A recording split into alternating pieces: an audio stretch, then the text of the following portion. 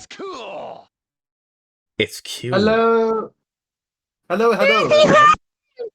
Welcome back to another Disco Elysium stream. My name is Hi, Y. I'm your co-host. yes, This is part 13 of Disco Elysium. guess who got a new microphone? I got the AT 2024. All How right, does so it we're just gonna sound? be jumping like straight into this, basically. This is my new microphone.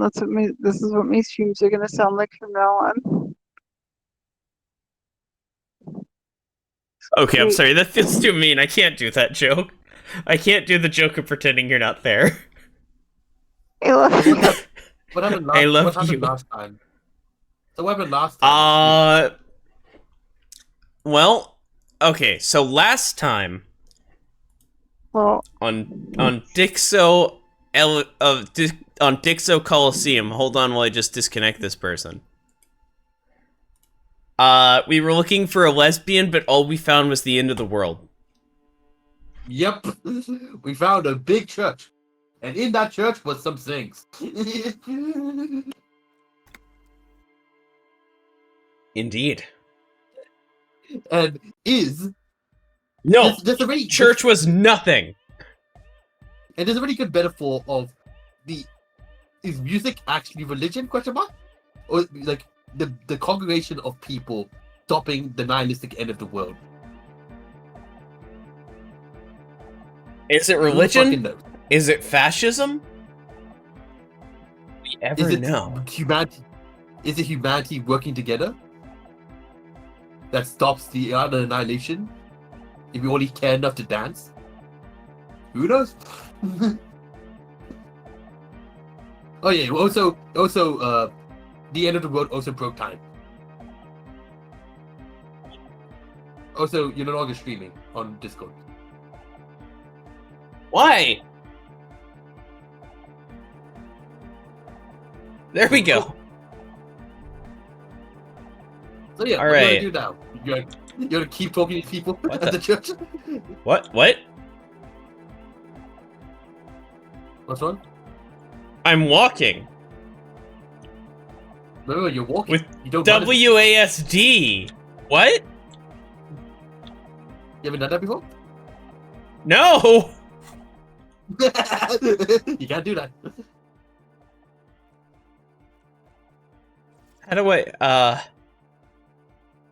How do I change that? You what? Keyboard mapping. You wanna Nope, take it back that's to using a mouse. controls. There we go. Let's click, How right? do I? I thought How do you want was it not like? Was I always just dragging the mouse to the edge of the screen? Can I not move the camera without me? I can't. That's the issue. That's the issue here. Okay. Okay.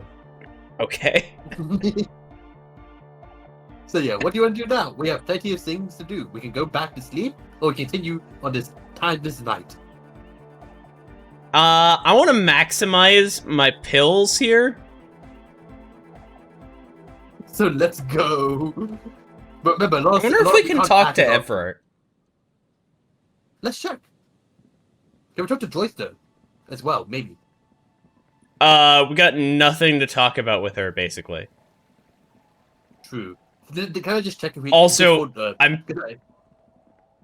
Where we going? I'm pretty sure that if she if we did talk with her and we're like, "Hey, we found a point of the end of the world here and we're figuring out how it works." She'd just be like, "Okay, cool. I'm going to do what's best for the company in the last little bit that I have left to live because that's how I make money and that's how I enjoy life." Bye bye. No, but I just want to check if she is still there or if she fucked off like a lot of people. Because she's on a boat, right? Yeah. How would she? Does fuck she off? just I wanna does she check. not sleep? She just stands Let's out check. there all night. Oh, let's see. You don't have to talk. I just want to see if she's there. Oh, and we have to talk to Mushroom Man. Mushroom Man? Morel. because morel is a mushroom. Morale. Oh yeah, I forgot. I always think of him just Australian cryptozoologist. Is his accent accurate, Wise? Does he sound like the people around you? No, it's a typical Bogan accent, which doesn't hit Australia, but it's not very typical. It's like the more rural accent to give it equivalent. Yeah, yeah. Oh, Joyce is out there! Oh, so are you. Hey, we got any new dialogue options? Hello again, officers. Have Nope. come to Catch you later, Okay, go to Cindy. Joyce. See if she has anything new. If not, you don't have to talk. You don't have to do any dialogue. I just want to see. I'm curious about the world. Hey, Curious about the Joyce, game, what you doing out here? What can I help you with at this late hour? She takes a sip from her silver thermal cup. Okay, that's Isn't awesome. Don't you ever sleep? Matter of fact, I don't. Oh, Is that from the pail? ask him. Why is that? I have a medical condition of my own. Nothing unusual, though. I'm old, you see. Old, huh? I think I have that too. Don't worry. It's curable Okay. with questions. Ask me some. It'll help pass this night. No. Okay, goodbye. We have our badge. Tell us, lady. Okay, now Sorry, I just love that. It's just like, ask me some questions. It will help pass the night.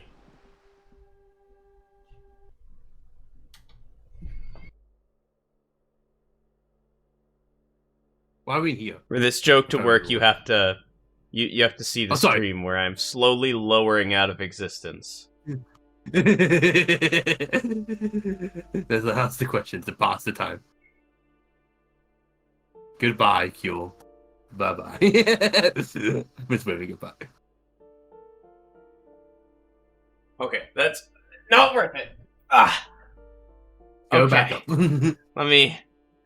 Okay, so we're going up because I saw. Ooh, You saw what's yeah, this? something. Or maybe. Oh, yeah, we Someone have the high has perception torn now. down the wall. Huh. Oh, Have we been here? I feel like have we've we? been here, Or but maybe we not haven't been. today. I think. Waves crashing in the darkness. What's in this room? An old grocery list on the table and checks. What happened here? You can't foreclose on an apartment with a hole in the wall. It will still be accessible through the apartment next to it. That one didn't have a door. Sadly, nothing of great value remains here. There's always a little something in the fridge. Indeed.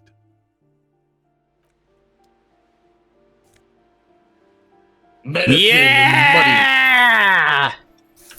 and money. I love Life! money.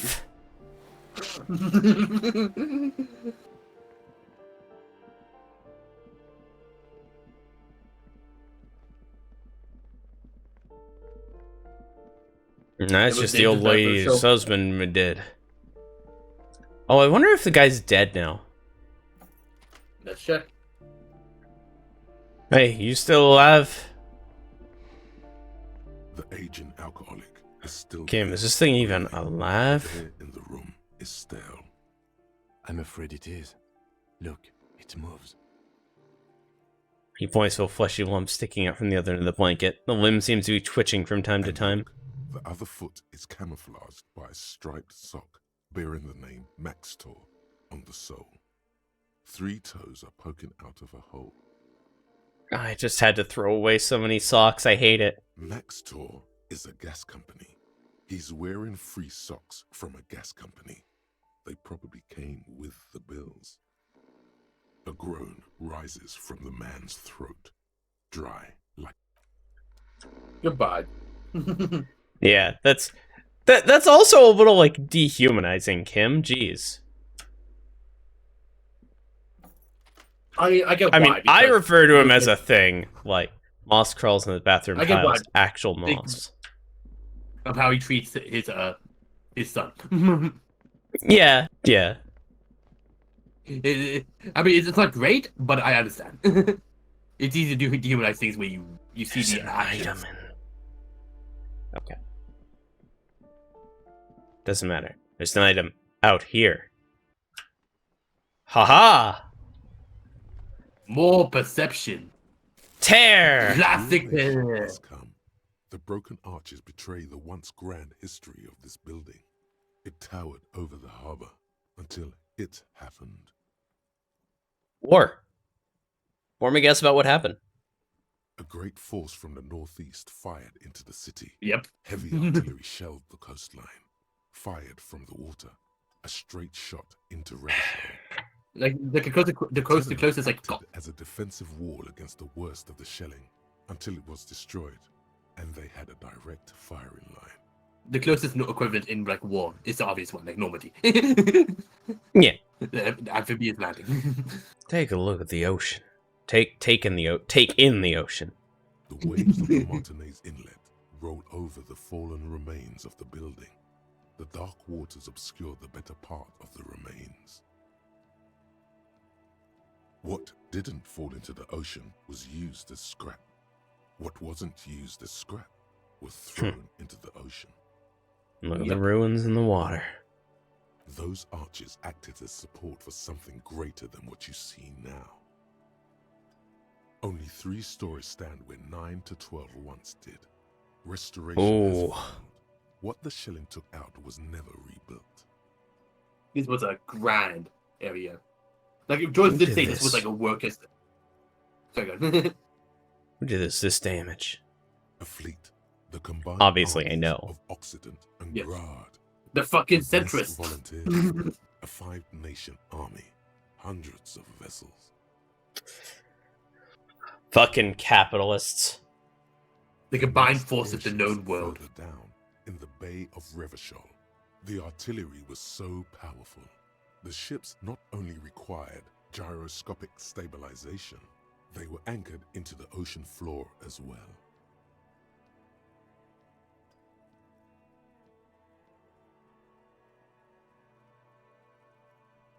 That's really cool. Many are still there to this day. If you squint, you can just barely see the shadow on the water. Far Ready to in the northeast, placate Revachol. cannons still ready to placate. They're Revachol. still scared. The centrists are Coalition still scared. warship Archer can shoot 50 shells a minute on 20 co-aligned archers. They will reach the city in 58 seconds.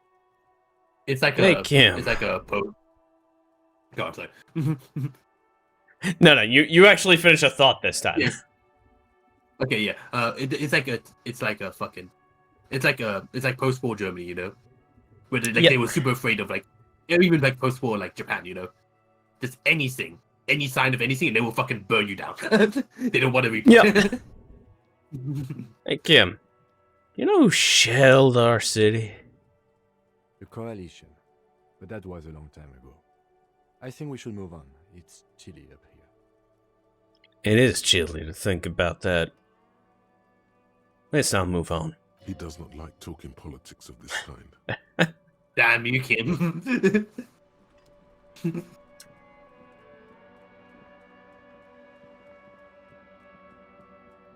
Did he I'm say going something in your different house up again. here?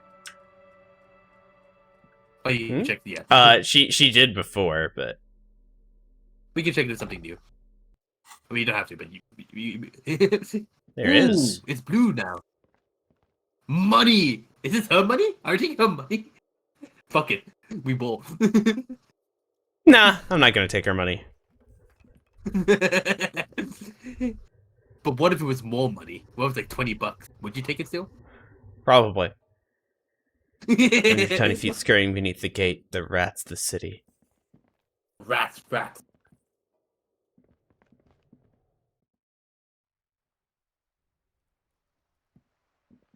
They are the rats, celebrating one another Wait, birthday can you bash. talk to her?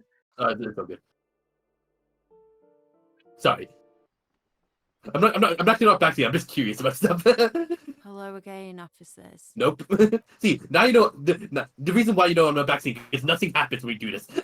Every time I ask. See, I want to check it out. Okay, nothing.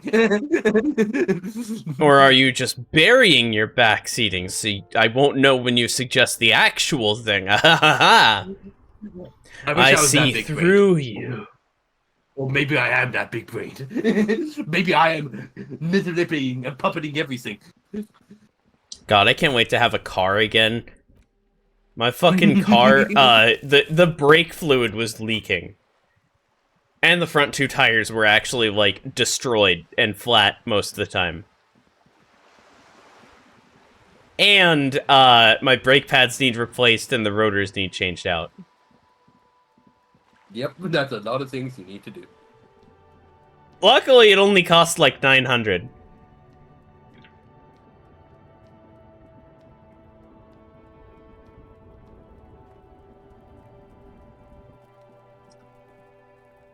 I wonder if Kuno would know about Ruby. Kuno's like Kuno's dad. Kuno doesn't give a fuck about anything. That's a new. More Maybe in the crime questions scene? about the crime scene. Yeah? The kingdom of No. Kuno? The fuck do you want with? Yeah, whatever. Kuno doesn't give a shit. Maybe the shack? He spits I don't over his know. shoulder and looks back up at you. Kuno doesn't fucking care. I can get. You do you, Kuno. You do you. Oh, let's look at the municipality of Revachol. The trash container The smell of rotten food rises to greet you. You see soggy cartons, dirty rags, and organic waste. The container sounds a muffled gong. Whoop. Okay.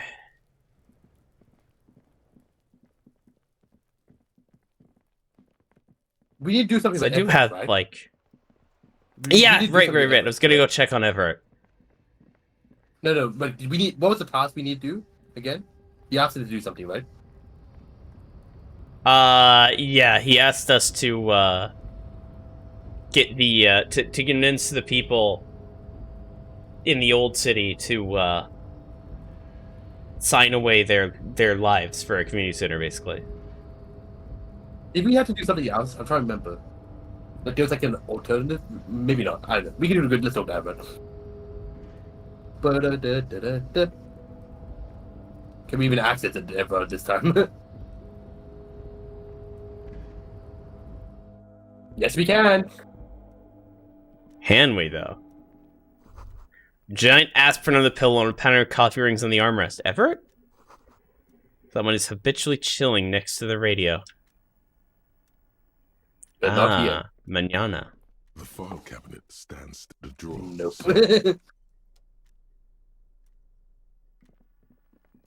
The already familiar Whoa. cold touch of plastic. You want to put instant 10 cents? No. You do not. You're gonna waste money on that shit. Give the money to the union? How dare you?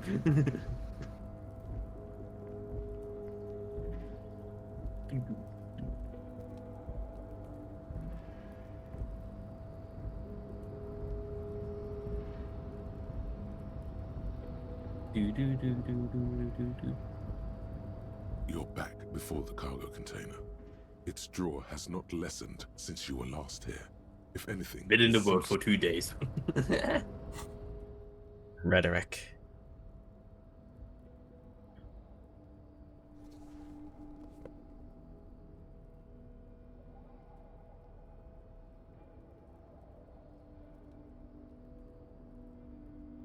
I think the game will have half if it's a playtime if you just do the clothes properly.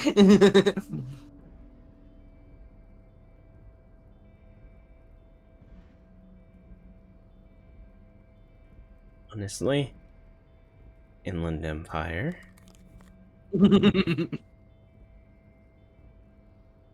Nope. We don't much better clothes.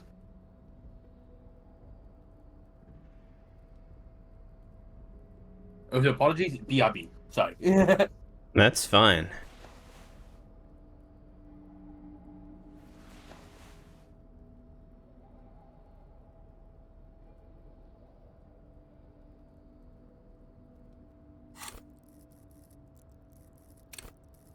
Rhetoric.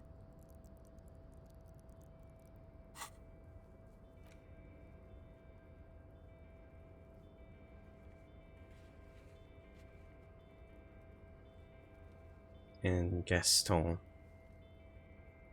And Xining. Okay.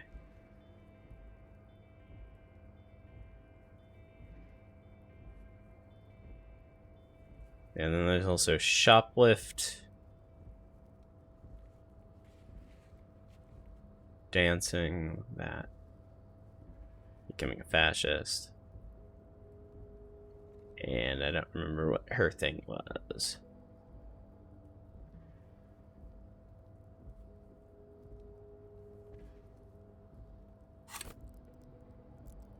Well, I'd say we have one shot at this.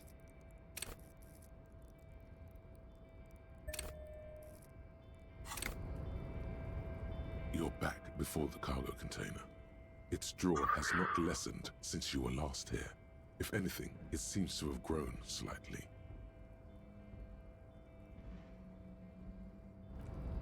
I really have nothing.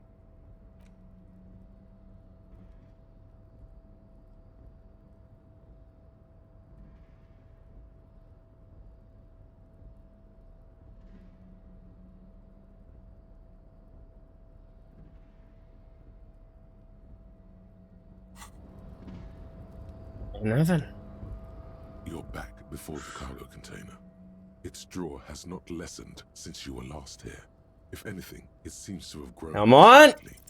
And as it's always been, it's impossible to open a container with a rhetoric. Maybe you're losing your mind. Definitely.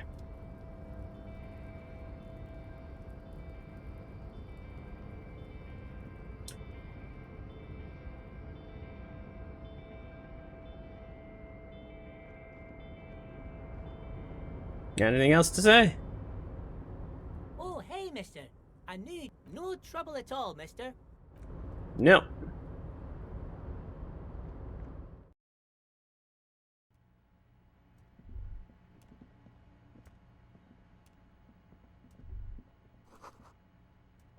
Something forgotten on the coffee table. What? What? The coffee cups?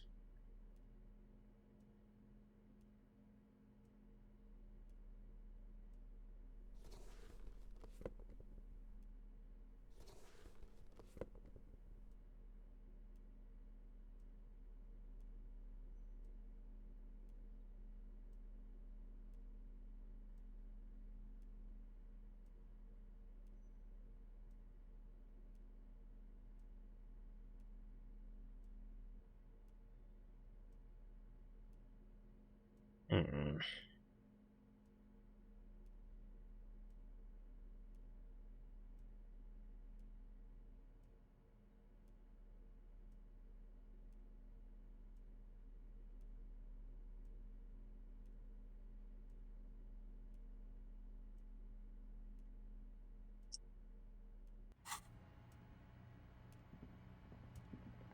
Oh. No, Everett. Well, that makes sense.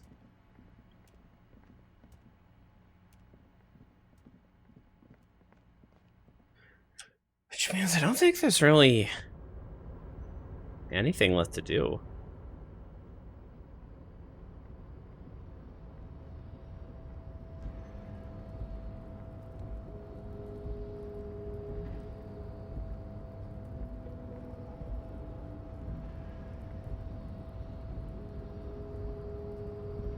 A rusting control panel.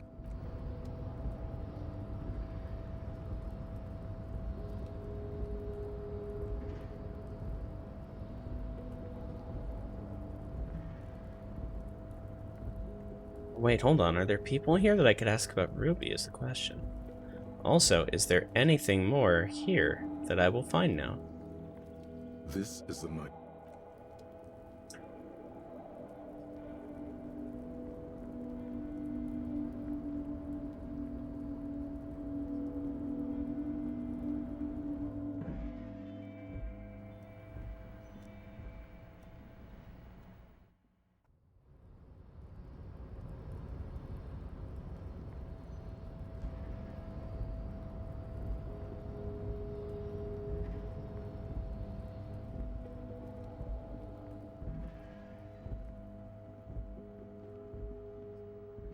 You know what? See if the measure head's still up there.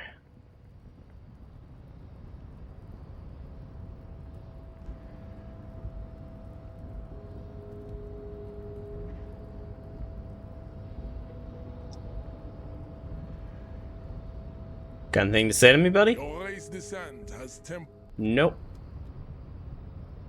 Ow. Can't steal from you? Damn.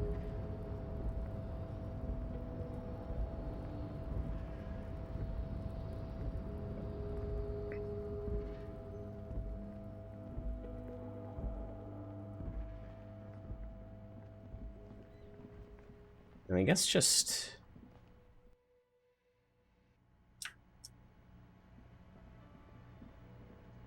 Hi again, Gendarme. Bye-bye, Gendarme. That's about right. Oh, maybe you'd know. Can I help you? Nope. Cool.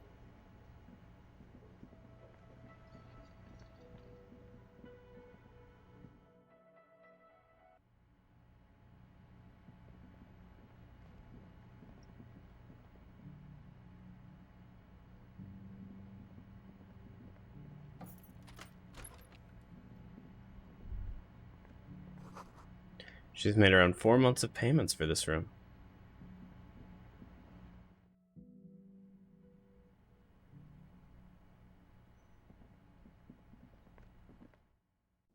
I've returned from the dead. Anything interesting happen? Nothing. Everett was not there, so I think we've pretty well exhausted everything to do tonight. Unless you want to go back to the church. Or you can go to sleep. Up to you. Well, I The church mean, people at the seem to be church, wanting all to- there is like dancing and such, and I don't Then let's go to sleep then. have the skills for that. So yeah. Let's go to sleep then. What's that new task we have? I just want to see. Inform the dice maker and plaisance. Cool. Well then, let's go to sleep then. We have nothing to do. Let's go to sleep and reach the end of the longest night. It reminds me of the... Sorry, once again, Fate Stay Night. The Fate route, like Berserker fight. The longest night finally Yeah. ends. And then a new dawn comes. Such a good line for such a... To be honest... Do.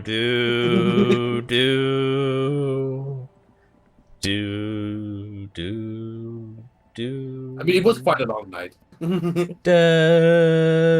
da, da, da, da, da. So the thing is, the game does allow you to... The game allows you to do the 2 o'clock forever. But I think it's only there to so you can finish off anything you want to do, you know? Yeah. Because then you can't do really anything else. It's getting cold. This late in the night. Oh! Going to bed today. Oh yeah! We can do Good stuff night, about Kim. Send him away for the night. Good night, officer. We'll meet in front of the shack in the morning.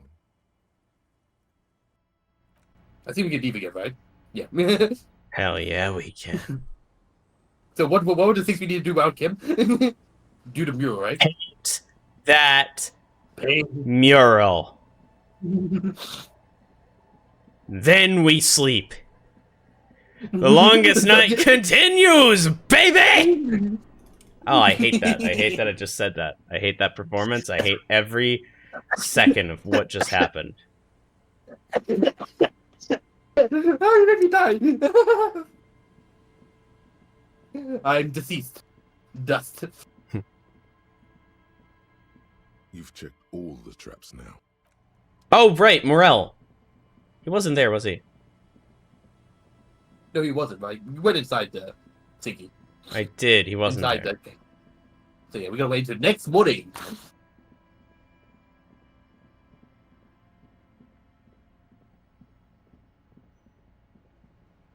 It's a shame we didn't take the boots.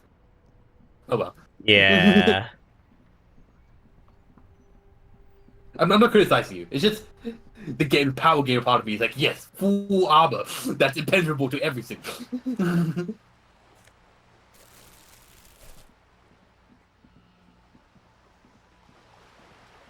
out of paint. I didn't want to look bad in front of Kim, though, and I already fucked up so much back then. Yeah, but now you're seen like a competent The detective. paintbrush in my hand is like a loaded revolver. What will it be, Desperado? Quite a few things come to mind. Did we talk about this, right? Like each of these, or did we not? I think we did, but we should do it again. Fuck the police. Classic, but Boring. pandering. Boring. Yeah. I love you, Kuno. Too specific. Funny, Not but a border appeal. pandering. Mother of all walls. Pandering. Interesting. But yeah. What shadow lies there beneath the bright gleam? Interesting, but ultimately I feel like we already know it's everyone knows we live in a shithole. The people around here don't need to see that again. Yep. Draw a 3,500-year-old pictogram of a human being. It's too return to nature-y, maybe? Yep. We skip no number parking? 6, number 7, no parking. Fun, but something beautiful is going to happen. We come back. Gotta be. Because remember, she did talk about it, right? Miss Disco Dancer? Did she? That that her hope is in a few months that she will live in a free verse show. Oh yeah. That's why she went to do the Asian call. So maybe she's right. Maybe something beautiful is going to happen. But we take Kim's words, he doesn't count for any drastic change in our lifetime. You've spoken. The wall will now silently repeat the message for a decade or so, until the sea air degrades the paint, adding another layer of detritus to the city. Good. Let's talk to Cindy. See how she thinks about it. Unless you don't want to. You don't have to talk to Cindy. Hello again, officers. You have no comment? My mural? Is it maybe different if we go Nissa? I'm not talking back. We can leave if you want. Yeah, no, I don't think it is. Damn you, Cindy! We got a cool painting for you. Oh well. For morale, we've done a lot of tasks. Yeah. This is a good day. Cancelled. Getting the hanging boots. Yeah. So what are active tasks now? I want to do that double check. So there's the special boss, which you can't do. Karaoke, which... Wait, what? Do we have a... No, the active task. On the top. No, not in the game. In the top. In the top. I was reading the top. The special... At the very bottom. I'm going for bottom top.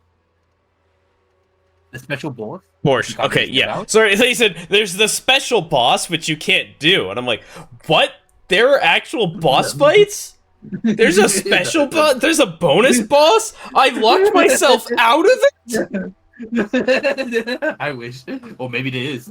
Yeah, but the special boss, sing karaoke, the victim tabs too. Okay, join this info lynching. I want to see what it says. What is glitching on? I want to see what actually it says. There's something you can use. You have to we gotta complete the favor.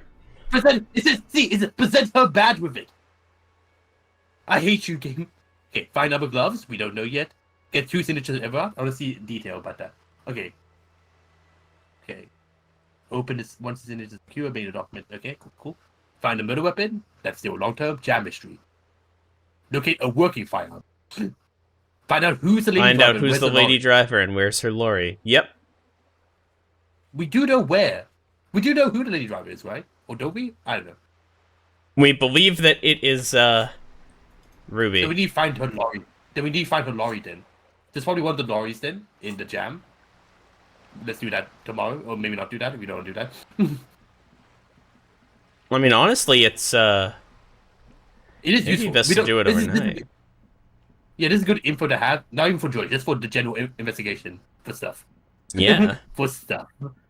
So yeah, that's 1 lorry, 2 lorry, Okay, that has a green thing. Let's check if it's hers. 3 lorry. I think that wasn't that the racist ones? A lorry stuck in the Yep, okay. windows are clear. Bye The bye. driver has the Yep. back end of the cabin as a I don't think, from what we know of Ruby, she's a racist. Maybe she is secretly, but not that outwardly. Oh, the Miss Pale driver's doing it. That makes sense. Maybe you're right about holding thing with Pale unable to sleep anymore. Lowman, you caught me at an opportune moment. Ooh. The awful weather keeps me awake. You can entertain me with your questions. I think I know what's going on with you. And what is that? She sticks a filterless cigarette into a cigarette holder and reaches for the light. You're a pail driver. You transport goods through the pail. Oh meu Deus. The lawman solved the case. She lights a cigarette. A white cloud of smoke disappears into her mouth. It's just like fucking. It's like a basic Walks up to fact, though. semi-truck driver. I figured out what you are. And what is it, officer? You're a semi-truck driver. You transport trailers around the land. And here I was, thinking you were an idiot. She So, breathes out the are air. you? Tastes sweet. An idiot, I mean.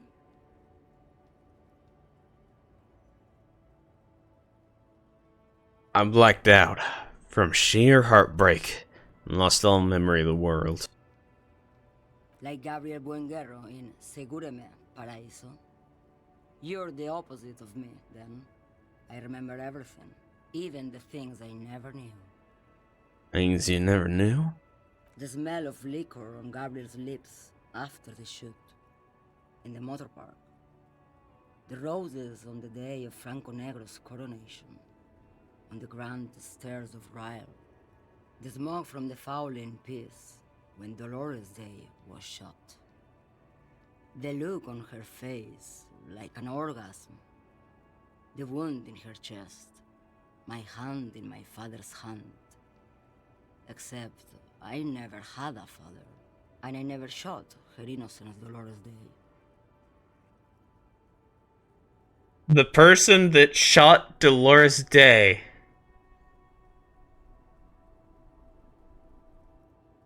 What'd you say? I just Was holding the person who shot Dolores Day was holding their father's hand at the time. Does that mean that it was actually a child?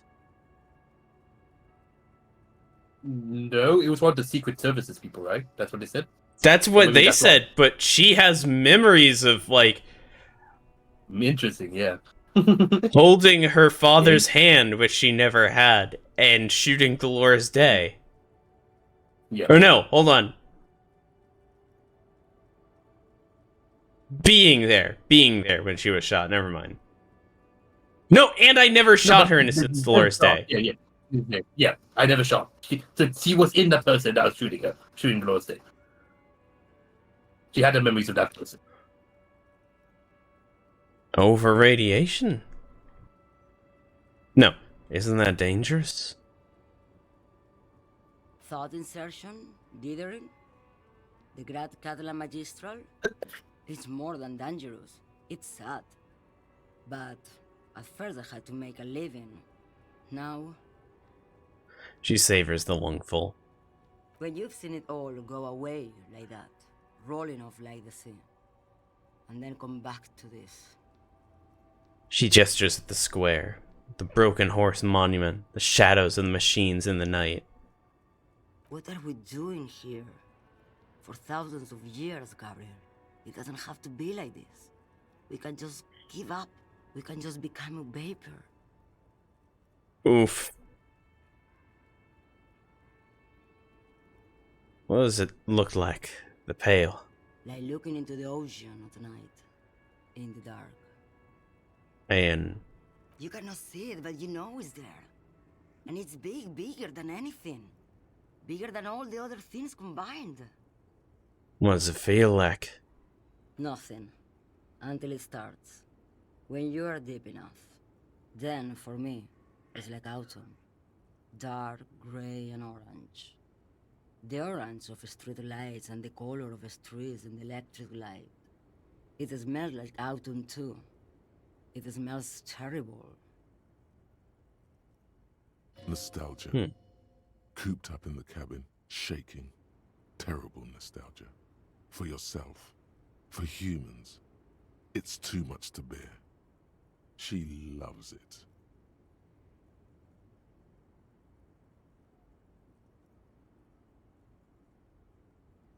How do you pass through it? In the belly of an airship, behind the steel windows. So you don't look straight into it. It's not advised to look into it. Not on this lorry, then? No, the same one, a roller. They all are nowadays. Special wheels for connecting to the floor of the hold. She points to the machines, clumped up like toys.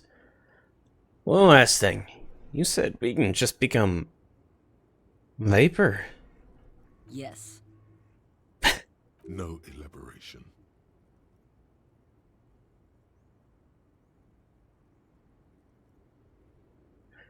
I feel I already have what you have, in some way.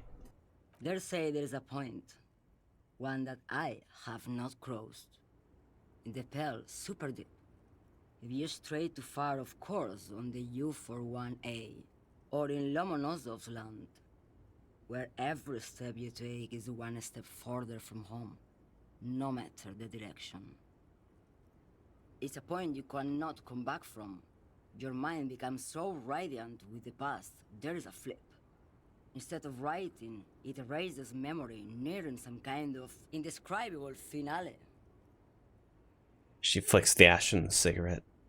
She shakes her head. Maybe you've been down the motorway south?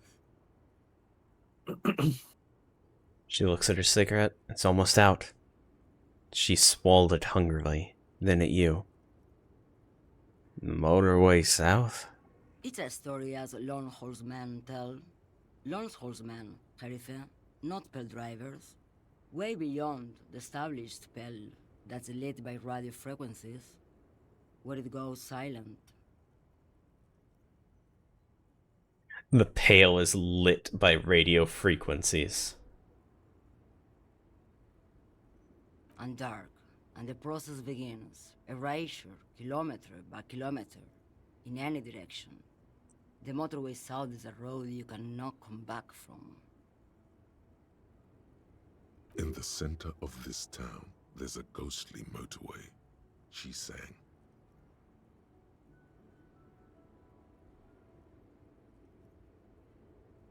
It takes all the people where they want to stay. They say I've been away on a kind of holiday. She replies silently. Where's the end of the motorway south? No one knows what's at the end. I've only glimpsed the beginning. She takes a cigarette out of the cigarette holder and extinguishes it. I've only felt it in the distance, when I was a child. A child rowing on the lake. She goes silent, her eyes close and her hands shake. Ma'am? Josiana. A sigh escapes her lips, and silence, as she stares within herself. There is nothing more to do now. She's far away. She is receding in the clutches of some indescribable scattered emotion. A child descending. Oh, that was a side thing. Like, that's fine, Ruby, sing. Gets this. Yeah. An old monument stands. Fuck you. Okay. Fuck you, King. Nope. Well, I guess we've, officially done everything we can today. Yeah, but we can't seem to find, I mean, not, but, you know. a lorry. Maybe, I don't know. Where is our lorry? We're gonna go back to sleep. Maybe we think about it. Yeah, this one we just got, the motorway south one. We just got it. Oh.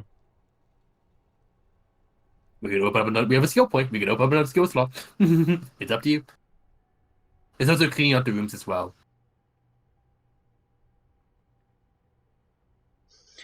At the edge of the map, the landmass begins to disintegrate into pure trigonometry. The ocean melts, becoming a tangle of sines and cosines. The mountain range turns into sharp-angled azimuth. Its green range shadow dithers, like music turning into a waveform, and then vanishes. This is the end. A half-remembered textbook from your childhood. The porch collapsing on the edge of the Isla. A transition from reality to pale. A single vector shoots out like a rocket. It's the motorway south, splintering off from the known pale. To where? Where does it go? So that's the post-apocalyptic thought. Is it? That's the world. As far as I can interpret it, motorway south is the idea of the world's destruction doesn't necessarily mean destruction. It's just the beginning of something new. Potentially. Good interpretation. Magnesium. Become a drug-based life form.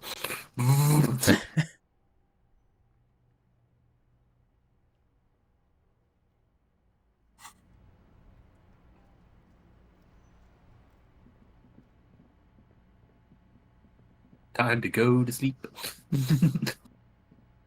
Maybe I'm good something on tomorrow will not happen. consigning myself to this world's apocalypse just yet. Something beautiful is going to happen, right? Yeah, But some people might consider that beautiful. Who fucking I know.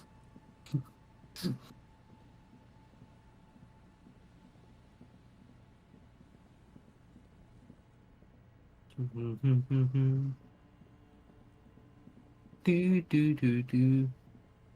So what do we need for the main case again? Oh yeah, we're trying Ruby. to discover Ruby. Yeah. This is not our house. This is the ominous chair house. I just wanted to see if there's anything new in it when Kim wasn't here. What? I hope nothing's new. Honestly, I was half expecting us to hallucinate the dead guy again. That would be very creepy. Actual. Par for the course, honestly. Par for the course. It's getting late, and Let's take a nap. on the table you see a bowl of water, a rough soap, and neck.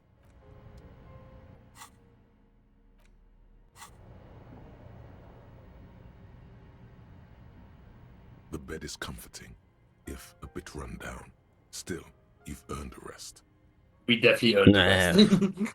I've been high on speed and cigarettes for exactly 0 minutes, but it feels like eternity. Time dilation. Across the room, the heating system hums its soft lullaby. The mattress feels soft and sheets warm. It only takes you moments for the world to fall away. I mean, for a room like this to have a heating system, that's pretty nice, you know? This is a good room, yeah. Thoughts, baby. A million little lights in the dark. You're one fine instrument, brother. All those faces and all those names. All that laughter and screaming and scheming around. Every corner and every street. Recorded in you forever on Faraday. Spinning in eternity. On and on it goes for untold hours. At the disco where you first asked her to dance. Is that a metaphor? Rising, Rising above the dark curvature, the great wingspan of sleep, studded with stars. I wish my sleepy brain was this cool. Yeah, I know, my sleepy brain is just like, okay, have to roll over, but I've been playing Civilization 5 for, like, literally 20 hours straight. How many hexes is it gonna be to roll over, and how many turns is it gonna be?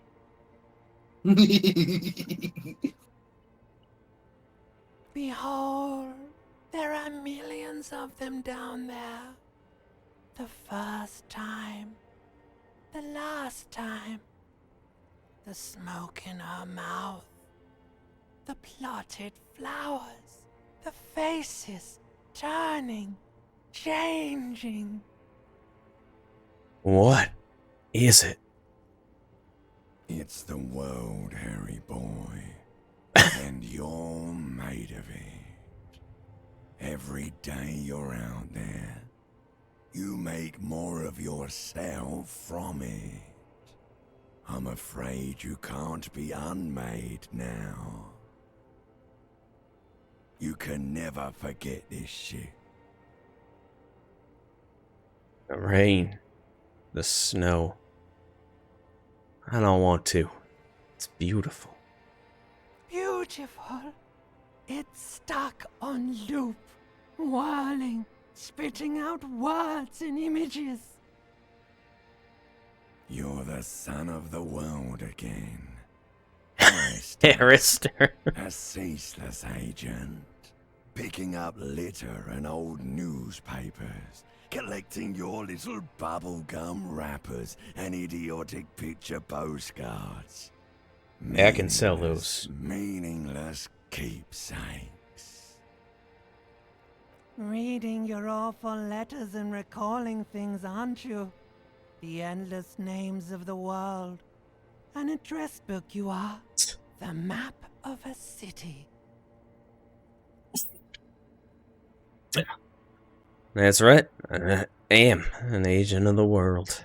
You'll go insane if you keep going like this. One more day, and you'll be in the loony bin. I just know you will. And for what, brother man? For the working class. Solving your little crossword puzzles. Doing your tasks. Crossing names off lists. Trying to become some sort of world detector. It won't make it okay. It won't put smoke back in her mouth. I'm building communism for all. This time we won't fail. There he goes again. He's a real political animal, our Harry. Yes! The world doesn't see that it's the world changing around him. Miss Reed? Not changing around him, that's changing him. That is very different interpretations. That was a bad typo there. Not typo, but like What is this? Me reading anything in Fate's Day Night? I hope we did References to my other work. Remember when? Remember when? I feel like this is a commentary or something about how the past links us to it. Something pale. He's got no idea what he's in for. What? 'Cause only love can break your heart. Feel the pillow under your cheek. Beep, beep, beep. The alarm is ringing, Harry. The disco circus goes on and on. You barely slept 3 hours last night. That's enough. Do it for the picture puzzle. Put it all together. Solve the world. One conversation at a time. I love that. I love that. I love that. He's saying what I'm thinking. He's just like me, for real, for real.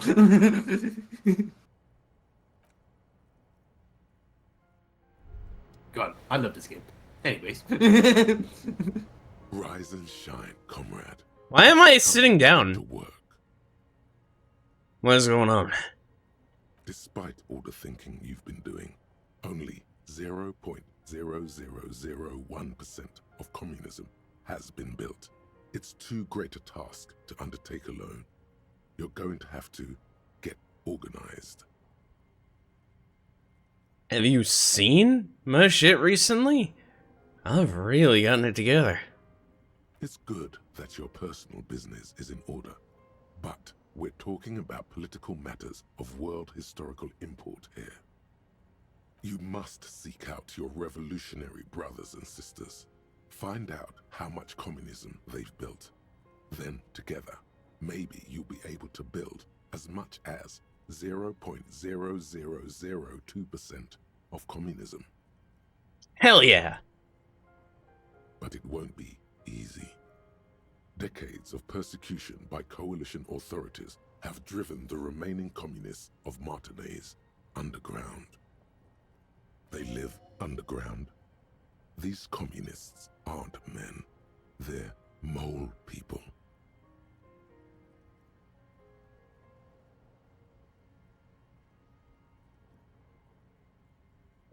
I'm part of the coalition authorities. Have I been persecuting communists this whole time? Possibly. If you have been, it's only because you're a double agent acting in furtherance of your long-term objectives. Listen to this. Do you really think you're the kind of person an underground communist cell would entrust with a mission that requires such discretion? Probably not. Regardless, what's past is past. You need to look forward to the work of building communism for all. How am I supposed to find them if they're hiding? Let your nose guide you, detective. You must mean my nose, as in my huge and highly functioning brain. No, we meant your nose, as in that swollen muck detector in the center of your face. It just happens to be perfectly calibrated for sensing communists. We really have no idea what they do. There's no linkage between ideology and olfaction. What does communism smell like? Sweat and blood. Failure. Oh. Don't have to do me like that, rhetoric. Okay, but what does failure smell like?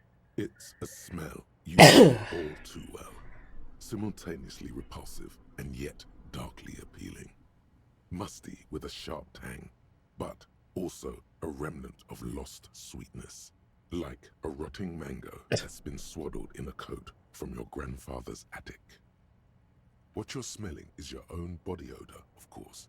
Nothing a shower and change of clothes couldn't fix. People sometimes complain there are no real communists left in Martinaise, but you can smell their presence. They're out there, waiting for you to join them.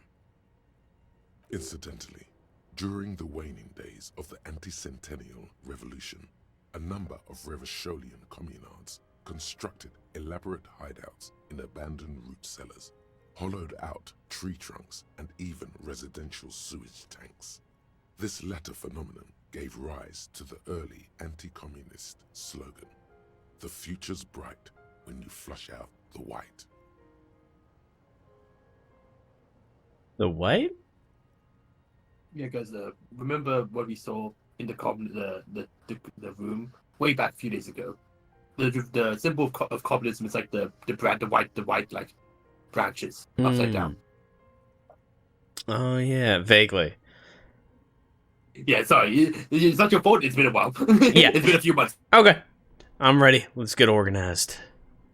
First, you'll have to locate the remaining communists in Martinaise. When you get near to someone with revolutionary potential, your nose will give you the signal to establish contact. Again, no, it won't. Any olfactory response you perceive will be strictly psychosomatic. You could also just look for more tangible evidence of communist activity. Images of Krasmazov and white antlers. White antlers, okay. A dead giveaway. Yeah. Hang on, what will that do when I establish contact with my fellow communists? You'll discuss the monumental world historical task that lies before you. You'll engage in rigorous and spirited debates about Mazovian theory and practice. But mostly, you'll probably complain about other communists. Yeah. Yeah. Isn't that last part kind of counterproductive? Not at all. Complaining about other communists is one of the most important parts of being a communist. Is it idea? Roll up your sleeves. Alright, let's get to it. Accept task. I'm sorry. Accept task. Oh, you know what? Especially with all this talk about communism, I am not going to use the echo voice for brackets. I'm not going to use the echo voice at all. Ever. Again. Oh god. Here we go. Wake, brave worker. 'Tis no time for bed. Fight till there's no slaves below, and no masters o'erhead. Well, I got a major task to do now.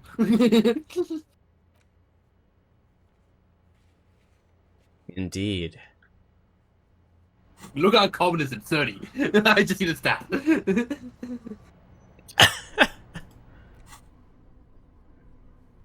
On the right. Yeah, no, I saw it. It's almost like it gives me XP every time I do it. Yeah.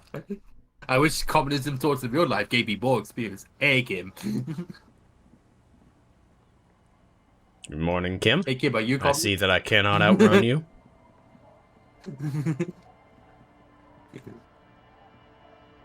Yes? Hold still a second. Try to smell Kim. The lieutenant's posture becomes rigid and uncomfortable as you lean forward and sniff the area just above his shoulder blade. He smells like a man, a perfectly normal man. Wait. There's something there. Something that sets your GABA receptors aflutter.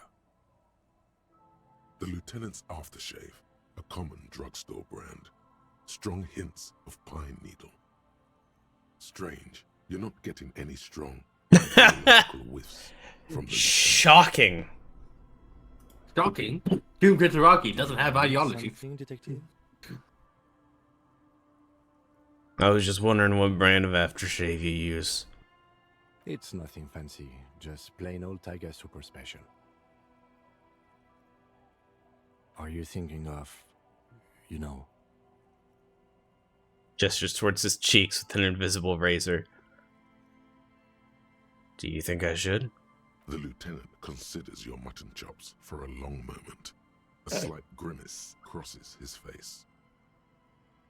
Sorry, I'm really no expert on this sort of thing. Makes sense. Was there something else you wish to discuss? Nothing.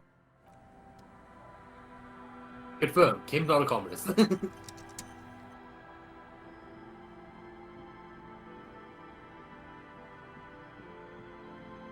So what are we doing early this day?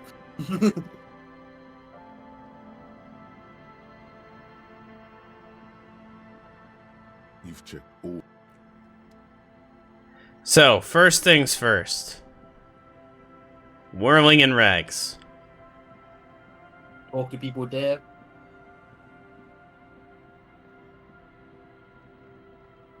I think now it's like we have. I think we're back in a moment where our leads aren't that strong. Now, you know, again. The shine on these sunglasses lasts a Oh, lifetime. we have money. We can buy shit. Guaranteed. Indeed. We can also... Rhetoric. Still cool here, officer. Right out the Navy driver. I swear we should be able to find her lorry at this point, right? And then we can do like the joystick as well, but I don't know. Excuse me for just a second, Zeeling. I have to face out of reality and face back in. So that I can take a drag on my cigarette.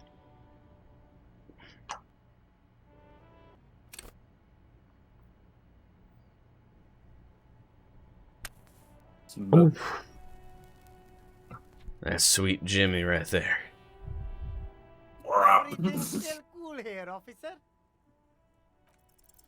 Start with a little compliment, then work your way up from there. This is about Barely made it. Remember. Hey, you seem like a really successful entrepreneur. Would you like to support a member of the local police force? Oh, okay. But why, officer? The man stops, his face suddenly serious. After all this mess, the broken seals, lying to you, come on. Think of it as an investment. An investment? What kind of investment? Or you could not make this about corruption and go with something even wilder.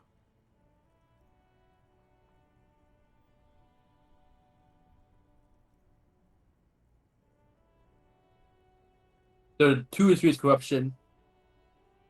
1 in 4 aren't.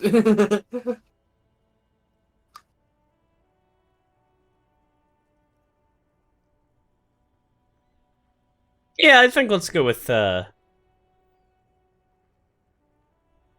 info.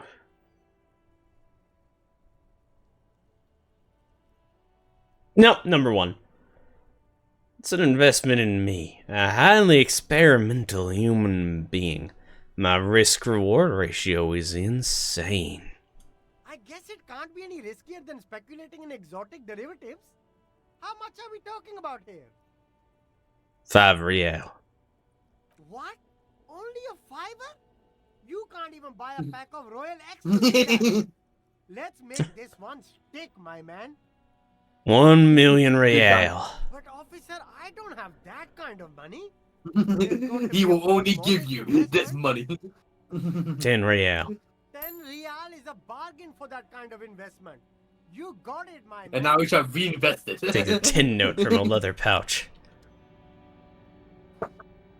BRB for a second. You can shut. Yeah. The speakers below are banged up and worthless. The sneakers triumph over them. They're the star of the show here.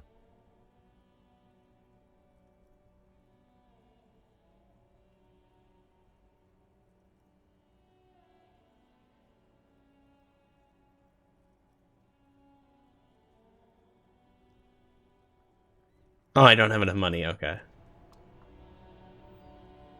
Wait, how much are they? Or what do they give? Reaction speed and hand-eye coordination. Okay.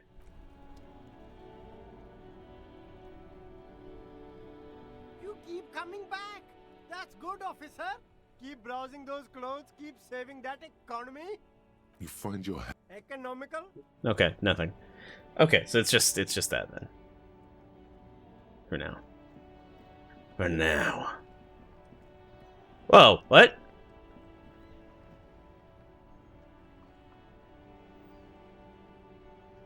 What the fuck are you? That's one brutal motor carriage. Says the young man with piss written on his back. If I were a real skull now, I'd jack it, paint it in palm tree livery, then bottom light it, neon style.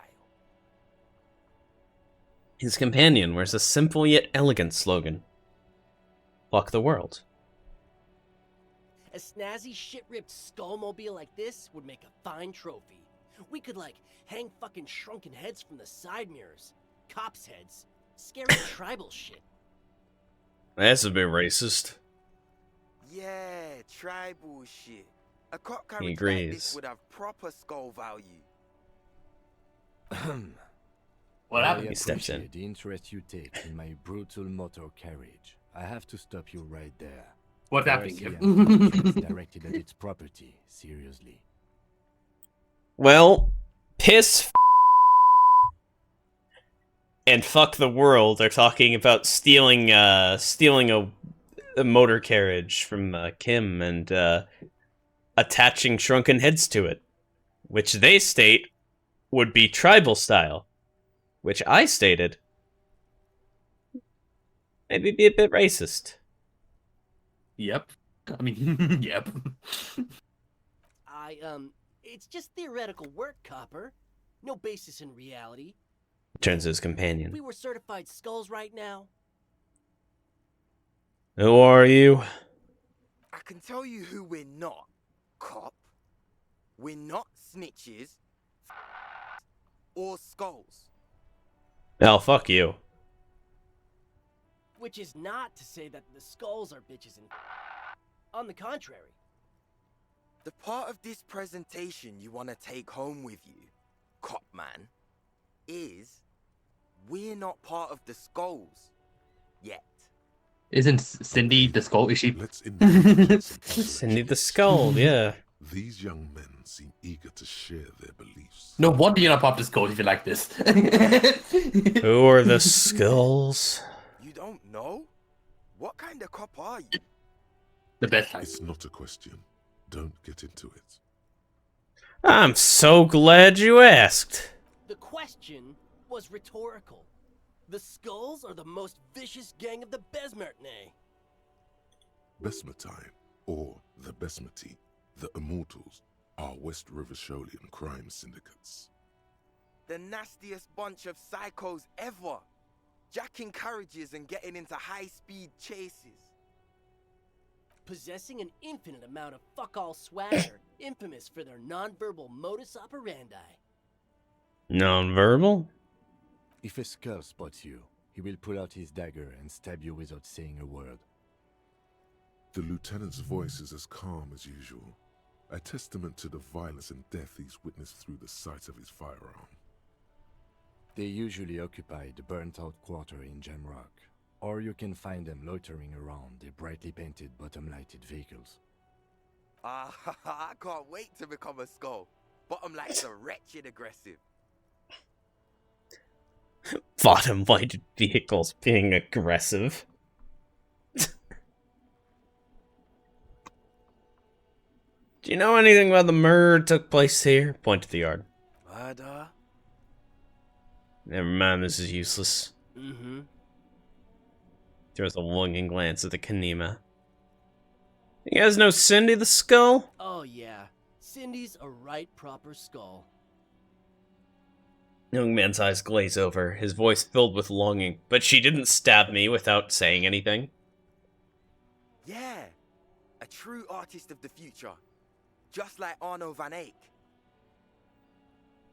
By the way, if you see Cindy, give her our regards. Oh god, do you look at these fucking nerds? Dorks. Yeah, Not in a possibly negative word. Returning from whatever void he was just visiting. Nerds! Derogatory. Yeah, derogatory. This is not a fun guy. Posturing. These young men are not lacking in youthful idealism. Yes, idealism. There isn't a hint of hate in them. It's like they're piss and fuck the world out of some kind of moral obligation. Gang shit. The lieutenant on your left is unusually lenient toward them. See, you kids are into hypnotic dance music? Oh man, yeah. We're not fucking kids, man. He exclaims, then stops himself, processing the rest of your question. Be wary of the abyss. His blonde Very friend edgy adds there. ominously and points to his temple. Very edgy. Probably because of how non-verbal their mode of operation is going to be. It's a threat.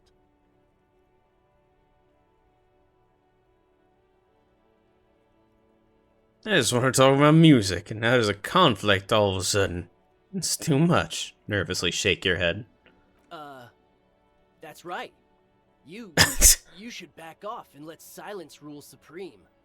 The young man says, looking unsure of himself. What is wrong with you? Now you're just empowering these punks. This is ridiculous. Boys, do you know why the gang is called Skulls? Lieutenant gives you an irritated glance. Yeah. The skull symbolizes the embrace of death and nothingness, present in all of us. The vehicle of our future operations. Death and nothingness. They're called skulls because when you are shot dead in the middle of the street, the skull is the only part the stray dogs want to eat. Just trust me and follow my lead. So, boys, wanna feed the dogs? No reply. The blonde rebel scratches his chin, deliberately not focusing his gaze on anything. He looks very uncomfortable.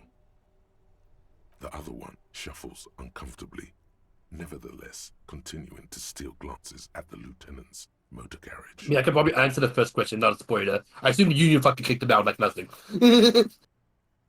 Oh, I thought it was supposed to lead into Kim saying it's because they all died.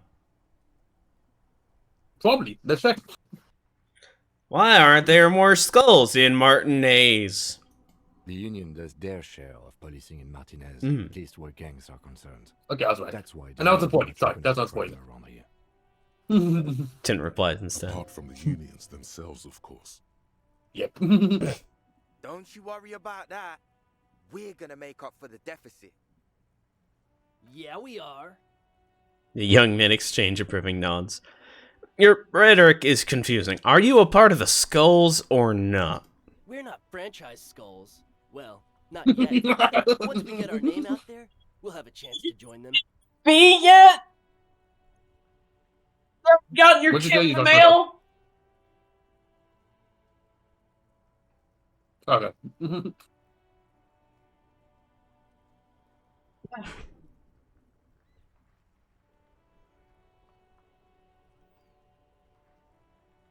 Franchise, like that's just such a word to use. These are kids who pretend to they're cool, but they're not cool. They're not nihilists, not really anything. They just want to be part of the cool rebels. And what makes you think the organization would accept you? Because we can be just as psycho and vicious. You'll see. But in a non-threatening and definitely legal way. The other one quickly adds and whispers something to his friend. Right on, fuck. So what's happening now? The blonde agrees and provocatively spits on the pavement. And how about this scullery then? Mm-hmm. He throws a longing glance at Kanema. What's with the jackets? What about them? Turning the blonde youth. Why does your jacket have piss written on it? Well, first off, it's a statement and not necessarily something that characterizes me as a person, even though the statement has character. And I do like piss. The word piss epitomizes the struggle taking place in the world. Things being defined as they seem, not as they are. And, I guess, it's also about communal spirit, the future, and truly appreciating our differences. Also, you've got to admit, it catches the eye.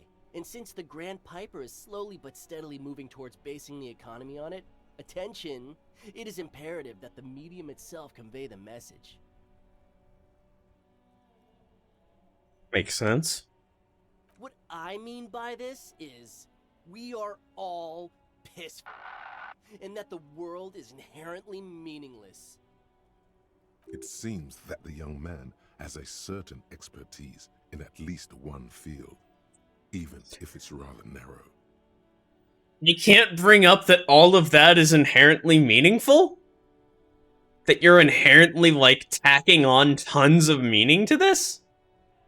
Yep. He's hard because I don't think I was to get that with this bit.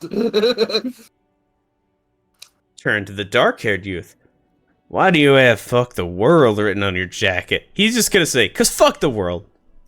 Like I said before, many Nope. may be searching for Nope. the one, for so-called true love, which is actually just obsession masquerading as kinship. The thrill of the chase, the hollowness that fills your chest cavity after catching it. I'm wondering if the poetics come with the jacket, or are they derived from something else entirely?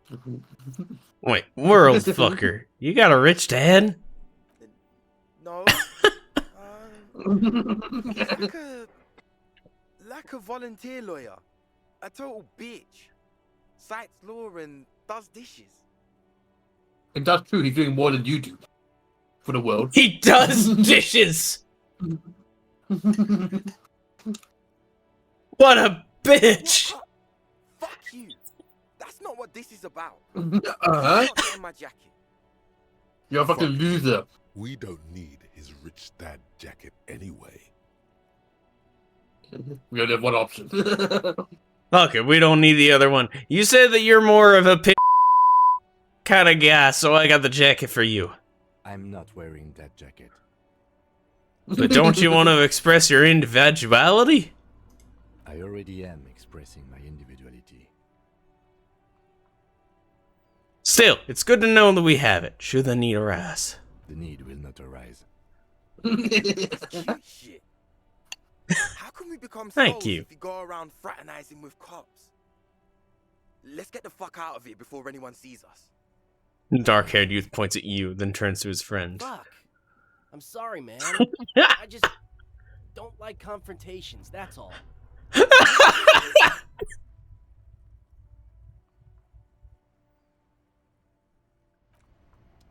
Wanna see what the jacket does? Half-light? Drama, but less Plus one. authority.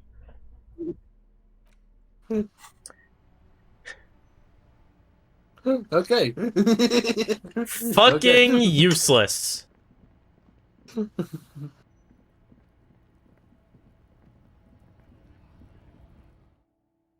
Time to get more drugs. Of course. Hold on. The tear machines. Insert your bottle? The tear machine. Your bottles clunk into the machine. 60 cents. Hell We're rich. yeah. We're rich. A small cabinet on the wall is filled with various medicine bottles. Okay, here. I hope. Okay, here. I hope Saint. Okay, here. Okay, here. Okay, yeah. Goodbye.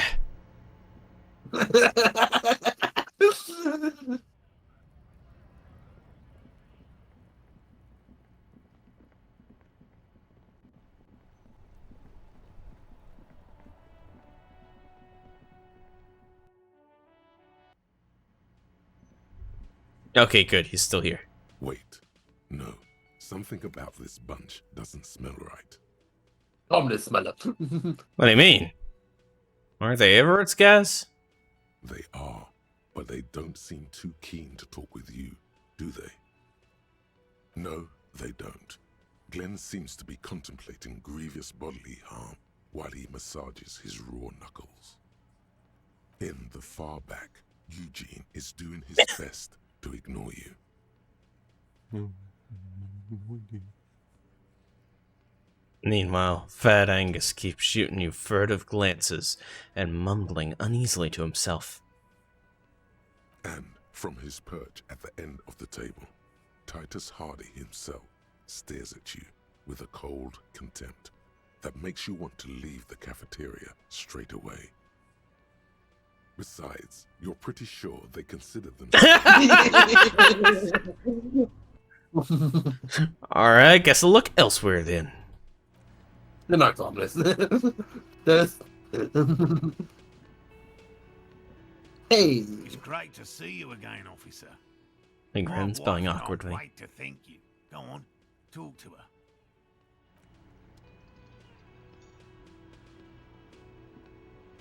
Oh, sweetie, I don't even know how to thank you for finding my husband and helping him out.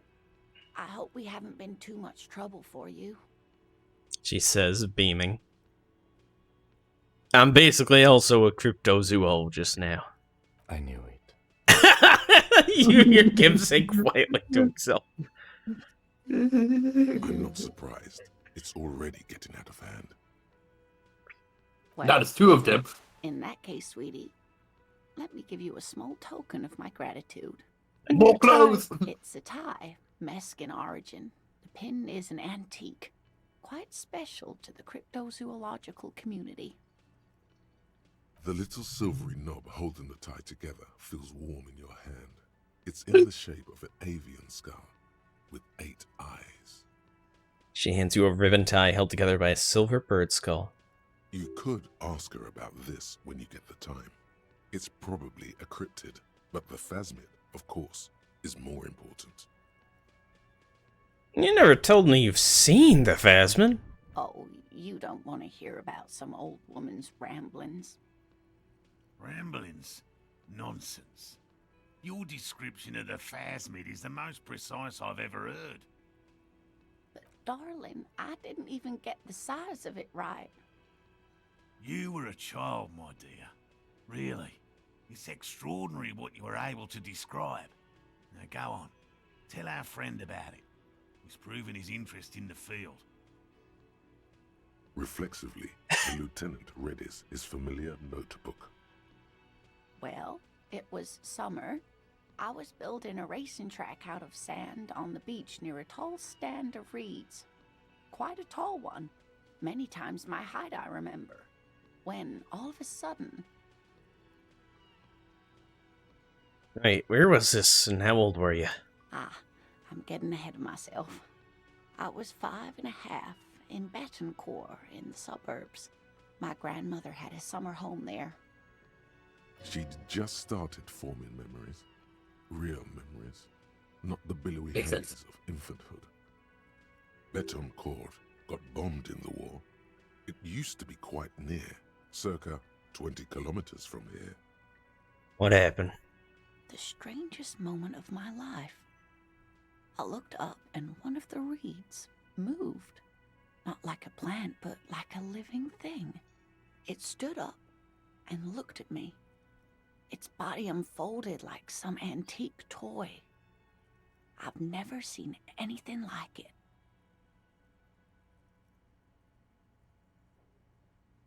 Sorry, just switching headsets because I just want to have this one on because it's better. And I like it more. And it's better. Okay. She had no fear, just surprise. I didn't know this can happen, so I reached my arm and touched the thing. It felt just like a stalk of reed, but it moved, swaying, towering above me. After a while, 20 seconds, a minute maybe, it left, went into the reeds. Did you follow it? I tried, but I was only a child. There was mud and high water. I couldn't see it anymore. I was just standing there, knee-deep in mud, looking around me. Where did you go? Don't go. And then what?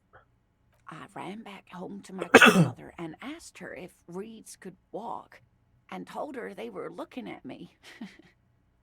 Of course, she just laughed at me, but I knew what I'd seen. For years, it was a story I told at parties when I wanted to impress boys. That sort of thing.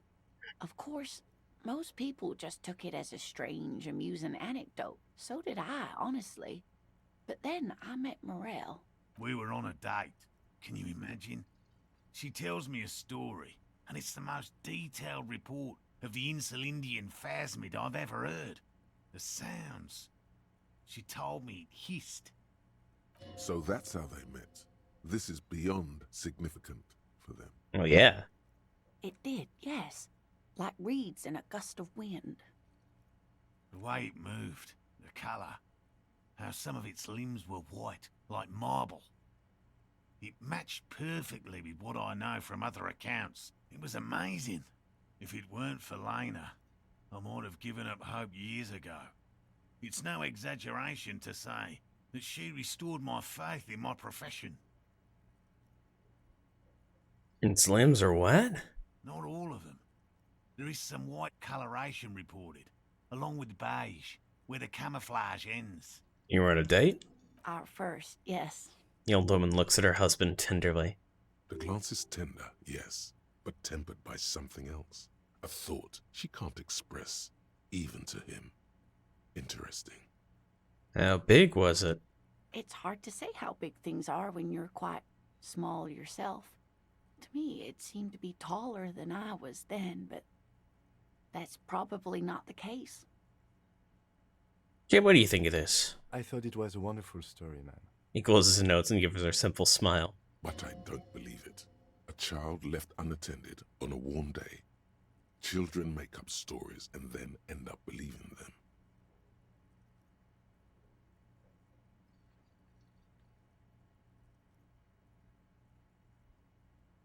That just seems rude, right? Like, Yeah, it's just like, oh yeah, that crucial part of your relationship and your whole life and your hobbies and everything. Maybe this wasn't real. It was like, okay. she did look at him weirdly, though. Something she You can can't ask if you want. express to him. They'll probably be forgiving. Maybe you imagined it, Lena? How could she? Who imagines this? She didn't know about the phasmid. This is the main thing here. What makes it a confirmed sighting? She had no previous knowledge of the insect. So she couldn't have made it up or imagined it. That's true, yes. I'm almost certain neither my mother nor my grandmother knew of it. It was only when I started telling my story as a teenager that boys would tell me, Lena, She lowers her voice, imitating a boy. you trying to tell us you saw the Insulindian phasmid out there in those reeds? Get out of here. She smiles. They just give me a cider and ruffle my hair and tell me to stop dreaming. But I saw it. Thank you for sharing this with me. You're welcome, sweetie. I do appreciate the chance to relive it whenever I get one. It was just such an impossibly sunshiny day. So warm. And she could get up and walk right into the reeds on her own. Into the mud. Anywhere. Maybe you could convince her to tell you about some cool cryptids. There's really no point in manipulating anyone. She'd be only too keen to her work. Go on and ask. Hey, Elena, I'd like to hear about some of the cryptids you've studied. Could you just tell me about a couple of them? Oh, I'd be delighted. Truth be told, I could really use the company too. One cryptid.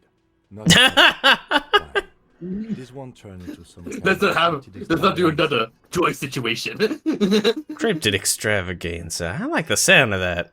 And I don't. Just one. Or he'll be disappointed in you. Ooh, tough choice there.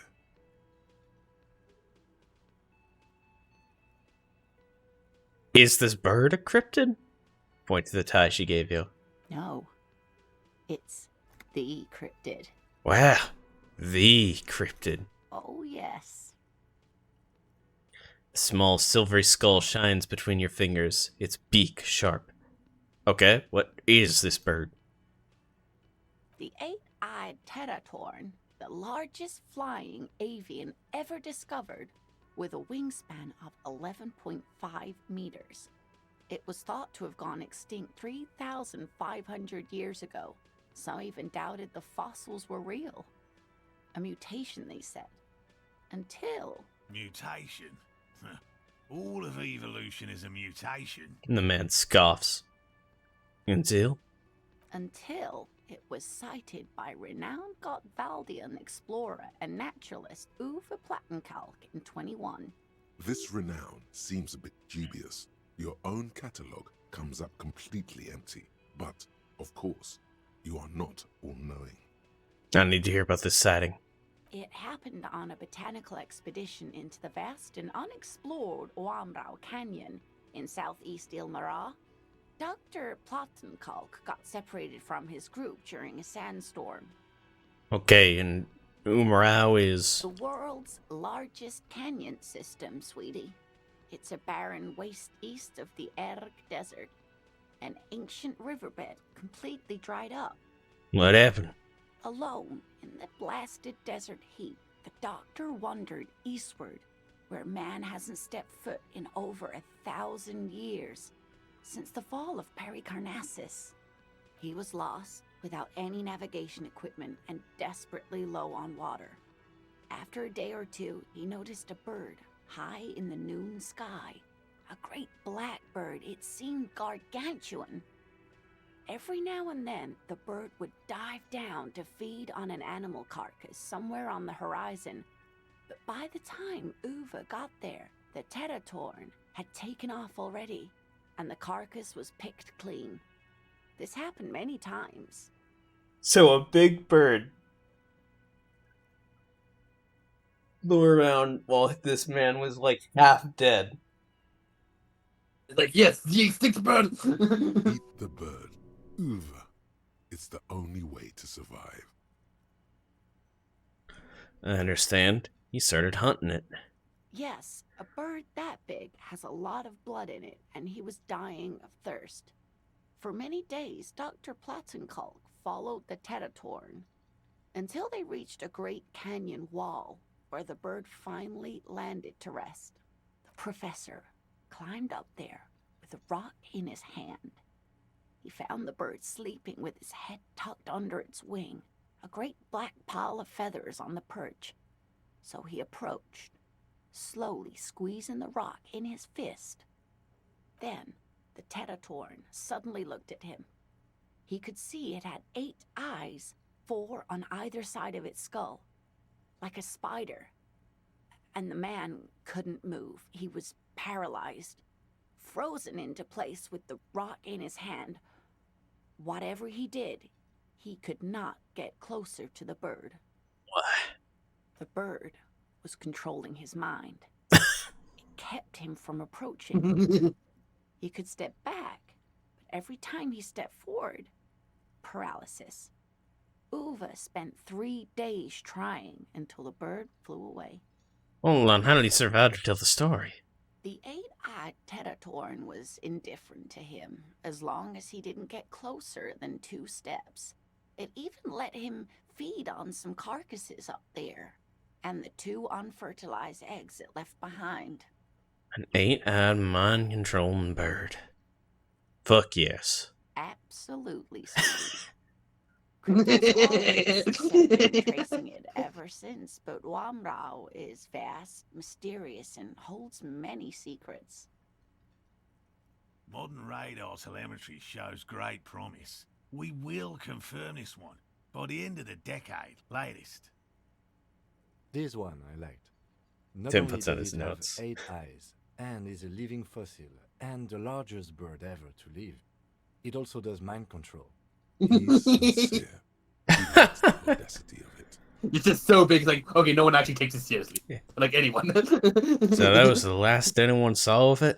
Sadly, yes. But there are numerous reports of 8-eyed bird skulls from Ilmara. And then there's the striking resemblance to the Pericarnassian imperial eagle.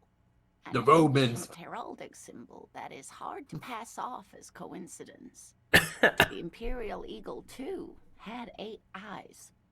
Very, very hard. This one's very famous. Everyone knows it. People will be looking at that tie on you and thinking, that man is into cricket. So, what else do you want to know? It's been educational. Sadly, we need to discuss something else. Conclude. Of course, dear. That's all for now, ma'am.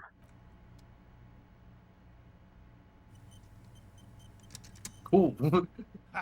Nice. Nothing like the gratitude of a good woman. Now then, what can I do for you? Gives you a gruff pat on the shoulder. He tries to play it cool, remain professorial, but inside, this man is itching for some news on those traps. So, checked all the traps. Good. Okay. And one of them was empty. Completely empty? Cryptozoologist's eyes grow wide. Yes, there's nothing in the trap. No locusts, no phasmin.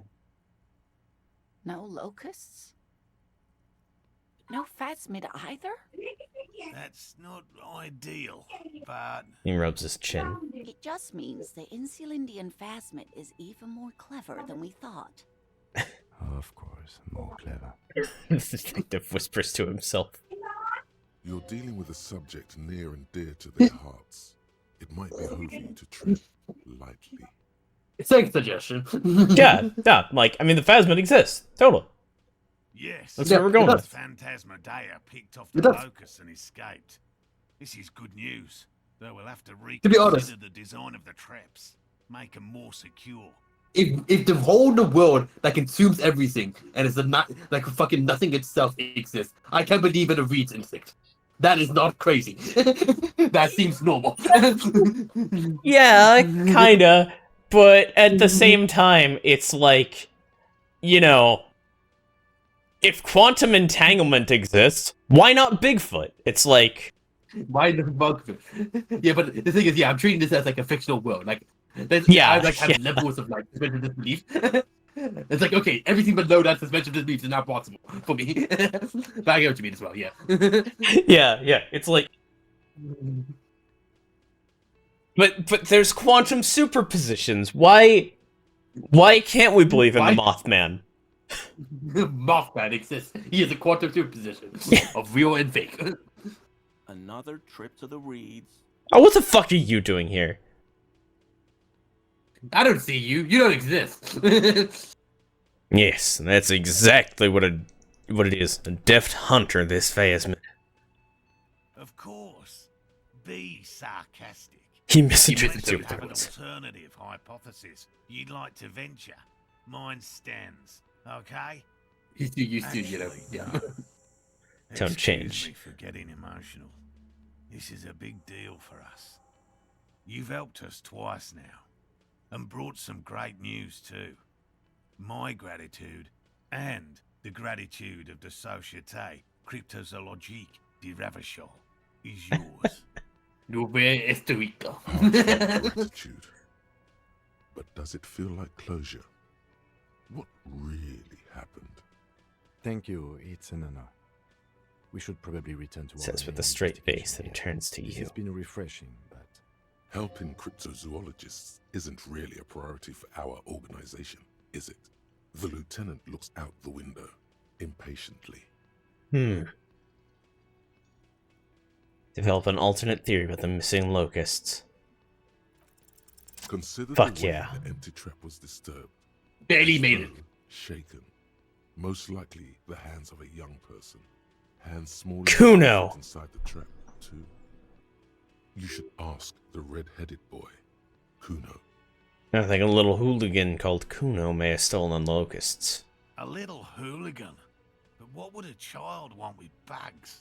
Oh my dear Rail, you've been an old man for too long.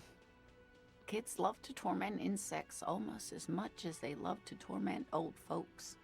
I'll talk to the little gremlin and see if anything comes up. delinquents, my favorite. It doesn't sound like it's really his favorite. Oh, you've Thanks, been Lieutenant such a Warlock. dear to us. Please, let us know whatever you turn up. I have a feeling we're getting so close. Well, I see you've got all the help you need. I'll see you tonight at my place. Let's play suzerainty, but no more field trips for me. The man turns to his After companions. this is your last chance to talk to Gary. Really, Gary? His voice a little shaky suddenly. Getting somewhere here. I'd love to play suzerainty, but Lena, I'm sorry, but you're not getting anywhere. It was some kids. I know the little mutants around here. Leave anything out in the open Ugh. and they'll steal it, even if it's bugs. He looks at his tea. Morale, it's been fun, really, but I need a bath and I have deliveries to handle. When this tea is done, I gotta run. No need to apologize, Geary. You'd be more than helpful. We'll have to take a rain check on that game of suzerainty today, though. We're gonna follow this through. The first man to break formation is always a blow to leadership. This is bigger than he lets on. Did you know that Gary was out in the armor? Hell no. I had no idea. And I'm still cross with him, to be honest. It's not like him. He's got his quirks. But dishonesty, disloyalty are not one of them. I don't know what got into him, officer. Thank you for letting him off easy. He won't forget it. We'll make sure he won't. Okay, go on. Is that Gary? I think it is. He looked taller It's a here. pleasure to see an officer of the law. I mean, officers. Please die. Please cease existing. Goodbye. Goodbye forever, Gary. Fuck you. Fuck you.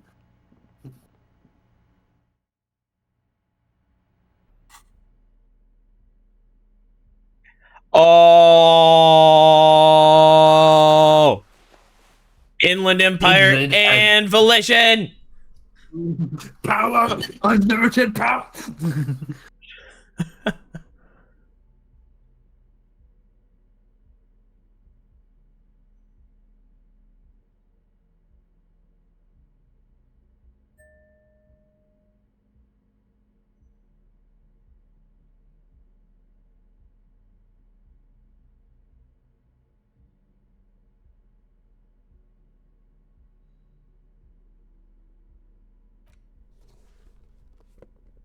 Alright.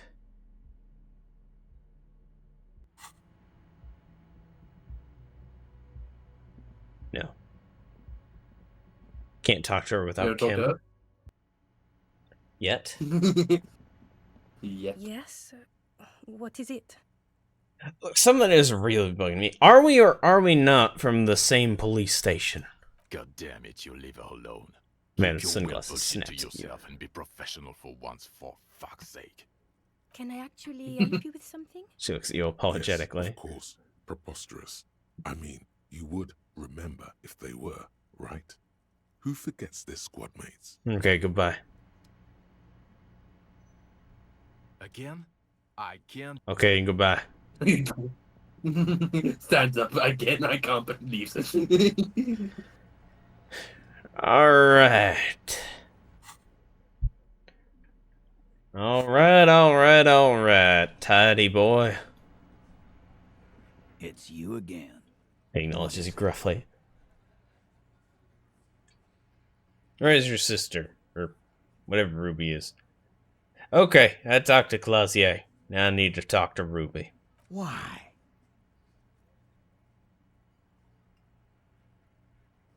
Mixing the chicken. So, paranormal option. Corrupt cop option. Not smart option. Totally the truth. Also, not smart option. The fuck you option. The second one is the most honest. Yeah. I'm on a level with you. She's the next link in the chain that leads me to Lily's killer. Sounds like you're making her a suspect in this. No, Not we're on not. my watch, you're not. We're not. Titus, we just implied that she's not. Not gonna throw her under your moral intern steamroller. Fuck that shit. And fuck you too, moral Ah, fuck you, Shanky. There's a glance at Titus as the last syllable leaves his lips. The big guy sighs. If you hide from the police in a murder investigation, you become a suspect. You know how it works, guys. That's nothing. That's just legalese. No? You don't even have a sound theory. Oh, we have plenty of series. But we're trying to get some R&R here. Think you could fuck off now? I think we'll keep sticking around, Titus. You'll be surprised at how quickly a theory presents itself if you keep looking.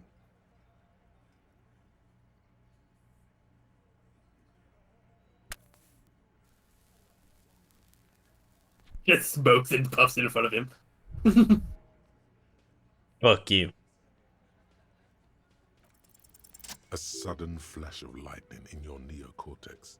The hostel cafeteria is lit by its airy blaze. Floor plans, bullet trajectories, webs of human emotion, all channeled into a single thought. Why are you so sure Ruby didn't off him? Because she was here, all night, with us. He's cobbling together shit so he can put her away. It's Cop 101. She was here all night? 11:30 to 12:15? She was here during all that time? Lieutenant ignores the tattooed man. Yeah, with us, drinking. near the stage there. She didn't go to the toilet? No. In the whole 45-minute window, she was with you all the time. All right. She took a fucking leak, okay? For one moment. Maybe went out, too. She has a complex operation to run from her lorry. Points to the She's a busy intersection. girl. Always has been.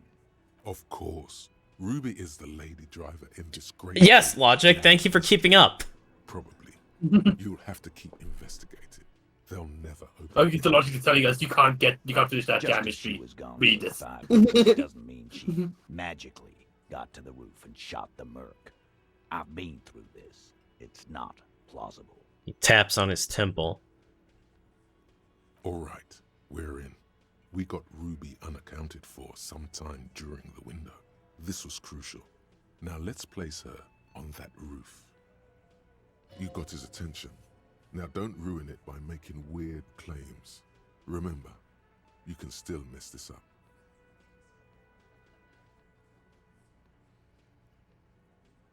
Her footsteps didn't lead out the door.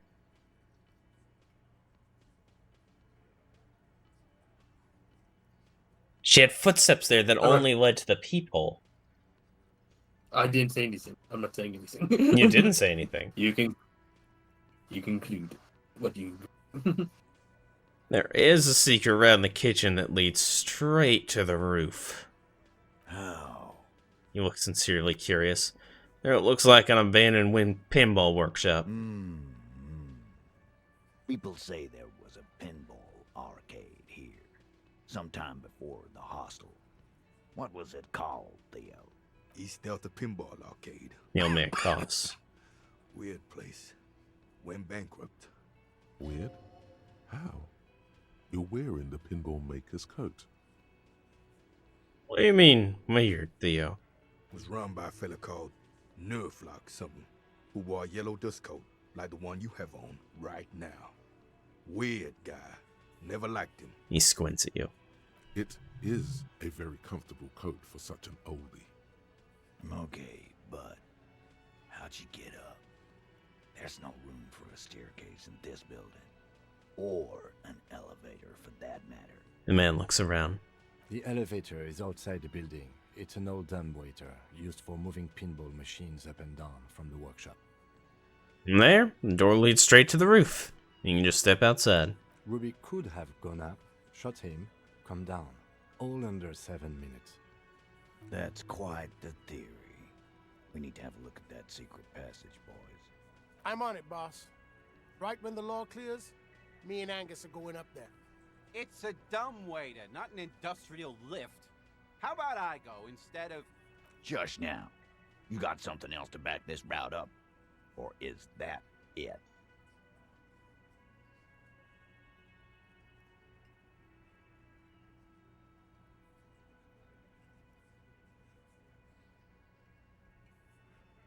So found footprints upstairs in the old workshop. No, guess what? Remember the key I found here? Point at the window. I don't like guessing, Cole. No one does. It opens the steel door in the kitchen, the one that leads upstairs to the roof. This key was right here, with you, all the time. He looks at the hawthorn bush outside the window. You didn't find it, but Ruby did. That's how she got in there. Got up there. Quit jumping to conclusions, Theo. You took that key. Did it look like it was recently put there?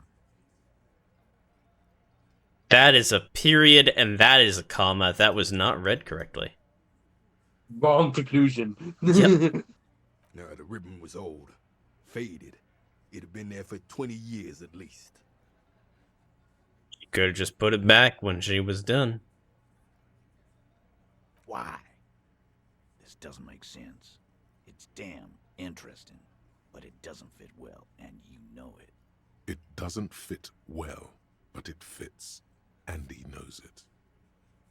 I also found footprints upstairs in the old workshop. Footprints. Recent.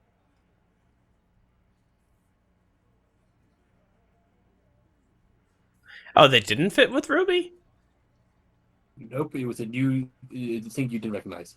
It's not the same boots that she used that we saw on the thingy in front of the dead body.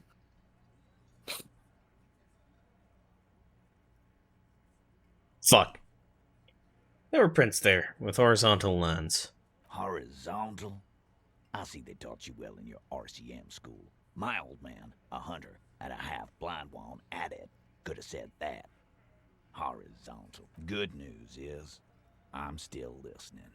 He knows they had to be recent for those lines to still read. This wasn't a failure.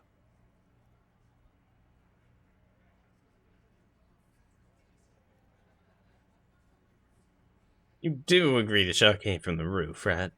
Why not? You can't draw a straight line into Clausia's window from any of the surrounding buildings. Not from what I know about Martinez. Maybe from the coast. But like I said, I've been too busy dealing with you idiots. So no, I don't think it was a sniper. It was close up. There's a 72% chance the bullet came from the roof. 72%. There's a percentage and all. Where'd you get it from? Your guys in the lab? I analyzed it on the spot. Turns out I can do that. No, you can't. I know what you did here on the weekend. People talk. And what they say doesn't sound like a science cob. You're a madman. Those numbers were an asshole, man. Yeah. It's just mambo jumbo. He hasn't got shit. And we firmly established Ruby could have had access to the roof where the man was shot. Firmly doesn't go well with could've. There's a route to the roof. Me and the boys need to check it out. That's what we've established. But a route does not put that bullet in his head. A gun does that, and Ruby doesn't carry one. Phase 2. Murder weapon. Get a gun in her hand. If not that, then at least a shadow of a doubt. In the shape of a gun. Just don't contradict yourself. If it doesn't sound like Ruby did it, maybe keep it to yourself.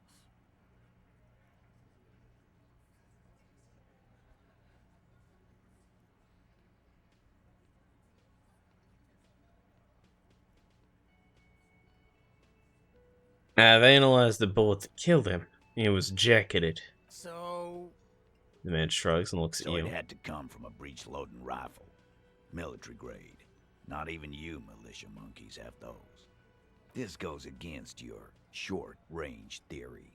If the murder weapon was military grade, how did Ruby get it? You don't know. Just be honest.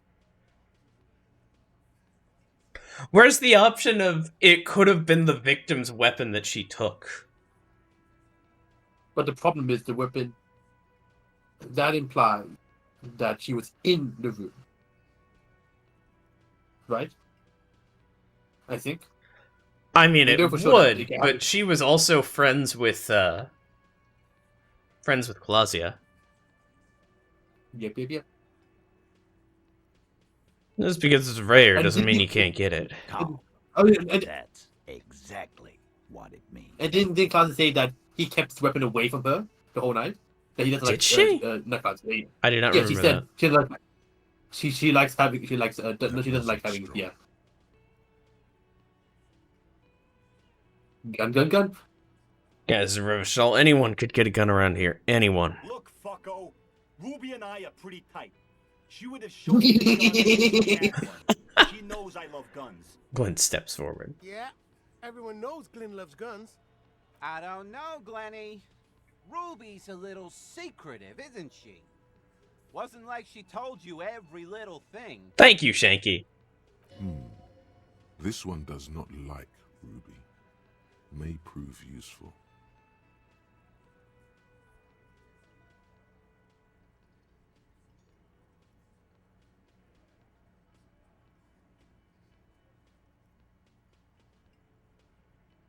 Oh, you like waving your guns in people's faces? Doesn't mean she does too. Nah, man. She'd totally wave her gun in your face if she were here right now. And you'd fucking piss yourself. It's clear this one is protective of her. Easy now, Glenn. He turns to you. What he's trying to say is, people who don't have guns don't shoot people. You need a gun for that. You can't prove she has one. Like, I mean, yeah, but... You don't need to prove anything. Yeah. Doubt is enough for now. And Titus must have some. I didn't say I'd prove she had a murder weapon, just that we need to find her. All right, Carl. Keep talking. I'll tell you when I've had enough. T, we're not seriously considering it, are we? Ruby wouldn't do this. Why would she do something like this? He almost gets up from his seat. Phase 3. Motive. The last component.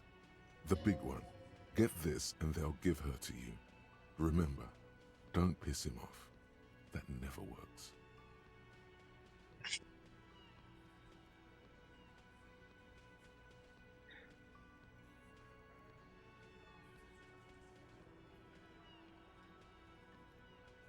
Clausier told me some pretty... I think... No, it goes to what Clausier was talking about. Clausier told me some pretty interesting things about Ruby. Yeah. Like what?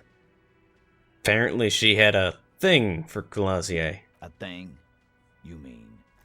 He tilts his head to the side and falls silent. Yeah, but The fat man they're looks at the both table, girls. oblivious.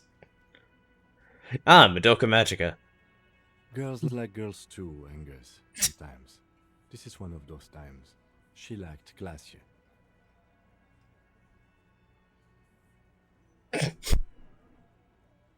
Lesbians are magical.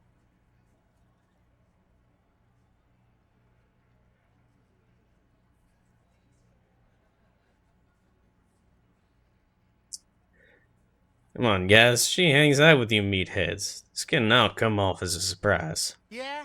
No. Ruby's got more balls than a ball pit. You'd have to be an idiot not to. Guys, I'm not the only one who knew. Right? She's a who? It's a lie. Glenn. And that's why Glenn is so protective. Come on, Glenn. She likes Monica's titties more than you do. Everyone knows which way the wind blows there. The mask smiles. I did. I knew it. That's why she didn't fuck me at Fatty's birthday party. And that's why he didn't like her. She didn't fuck you. Cause you're 40 and you still live with your mom, Dennis. Dennis Shanky. Light laughter sounds off in the room. It feels nervous. So this is why Shanky doesn't like her. Useful for you. It makes him advocate against Ruby. As you said, she made advances on her, and she thwarted them. Ruby then threatened her and told her to end her relationship with the deceased. This is some sordid shit. It's also the kind of garbage our Miss Aronier puts out to cover her own ass.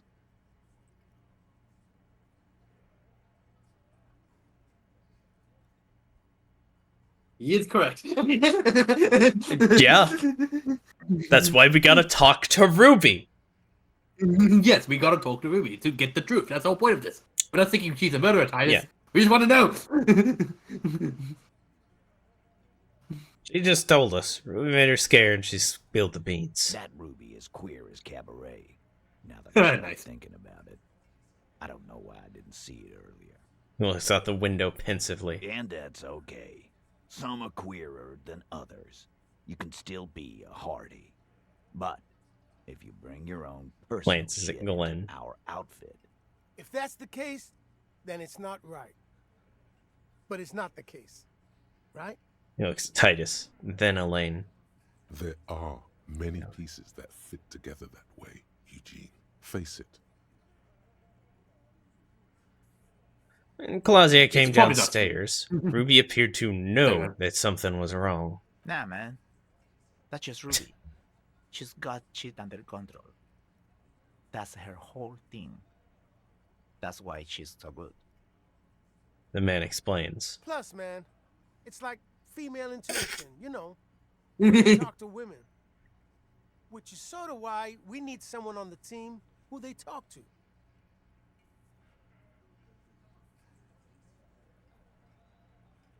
Yes. Roll your eyes. Female intuition. That's what it was. You're right, Eugene. Yeah. The man seems unsure of himself. Wishful thinking has no place in a police investigation. Lieutenant tells Eugene, his voice mild but firm. A more serious consideration that you wish to avoid is that she knew what happened because she did it. It's not why did she kill him, it's why did she organize the cover-up. And I suppose you have a theory about that too, cop. She could have been covering up for herself, Titus. Think about it. Why go through all that effort? It was her idea, wasn't it? The hanging. You went along, but she suggested it. She had, like, a fully formed plan and shit. Right when she came back downstairs. Came back downstairs. Oh, no, wait, right, after she went up to look at the thing. Really, Shanks?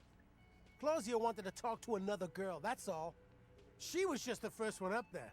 I could have come up with that plan if I'd have been first. Time for a logics demonstration.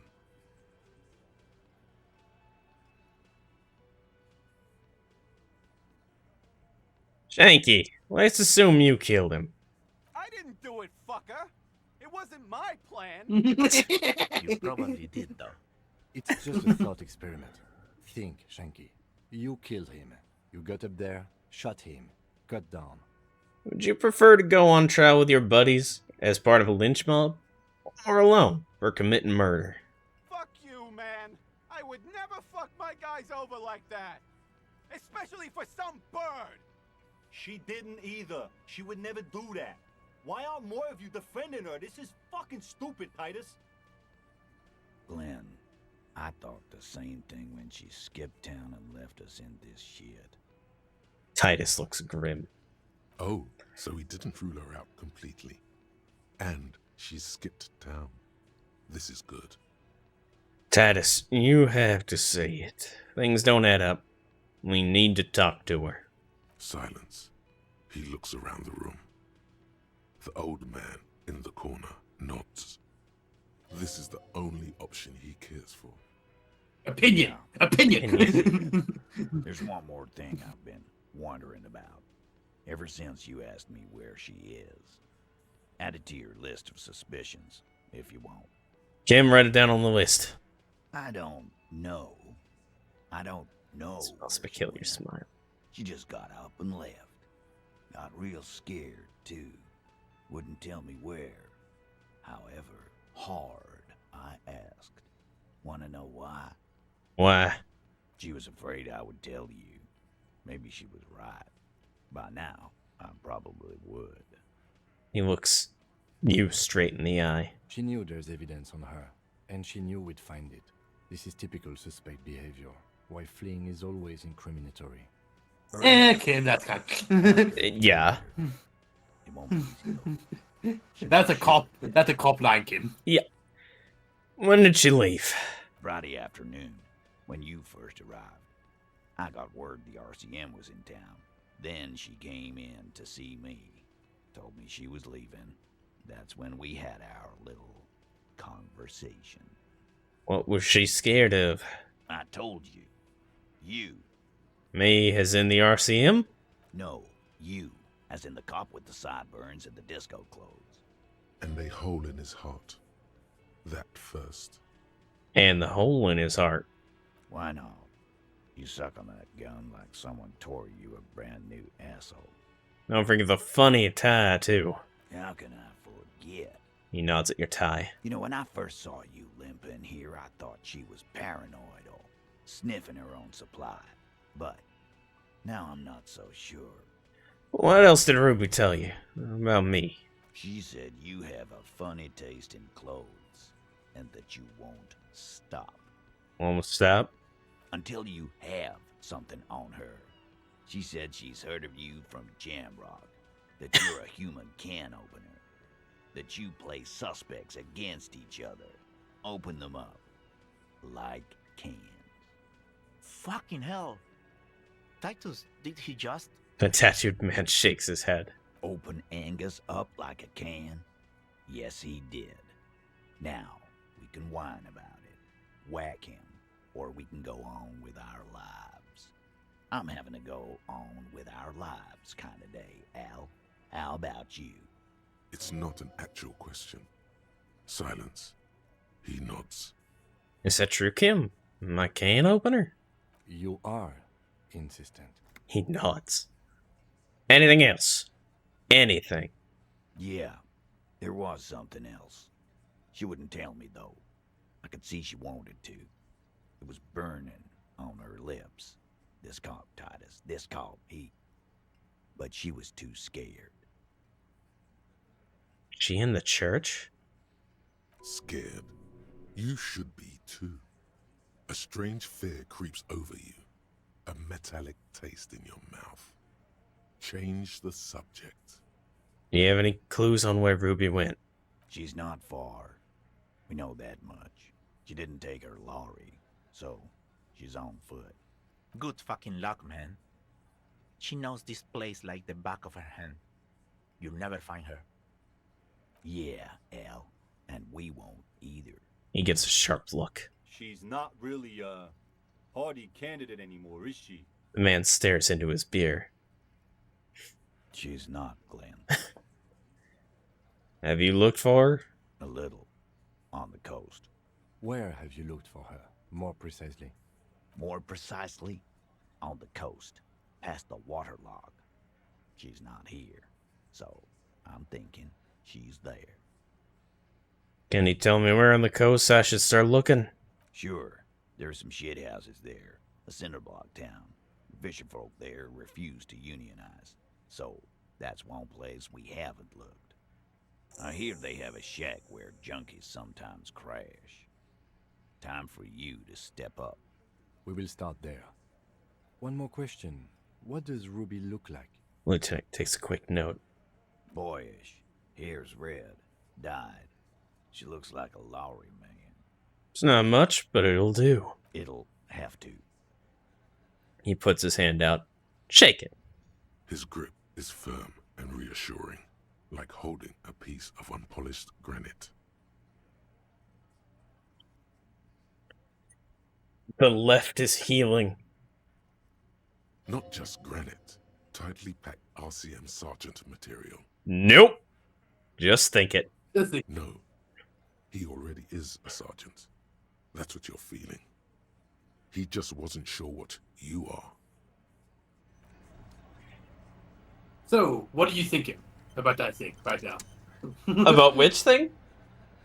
About what's happening.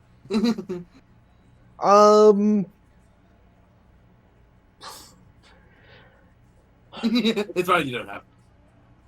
That if Clausia is actually still there, then it's relatively plausible that Ruby did it. But I feel like it's still too easy, you know? Yeah. There's more.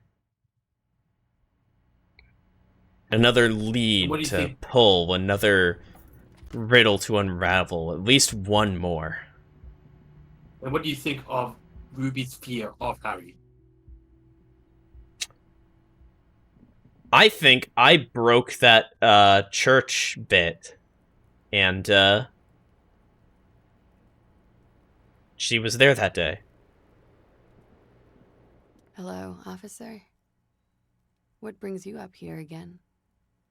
Found your buoy. It was empty, just seawater. Oh, Did you take the documents? no, of course not. As I said, it would have been too risky for me to use those documents anyway. My employer gave them to me. In truth, I should have destroyed them. She doesn't seem to be lying. She's genuinely spooked by their disappearance. And Drama's awake, right? Yep. Perhaps the people who are after you took it. They couldn't know where I put it. I'm absolutely sure I was not followed. And I've told no one but you. You mentioned seawater? I was worried I'd been too careless with the latch. The documents were probably She waits just her washed secret. away. The words, washed away, sound distant and strange suddenly. Somewhere far away, a dog barks. So the worst case scenario for Class A has not passed. She just fuck off immediately. Yeah. Because we told her we're not arresting her. Possibly. Who knows? Yeah, if we had put her on notice to be arrested, she probably would have run She away. would like, peace.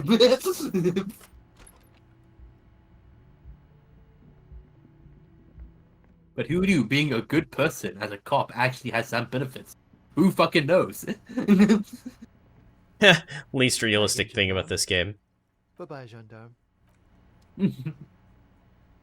This is the fiction. This is why it's fiction. Yeah. This is why it has to be set in an alternate universe altogether. Oh. You think you have a pretty hot suspect right now, don't you? That Ruby of yours? Yeah, and? Notice how it came together without casting too much suspicion on Clasia. It was nice and Ruby-centric in the end. Yeah? What do you mean? Anything struck you a bit off about this mishmash?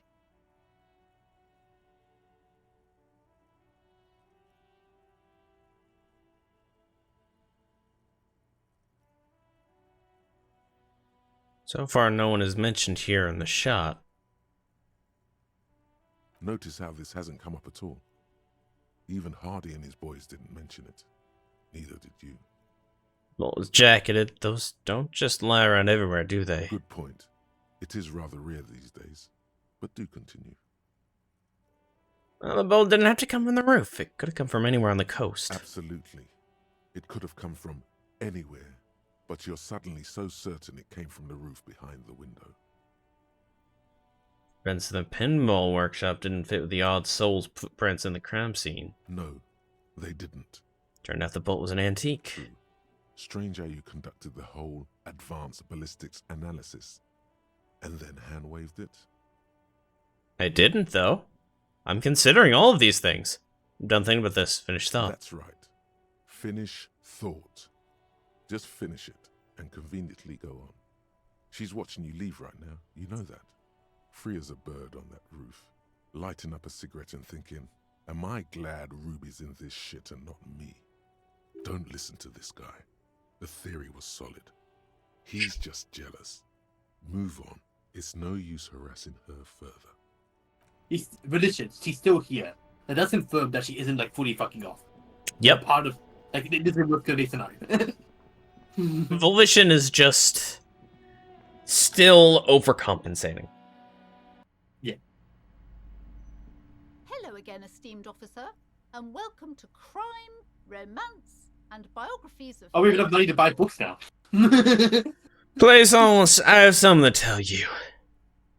I found the actual source of the doom. What do you mean, the actual source? Are you talking about the third presence? She clutches her pendant anxiously. She remembers. Good. Yes, the presence, the entity, the malicious energy, however you may want to call it. She who has many names. Oh, we have to say it. It must be rather bleak for you to return to me. Tell me, what have you found? She who has many names.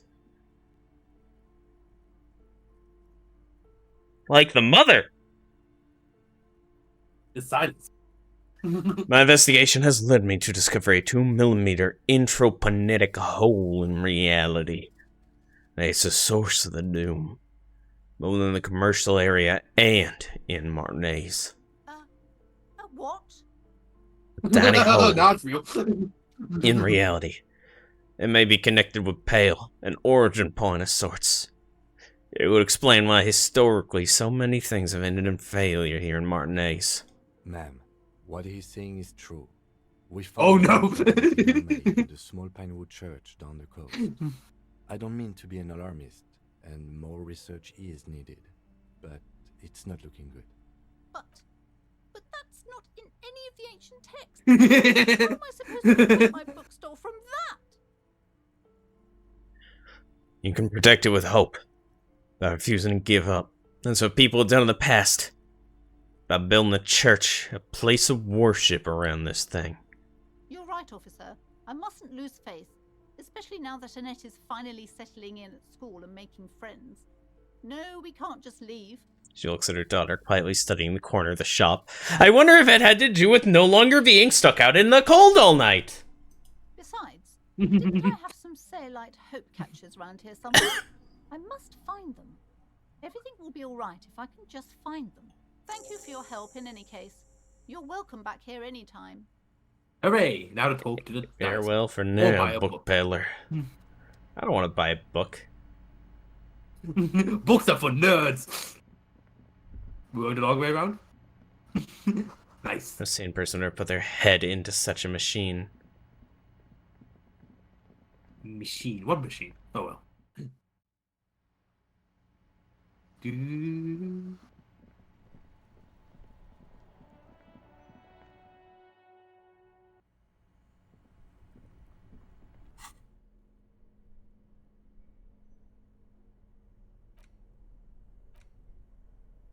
There we are.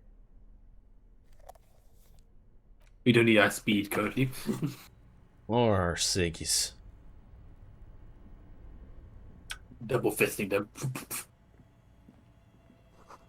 Flashlight casts a strange shadow. There's a hidden doorway here. What?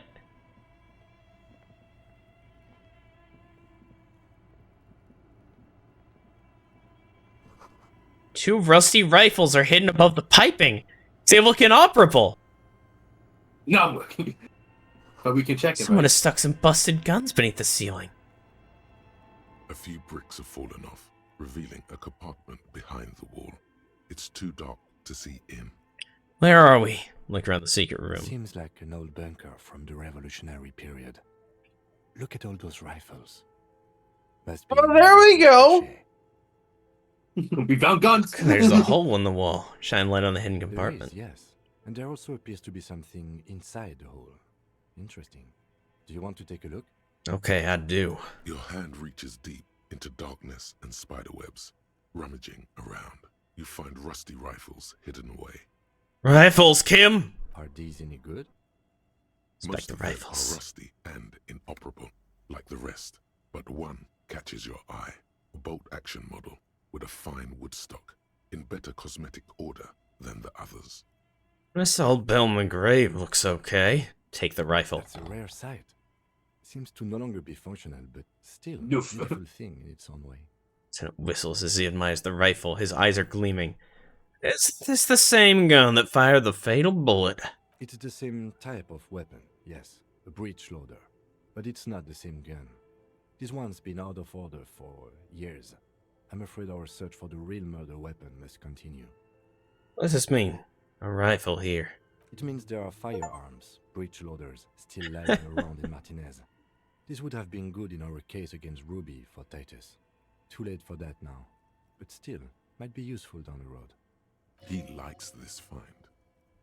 Leave. That's... Guns. Well, that's, quite something. The bear's eyes are dead. Fridge. And now. And I remember the one series we were having why this everyone's fainting around here because the bear was taking what electricity costs. Yeah. No. Now we know the truth. Hole in the world. Is this the right way? Maybe it is. I don't know. I'm just guessing. Tiles on the cube are still. I don't remember. Well, if you want to talk Oh, about Kim! Okay. What do you think is going on with that computer, chalkboard, and fireplace? I feel like this is out of order, but sure. Oh, we can say that. It's obvious. We can say that. We This can is say what remains as soon as Radio Game Studio. Fortress Accident. Yes, I got that. What I meant was, what were they trying to achieve with this damn game? What were Okay, their deeper. ambitions? Because this here looks rather advanced. He has respect and curiosity for this failed endeavor. It's because he likes us now. Oh yeah, true, maybe. Yeah. This is way above. I can tell because I got an achievement that says we got Kim to like us. I don't know. I'm not an artiste. Okay, well, I think. Takes a step back, steepling his hands. It looks like one of those popular pen and paper role-playing games. Only these people were trying to automate it, make it work on radio computers. Utter madness, he thinks, as a compliment. How are they planning to do that? Through call-in stations. None of the players have to be physically Not present. the fireplace. Anyone in the world can participate in the game, as long as they have a two-way radio. Then there's the game Beginning of master 420. frequency that listens in on the smaller call-in stations. No. I think that was supposed to coordinate the stories, functioning as a master of ceremonies of sorts. No. It's Disco Elysium.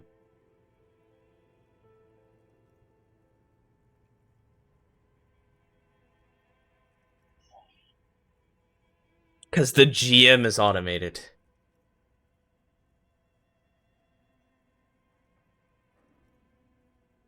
Oh, goddamn. Of course. Of course. Of course this is one of the most important elements of the entire game. It's literally a role-playing game. With dice and shit.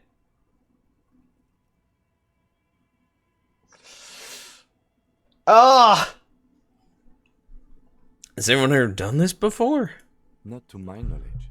They make automated games in Grad, Messina, Königstein.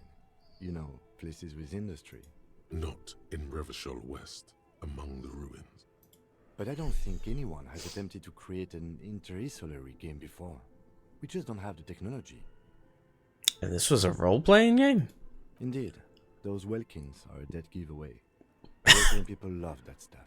The world looks like a modified version of the WeWorld board game. With heat death thrown. With heat death thrown in. Looks at the pail. It's literally Disco Elysium. What do you think happened to the company? No idea. They stopped filling out the schedule on the chalkboard. Wow. And these were Estonian writers, right? From what I remember. Yep. Out of context. And Tennant tilts his head, thinking.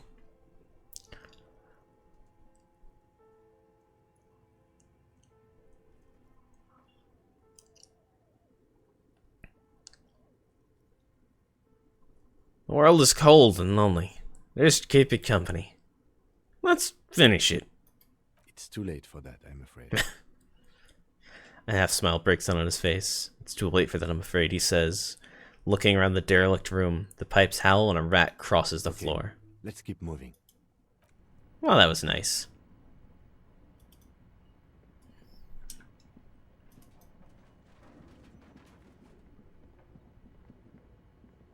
Ah, there you are. Dice makeup. Oh, it's you again. Are you looking for a die?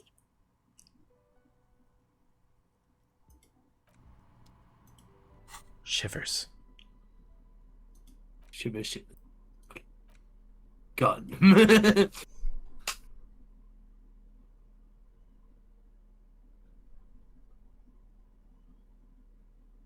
Paint threshold, episode logic, glass. No. Probably want the codes, yeah.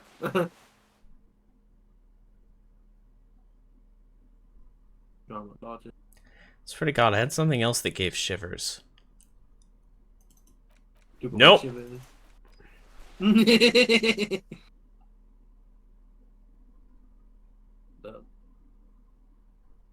Right. Maybe the scarf, I think? No, that's pain threshold. Oh, scarf. That scarf. Okay, yeah. I think that's all it is.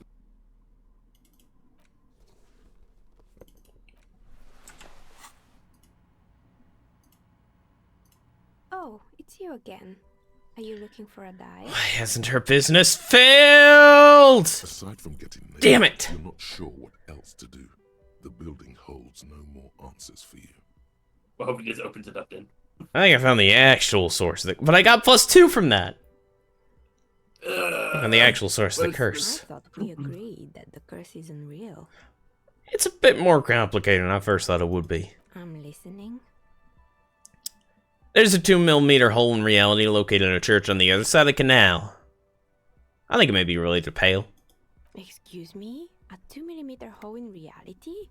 This can't be true. She sits up, visibly agitated. I'm afraid it is, ma'am. Sona Lukanen killed the former lead programmer of Fortress Accident made the discovery. Sona is involved in this? She appears to take this in while the chatter from her headphones continues unabated. So it's even worse than I thought. It's not just the commercial area that's cursed, it's the entire world. Don't worry about it. You've been doing fine so far. I'm sure it's nothing. You mean considering the fact that the world is collapsing on my porch? She gives you a rueful smile and takes a look around. In any case, thank you for stopping by. It's good to have an answer, even if I can't claim to understand it fully. Oh, it's you again. Okay, I'd like to order a die from you. Of course. Tell me what you have in mind. Do you know what the whirl untethered setting? I want to die for that. Ah, yes. Fortress Accident. It's too bad they never finished their game. The Whirl Untethered die is a variation of a standard role-playing die. Only, instead of plants, it uses motives of ice and death. And loss, of course. I'm thinking something made from alligator jawbone, cast in black resin. The reptile bone is as white as ice, and dead as, well, death. She smiles. For 7 real, I could have it ready in 8 hours. What's a standard role-playing die? It's an icositetrahedron, a 24-sided die that can produce results for 2-sided, 3-sided, 4-sided, 6-sided, and 12-sided die with a single roll. Technically, you can also use it for many other sizes. That sounds and mainly great. To reroll results. Loving it. Yep. So nifty. I need to cast it in resin? Untreated bone is porous and prone to chipping. Cast it in something hard like resin though, and voila, it's perfect. It's a deal. Great. See you in 8 hours then. Takes a Was small there notebook anything from her else? table and writes something down. Nope, that's it. Neato. I'm gonna collect my Now- stat die in 8 hours. Get some more Inland Empire, maybe? Maybe. Now we have not really a path to do. We could talk to Everard. We could do something. We could explore the coast, which the game seems to be really pushing us towards. Well, yeah, obviously I'm gonna explore the coast now. Time to explore the coast, baby. I've got a gun! Is there anything else in here? And the paths that they gave us, like, did say, like, talk to the village people about Ruby. Revealing a compartment behind the wall. Ruby. Ruby, da da da da da. That's under 7 seconds, so I can do that on YouTube. Oh, real quick. Kuno, did you fuck with my research? Kuno saw you wield that can. Sweet graffito action pig. Kuno likes that delinquent shit.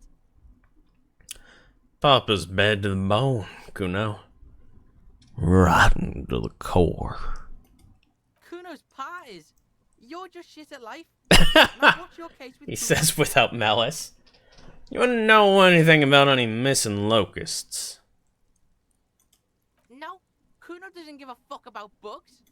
So he knows locusts are bugs. Oh my god, I told you that shit is lame! Shut up, see. Now they're gonna take you to Lane. She sounds like she's about to cry, out of disappointment at Kuno's newfound lameness. What's this about? Deny everything, Kuno. You need to lawyer up. Kuno's not gonna say anything without his lawyer present.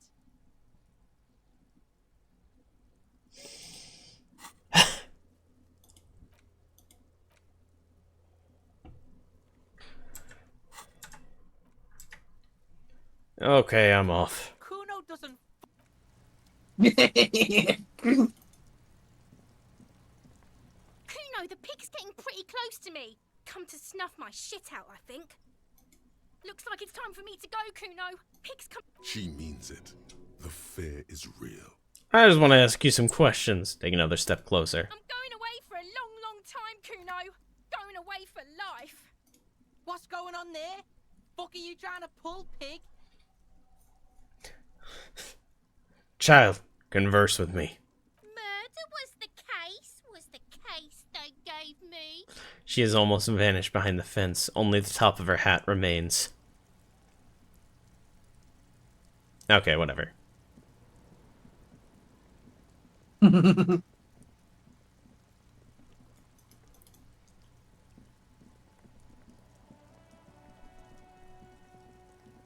I wish we had teleportation. Oh.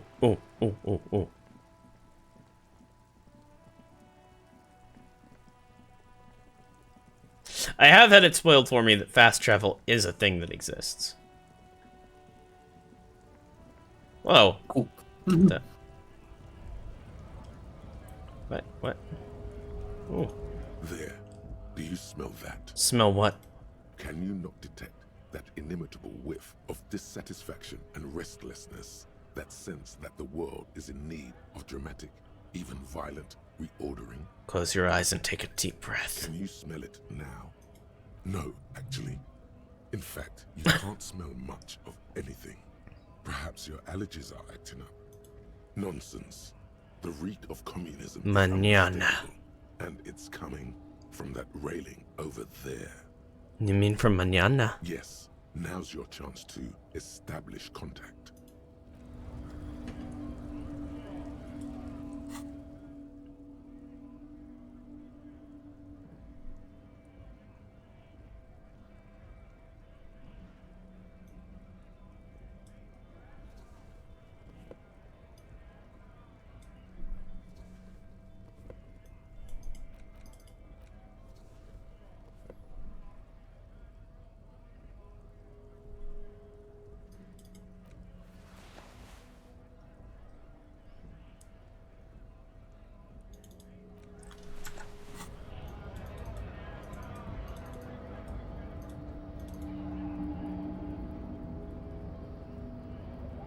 Hola, Wandering Man. How can I help you? He looks at you with soft and hazy eyes. Attempt to establish contact. Listen, brother, there's something important I need to talk to you about. What's that, boy? He tilts his head slightly. Now's your chance. Remember, communists are notoriously skittish, so it's best to insinuate your way in.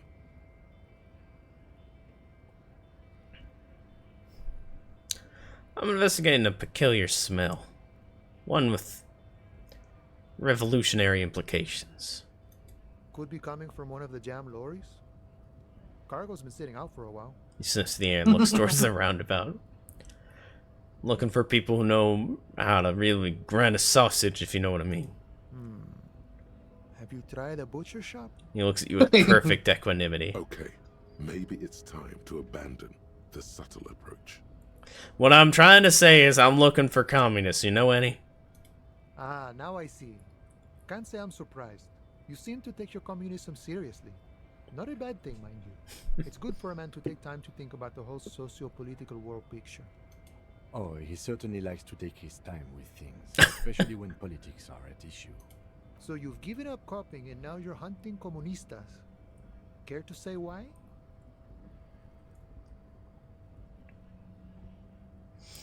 Not hunting communists. Trying to get organized by them. Oh, I see.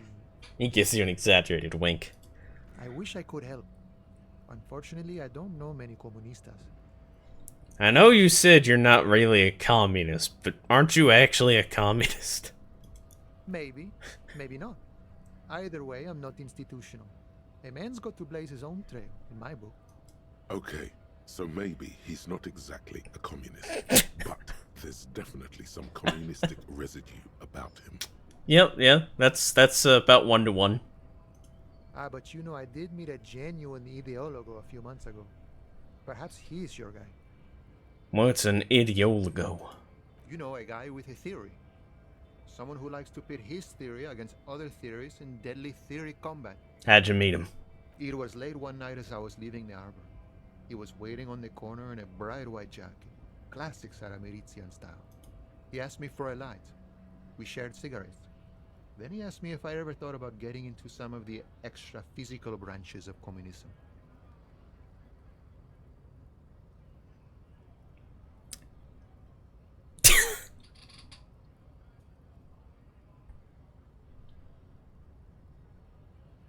Extremely cool way to... and what did you tell him? The same thing I always tell people damn who it. try to press some claim on me. I said, every boyadero rides alone. Okay, how do I find this guy? I couldn't tell you. Once I declined his offer, we finished our cigarettes and he disappeared back into the night.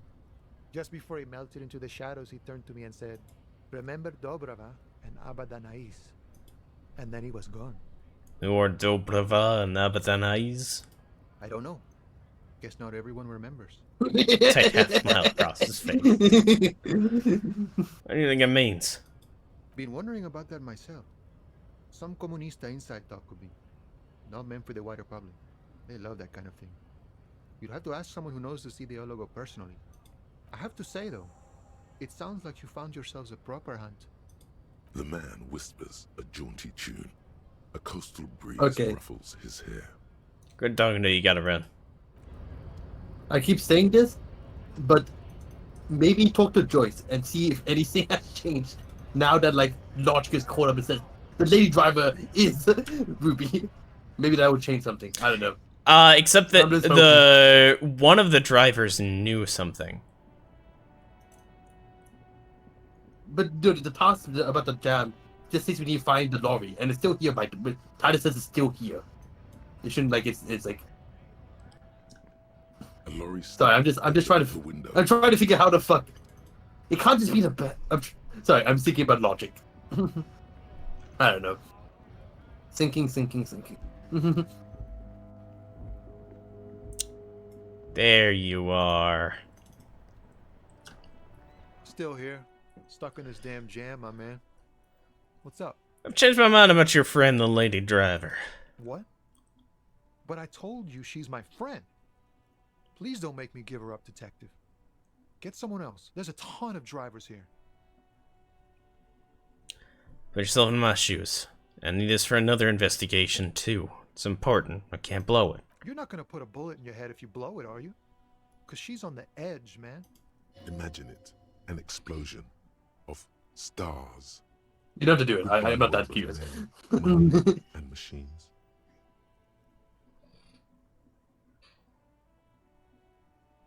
Okay, I can find her another way. Fine, I'll drop the matter for now. Thank you, friend. Wow, this makes me feel like the lorry Oh no, I will go talk to Joyce now too, because I want to see if she actually smells like a communist. Let's see. Oh, she's just gonna smell like pure capitalism, baby.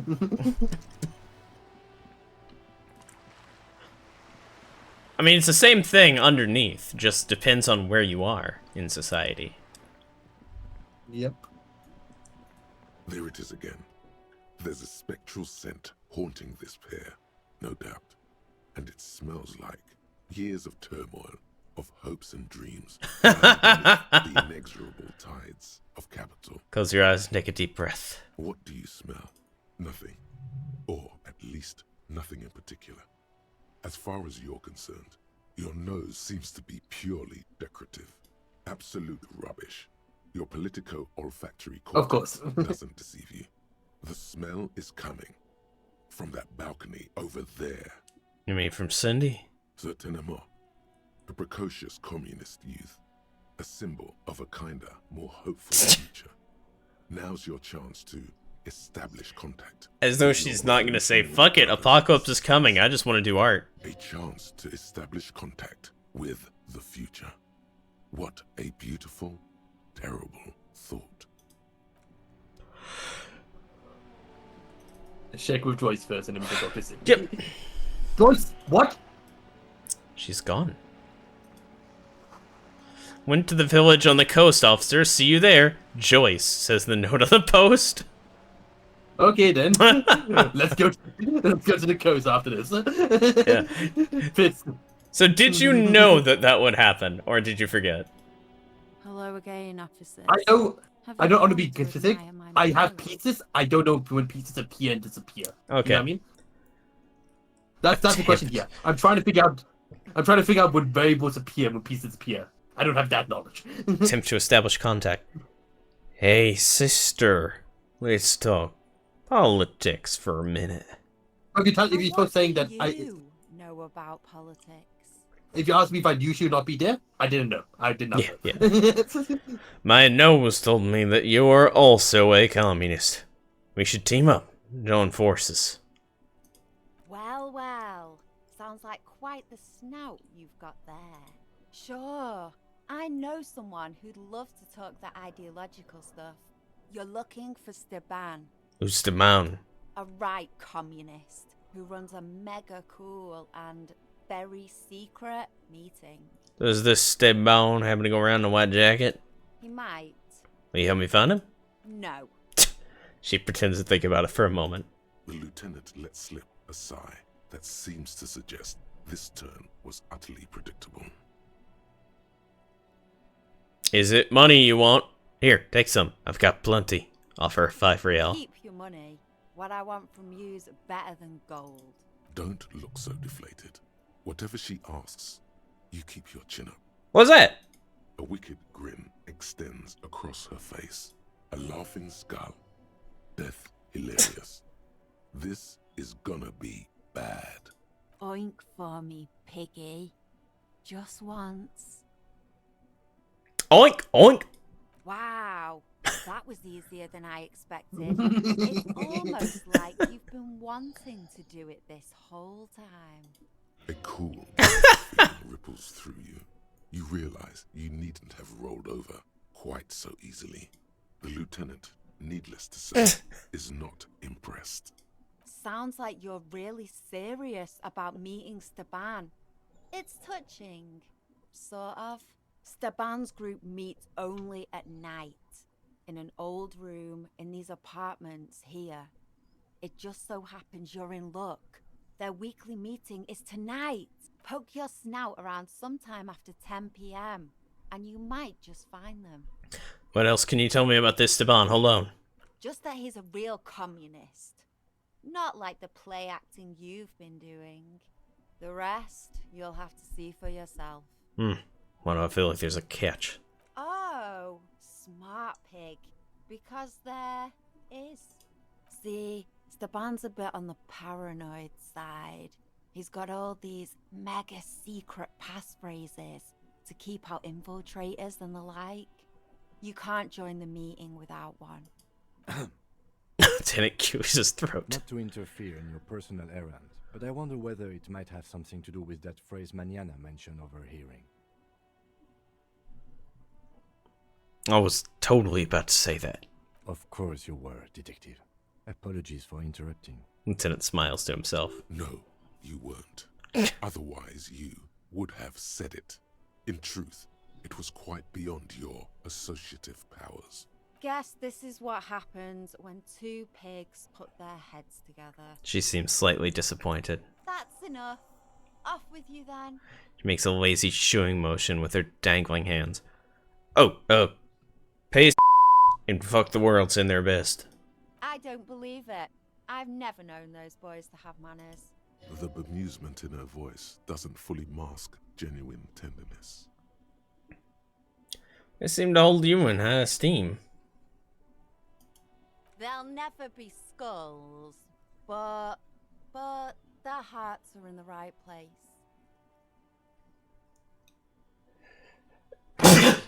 Yeah. Yeah, enough of that then. Thank you for passing on the message. Now run along, Piggy. Catch you later, Cindy. Bye-bye, Cindy. To the real plot. The plot? Ruby?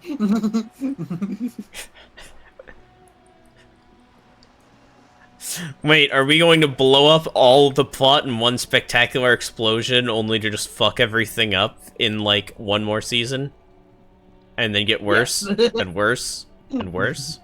And worse, and worse, and worse. And then you realize, All why right. I even do this in the first place. Old men want to play some ball games. Old man, you know what time it is. You again, officer. How may I? I'm gonna need that sandwich. Give me some.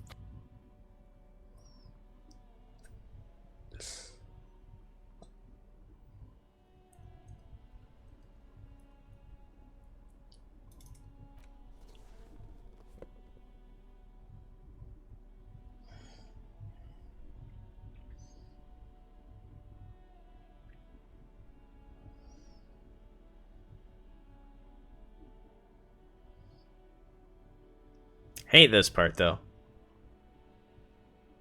I hate it here. I hate cloves. Not like that.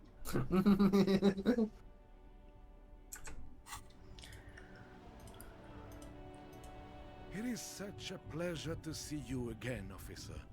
How may I head the citizens' militia on this fine day? Your sandwich. A man so principled about his sandwich calls for a principled approach. Time to get political. What is I feel like political? Right here is political. The city's going to shit. Sooner or later, some foreign anarchist is gonna steal your sandwich. That's a fact. What the hell are you talking about? What foreign... That's like a fascist answer. No time to bring him in. Just keep your eyes on the... And Well, ignore because it. is it because... What's gonna happen? I feel like because we took the communist answer, we have to take this answer now. You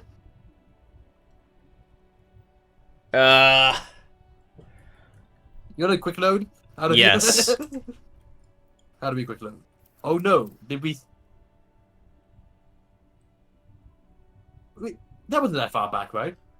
That was 3:57. This is Whatever. 8 minutes ago. I will do it for that. Yeah. For that specifically.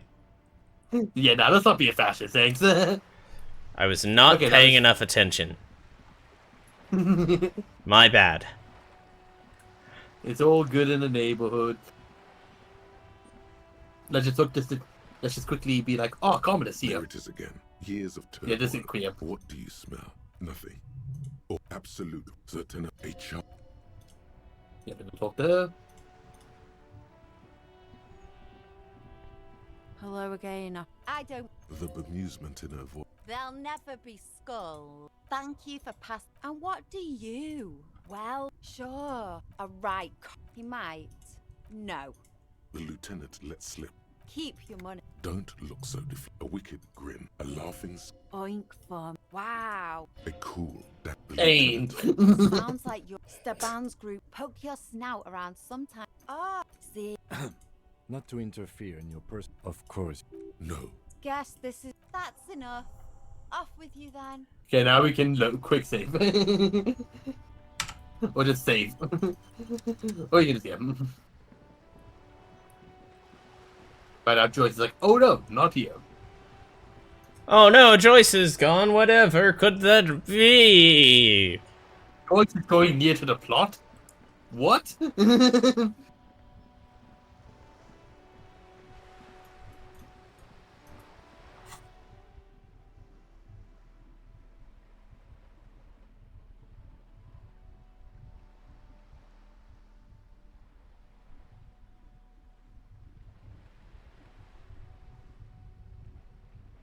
Composure. Is there anything for composure here? No. I've already got everything composured on. Oh yeah, we got composure for the old man. No, no, no, no. Shoes. The OGs. Gotta get my composure disco shoes.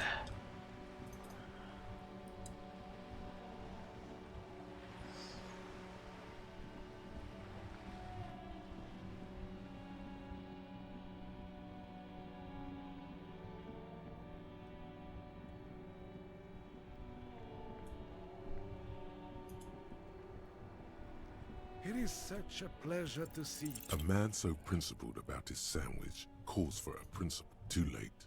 That is already fighting the bad fight. Probably isn't anything else I could say. No, you're gonna starve to death.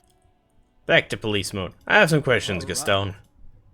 Goodbye, Gusto. Wow. So someone's been a little boring. What?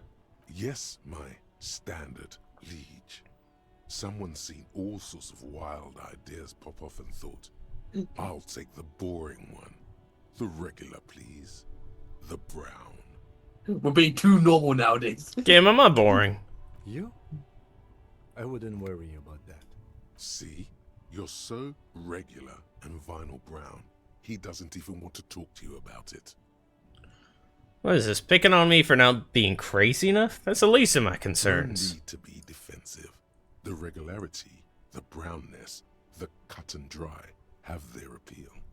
A very standard appeal. I like brown. Of course you do. That's why I didn't say And anything maybe else. some black shoes or a pristine white shirt to go with that. It's official. My lord's Copo type is regular cop. I'll let everyone know. I'll send out telefax. Yeah, no need. Let's keep that announcement the same about for now. Good, good. Of course. To outright declare yourself something does something.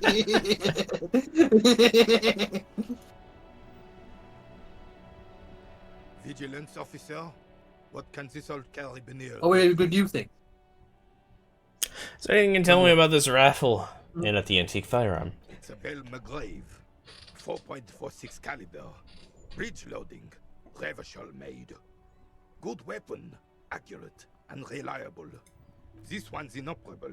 The bolt spring is missing and the mechanism is jammed shut. Still a beauty. Where did you find her? In the basement there. Went to the bookshop. I'm not surprised. There are probably lots of forgotten wartime weapons lying around here. Back in the day, everyone had something stashed away. As for the rifle, I don't know what else to tell you. These BM-446s are an antique. No one uses them anymore.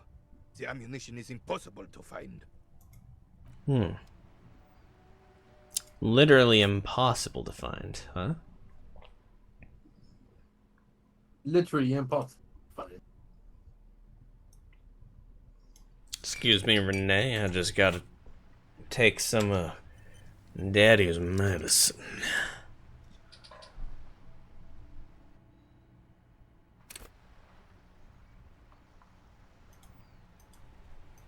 Fast. Here I go. Fusion. Wait, what? Where's my +1 to Motorix? What? That's smoking, right? No!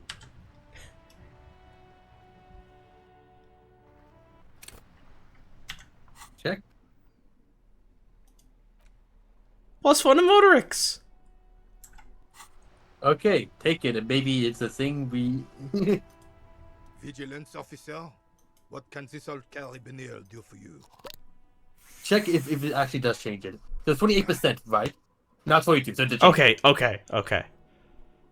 It just wasn't on screen. Still, Ah! all you see is an old soldier refusing to replace his uniform with a civilian attire. Anything else I can assist you with, officer? Oh, well, goodbye. Still have a game You're too to just... Composure, and that's it. Cool. Well, then we should probably do Yeah. plot. I don't know. It's not worth it yet. Yep. So we're gonna talk to some people about Ruby on the coast. Excuse me, have you heard of a little animator named Monty Ohm? It's good. Just watch the first 3 seasons, and that's all. I know you want to see more after the 3rd season, but trust me, you don't. That's just where the show ends. Oh. Why is this yellow? Wow, a very large red t-shirt with an impressive print stands out from the other garb. Oh, yeah? No! Damn it! Wow. Oh, yeah? Oh, yeah. The print depicts a muscled man striding toward you, a giant sword in each hand, encircled by burning embers. Behind him is a cluster of cabins engulfed in flames. Beneath him are the words, Hyundal burning. The antlers on the hood of the man's cloak and his piercing blue eyes are familiar. Sniff the t-shirt. Smells like worn cotton and a little old sweat there. Worn cotton with a side of flea market or trash bin. Sniffing is okay, but please don't try anything on. Can't have you leaving your photon emissions in the fabric of things you're not going to buy. You're not imagining it. Photon emissions? What is he talking about? What's the deal with the man on this t-shirt? It's the man from Hendal. Walking away from his burning village. Yes. Their matter-of-fact tone belies their surprise at the fact that you didn't recognize the figure in the print. Remind me, who's the man from Heimdall again? The man from Helmdall is the hero of a series of popular books based on a fictional version of Kotler. Mostly what is nowadays Arda NFD. In fact, He leans in. most people don't think that man from Helmdall ever really existed. But they are wrong. Hendal isn't a real place. Lieutenant raises a brow. Neither is the man a real man, of course. But both the man and Helmdall are an ontological necessity. But hey, it's not worth getting into an argument about. Wow. What? What? You know what? I'm not gonna ask that. What Kim is here? How much did you sell this t-shirt for? 2 real. That's dirt cheap. Can you just give it to me free then? But why?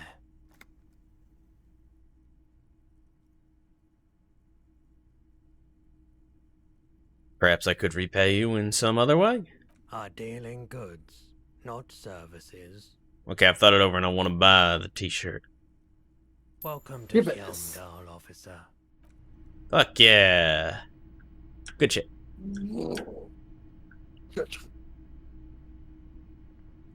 Hello, hello. Let me know if I can... Something I'd like to Let sell. me have a look. Like to sell my clothes. I'm not purchasing any more clothing at the moment. Okay, I don't have anything to sell at the moment. They don't want to lock you out of stuff, I think. But I want to get rid of this jacket. We can just keep it and just burn it somewhere one day.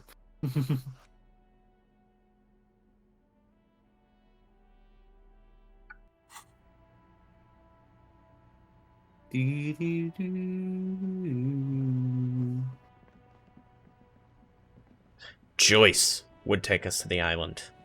Potentially. She does have a boat, you're right. There's nothing else to do with... It's just litter now.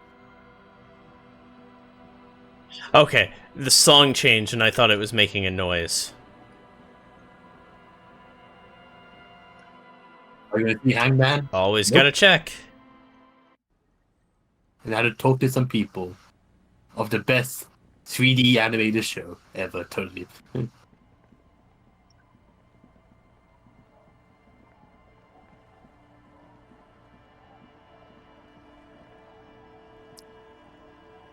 Madam. Our tenant, the policeman. I hope the waves don't keep you up at night. What can I help you with? Found this jacket, but it's filthy. Could you wash it for me? I can wash it for you, but it's going to take about a half an hour. Think you can stay put for that long? Hell yeah. I could before another rainy day begins. Yeah, I'll wait. Well, hand it over then, and I'll see what I can do. Must say, What jacket is this? I'm proud of this one. Ooh, Windbreaker. It's pretty nice underneath all that filth. I hope you'll have an easier life in your hands. Have you seen a red-haired woman named Ruby around the coast? Nay, I haven't seen anyone lately. Okay, but do you know who I'm talking about? This is my little cinder block town. I know what goes on around here. She's being evasive. She knows something. There was a murder in Martinez. She might be a suspect. We would appreciate your help. Would you now? I know how this world works, and it doesn't work when people tell on each other.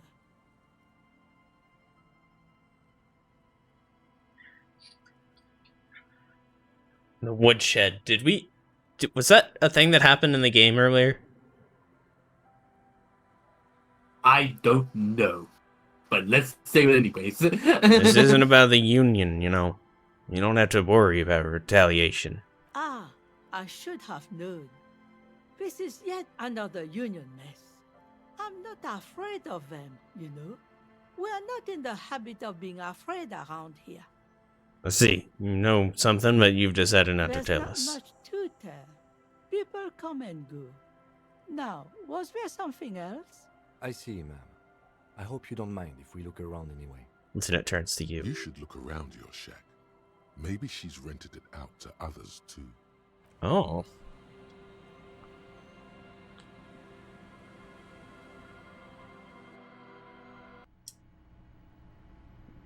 Ooh. Ooh. As you look at the floorboards in this corner of the shack, it's clear one of them isn't quite level with the others.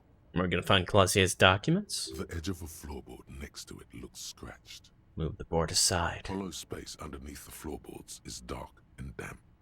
You can barely make out the mixture of sand and sawdust below. Oh, I don't want to stick my hand in there.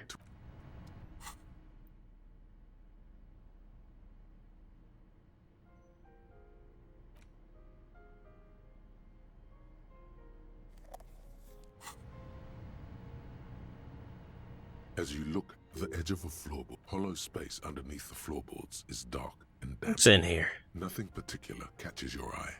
Looks like more reeds. There might be something hidden inside the sand, though. Something bad.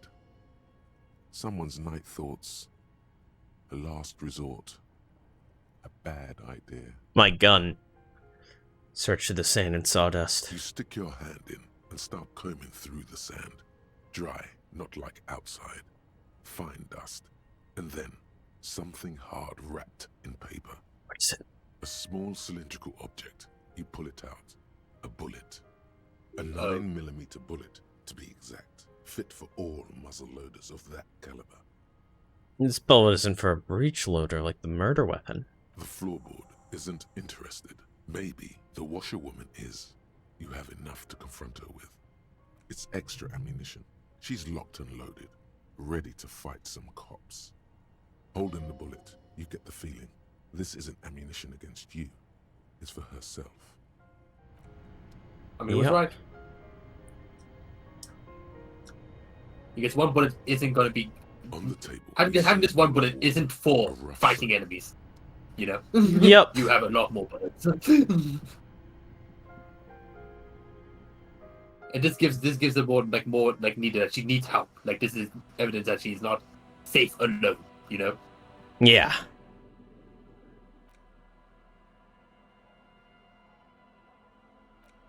It's a shame that Kim's like, oh, she's a suspect and all that stuff. I mean, she technically is, but that's how we would have treated this, you know? Yeah. It's like we're worried about her. And we are. Yeah. That is most of the truth.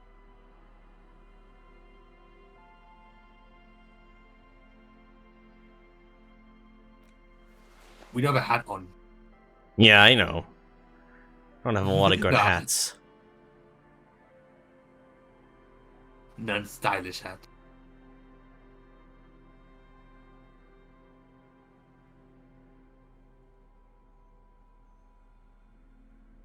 Have any more We don't- empathy yeah, stuff? we don't-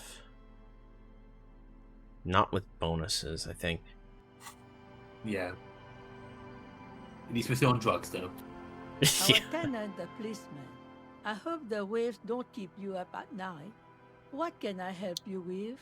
Oh, is there a bullet under the floorboards of your shack? Damn that girl. She murmurs softly. And without anger, a long and harsh life has taught her not to buckle under pressure. A bullet? Lieutenant turns to you and gives a little nod, then turns to the washerwoman. You didn't put it there, did you? She did. Gone and hid things in there? Shakes She's her head. usually a good tenant, and not a stupid one either. You rented the room to her? Yes, I let my room to that Ruby girl.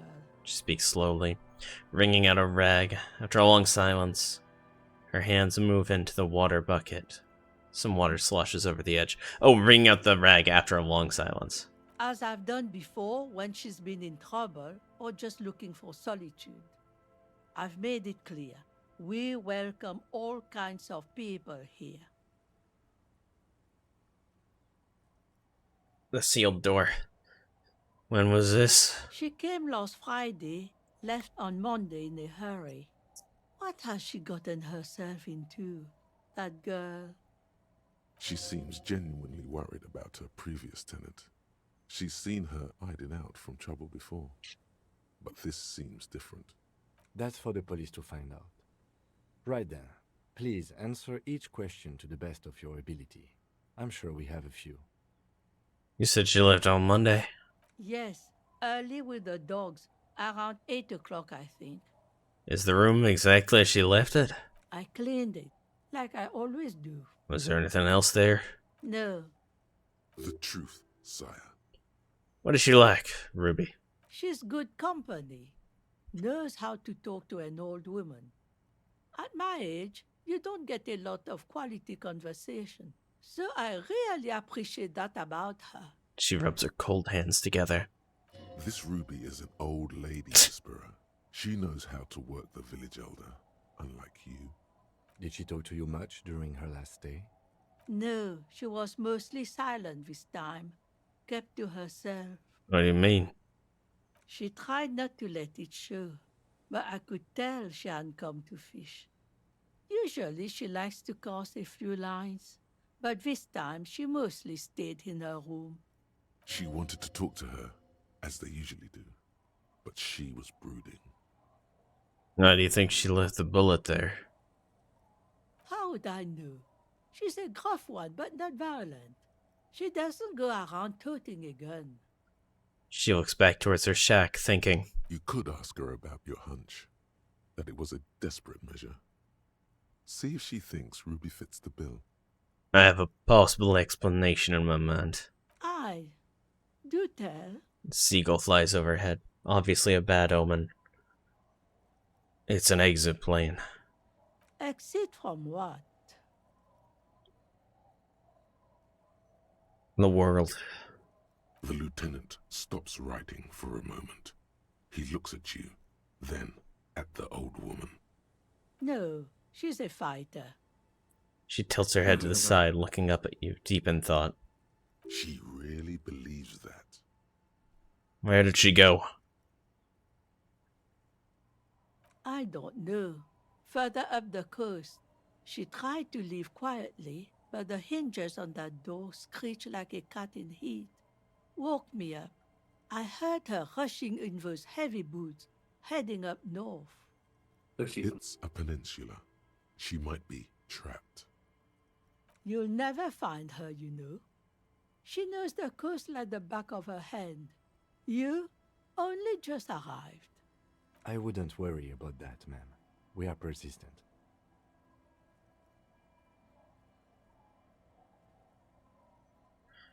Further up the coast we go, then.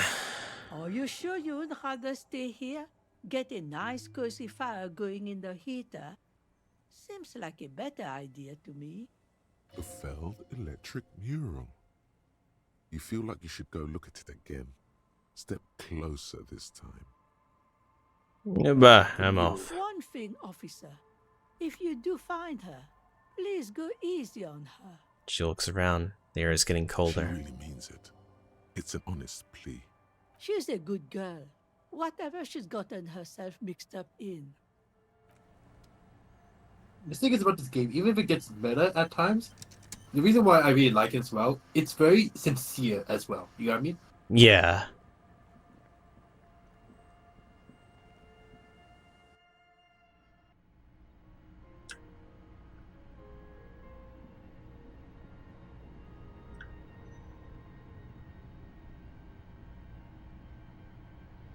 Nothing?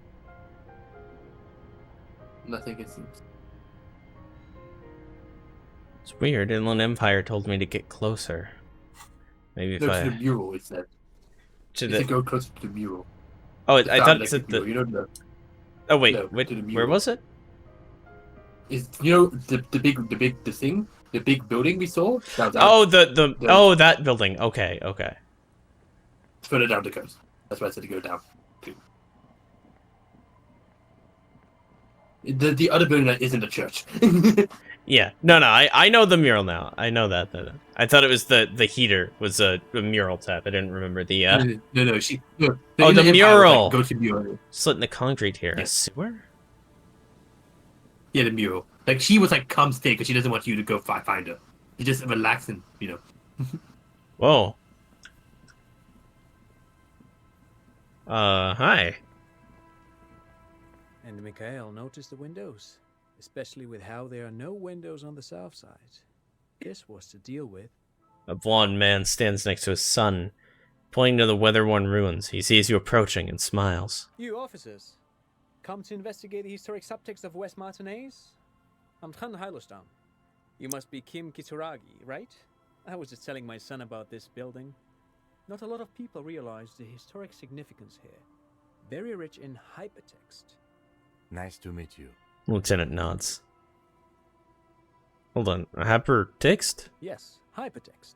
Young Carp and the collection of cultural hyperlinks. He says so it's self-evident. He's just making up. Hey, what was it about Windows before? Oh yes, so Mikhail. They had to deal with monitor glare, especially in the summer. They still had vector monitors back then. That was 49 years ago. So they didn't have windows on the south wall. South wall? I assume this wall, right? This is south. Yeah, but not south east or building. west, where the sun would take a path. Does it go Maybe- south in this world? Maybe. I assume it's just south from our direction, and I don't know. South is always south. That's the point of south.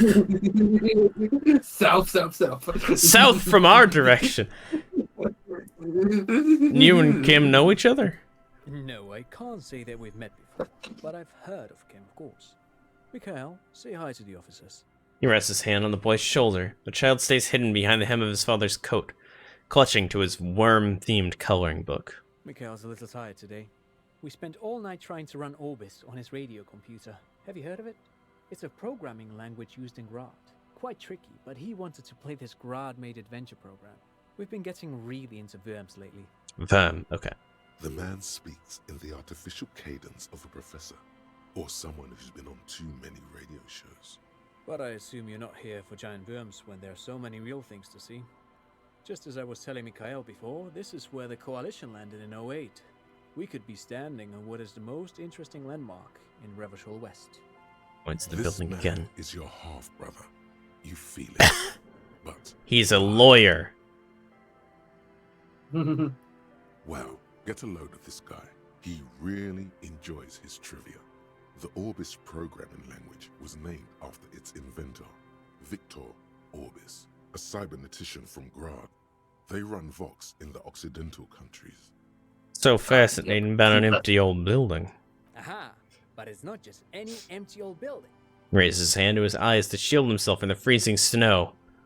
All four of you turn to admire the mural before you. What not a lot of people know is this used to be the R&D department of Felt Electrical.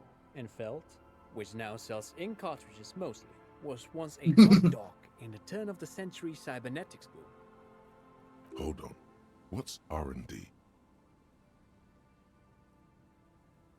Look at the building looming over you. It looks old and weathered, with seagulls picking apart its stone and metal carcass.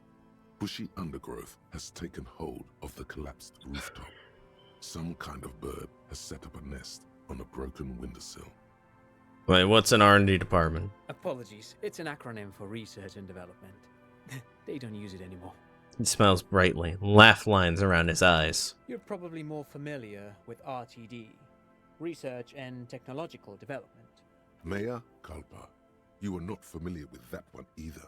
This man is a bookhead. Nerd. I don't think I've ever heard of this failed electrical, even though Kim mentioned it last night. That's not surprising. Only a vestigial ink cartridge and ferrotape manufacturer remains. He adjusts his suit jacket. They started out as a midway electronics outfit in Königstein 2 centuries ago. After an aggressive move to Revachol, Feld became a global player in the emerging personal electronics market of the pre-revolutionary era. Still, Tricentennial was beating them in business machines. But Feld had an ace up their sleeve, or should I say they were developing an ace up their sleeve. I'm mixing my metaphors here. He gestures towards the building and grins. What was that, Ace? It was here in Martinez, possibly in this very building, that they developed prototypes for a tape computer. A tape computer. An elegant folding mechanism of rollers and Ferrotape ribbons, portable enough to be a take-it-home solution, revolutionizing business machines, possibly even bring them to the average consumer, which is a feat of engineering even today's giants, Rehm, ICN, and ZAM, haven't achieved yet. He grins, admiring the sentence he just produced. He assumes something like a combat stance, facing the wall. What happened? Indeed. What? The revolution! The boy wipes his nose on his sleeve. Unfortunately, their moonshot project never made it to the market. Feld's move to Revachol backfired. The revolutionary government liquefied their assets and expropriated those very advanced prototypes. Possibly from this very building, or one of the adjacent ruins. He pauses. Going to the other building. Then continues. All of this was built by Feld, even the boardwalk. Wild Pines built Martinez proper as a resort for their middle management. Feld built this side of town for R&D. Middle management. Middle management. You're saying Feld Electrical built this boardwalk? Look under your feet. Yes, they even built a pleasure wheel, but that got destroyed in the war. A pleasure wheel? Lieutenant looks wistfully at the horizon, as if picturing gondolas rising to the sky. Perhaps reminded of a childhood memory. It's clear he would prefer there were a big wheel, lighting up the coast. Yes, to lure in their star engineers. This part of Martinez was nothing but reeds before Feld arrived. They had to make the prospect of living here attractive. It was supposed to become a global center for innovation in cybernetics. But history had other plans. What happened to the engineers, the company people? Oh, I'm afraid it didn't end well for the boys. But this story is a bit too dark for little Mikhail here. Now, if you were to ask about tape computers... He smiles again, as if he's somehow personally responsible for this bleak turn of events. That's the professor. He means that the boys got shot by the communists. The boys were bourgeois. Let's not. I mean, you can do it if you want, but I personally wouldn't want to do it. Tape computers, right. Tape computers. Nods, wind tussling his suit jacket. What do the revolutionaries do with the advanced tape computers? They used them for military communications. Nice. But also to write and send out press releases. The most notorious example being Le Decret de Mars. He says, while his son looks up, idly chewing on the corner of his Verm-themed coloring book. What was that? What's the Mars Decree? I mean the radio transmission sent out to news agencies and world governments by the newly created Commune of Revachol on the 7th of March in the year 02. A short-lived legislative foundation for a short-lived utopia. It's a beautiful piece of text, actually. A singer-songwriter I know, Charette, called it a love poem to Revachol on her political concept album, Bombessier d'Insolente. You should read it. Every local library in Revachol stocks a copy of the decree. I tried to get Mikhail to memorize it. Tried to. Someone was much too interested in worms to be paying any attention. He looks at his son, who starts giggling, his face behind the book. His face hidden behind the book. The kid takes a peek at the green and silver worm on the cover of the book, already forgetting about this part of the discussion. Dragons are cool. They are.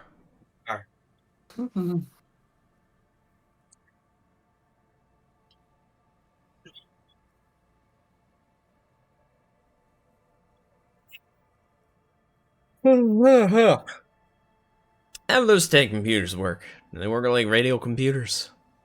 Actually, no one knows. No one even knows what a computer made entirely of tape would look like. But word has it, they were very elegant, exquisite, alien-looking turn-of-the-century hardware. He raised his finger, remembering something. Buckle up. 10 years ago, I did a little freelancing, I guess you could say. I was a special consultant for an exhibition at the Wompty Dumpty Dum Center in Vredefort. Wompty Dumpty Dum. It raised the same questions, and we had lengthy discussions with Paul Ockerman, who was head curator at the time. This was before the twins Keith and Guy Hughes joined the team. Trying to... He did it. He said, Wumpty Dumpty Dom Center, like it's the most natural thing in the world. Yeah. What the hell is a Wumpty Dumpty Dom Center? And who the hell? But it's like, what the fuck's happening? Okay. The Wumpty Dumpty Dom Center. Paul Ackerman, Keith, and God Juiced. What are you talking about? The Wumpty Dumpty Dom Center for Contemporary Arts. It is again those To, words. Lagerman's notion of memory, and so there were some parallels. That's why the head curator, Paul Ackerman, chose to... You're making this up. Turn to Lieutenant Kim. Is he making this up? In fact, I'm not. The Wumpty Dumpty Dom Center is a place you can visit if you're ever in Vredefort and are ever in the market for an exhibition space / contemporary art research center.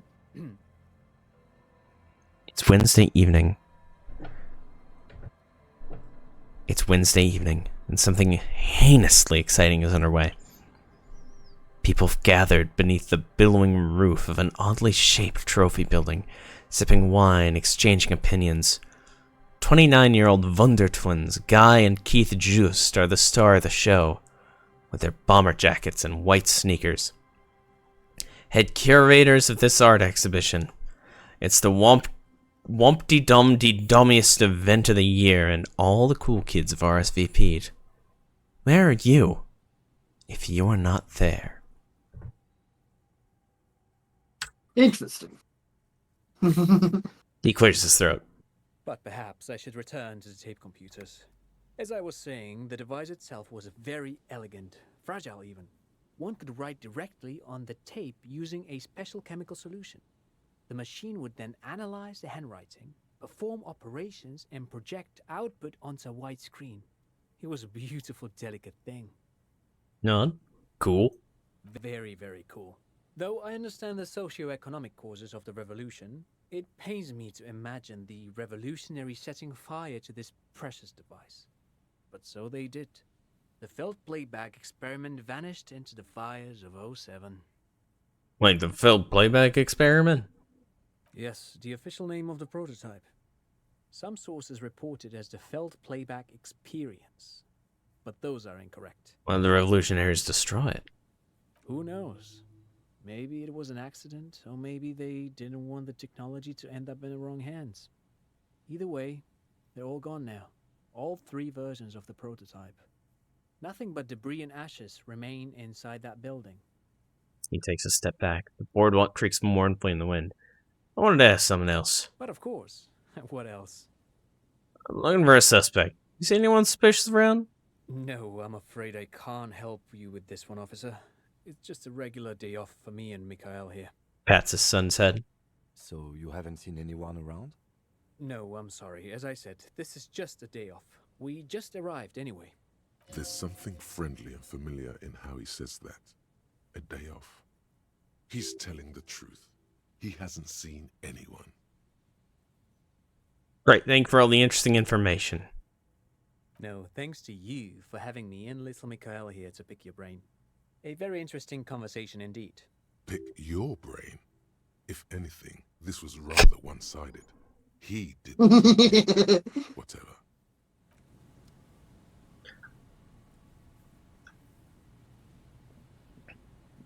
You see, a slogan used to intertwine with the loops a long time ago. Now, only a shadow of peeled letters remains. It says, tomorrow is just a whisper away. Step closer. Above the mural, a collapsed roof, broken windows set in walls that are cracking and will soon also fall, and the coastal breeze rustling and sighing in the remains of the edifice. Feld Electrical, you only know them as a small company that makes ink cartridges. Looks like they use... In Wikipedia, you're a bit behind here, buddy. There's something in the wind. Sometimes the only way to go forward is to fail first. Why do I feel like I know this place? Indeed. Somehow you knew it was here. Because I'd been here Urban before. Ruin, gutted by looters that once used to consume money and dispense warmth and light. Could Ruby be in there? In there? She could. Or she could be in the identical room over there. Or in that boat shack. In that church tower, maybe. No, Kim, nothing is in that church tower but the end of the world. Why single out this one building? Oh! Found the empty trap. Reconstructed. No, can I read the whole thing? Sorry. Okay, you can put the shivers on. Then we give you the whole thing. Yeah. Shivers. Shivers. Shivers.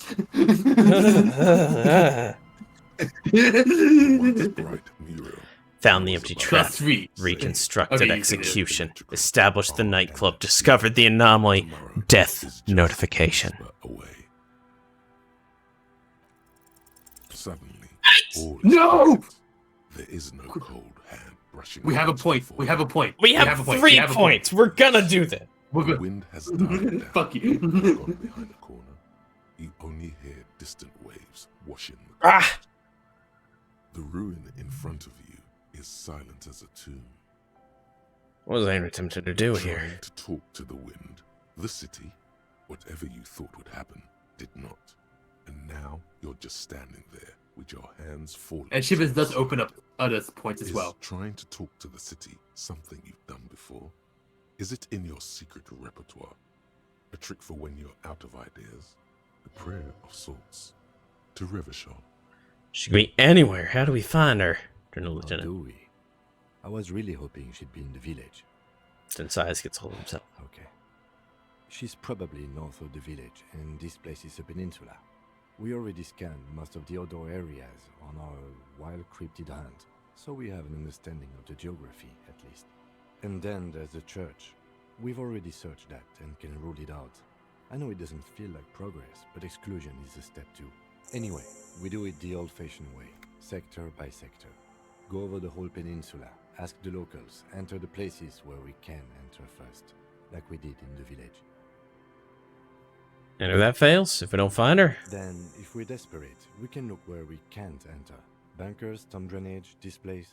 I'm sure it won't come to that. he looks behind him at the dark red box crumbling across the chasm. Walk the coast, the old boardwalk. Point.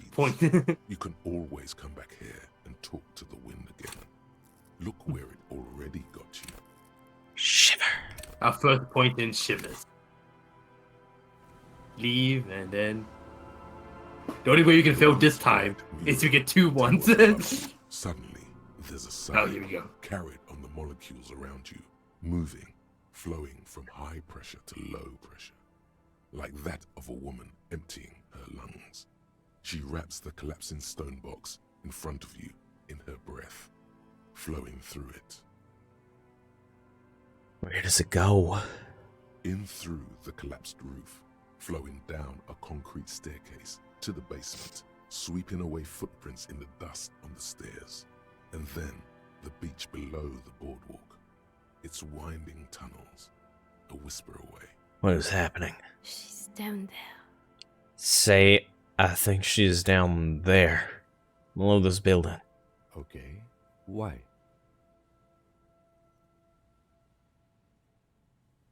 I mean, look, the wind told me. So, how do we get in there? The doors were on the collapsed side of this building. They're gone, basically. There's a ladder next to the sign. Point to it. Maybe we can climb it, enter through the roof. Perhaps you can climb them. We are not climbing anything. I'm 43 years old, and I plan to live to see 70. Okay, back him. See you later, we're gonna climb. A rusty ladder leads to the rooftop. Some of the rungs are missing. This can only go well. Yeah, that doesn't look good at all. Assess the situation. The distances between the remaining rungs are rather wide. You'd have to use the mounting brackets. However, they seem corroded and the peeling rust is razor sharp. In addition, the first rung is going to be tough to reach. It's what, 3 meters above the ground? And you're 180? 180 seems about right.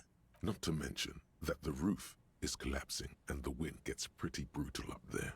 Dismounting from the ladder is going to be hard. Perhaps if you want to not climb the ladder. Instead, astral projection. What if I don't climb? About this. What if I just teleport? Teleportation is not a thing. Seriously, you stone-faced. It won't hurt to try. Oh yes, it could hurt. A lot. Savoir where. Teleport to the roof. We must have some overflows. Ah, more Really shivers I could have gotten. Shit. Well, okay.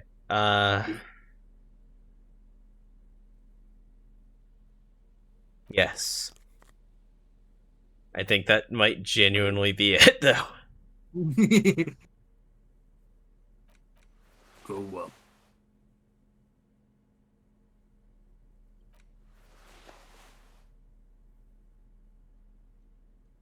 And now we're going. Wait, the pants. The pants are good. -1, yeah. Truly worst time. Okay. Damn it, I could have put that on for Renee. Yeah, this is the problem now. We have so many clothes, we're missing stuff.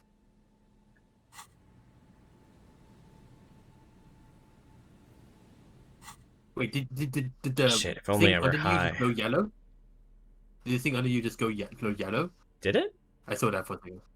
When you moused over it. You could... Well, hello. That's drinking! Someone seems to have found himself a bottle of alcohol. Oh no, you. What a solid can of mass-produced piss water. Well over 10%. Discontinuing the same though. I think we already saw this and we said no. The gods of mass production have made this No, I'm not doing it. Yes, it's merciful that way. Not fuck off it. Yeah. Where's the speed? Oh, there's the speed. It looks very similar. Ah! The alcohol is consuming. Okay.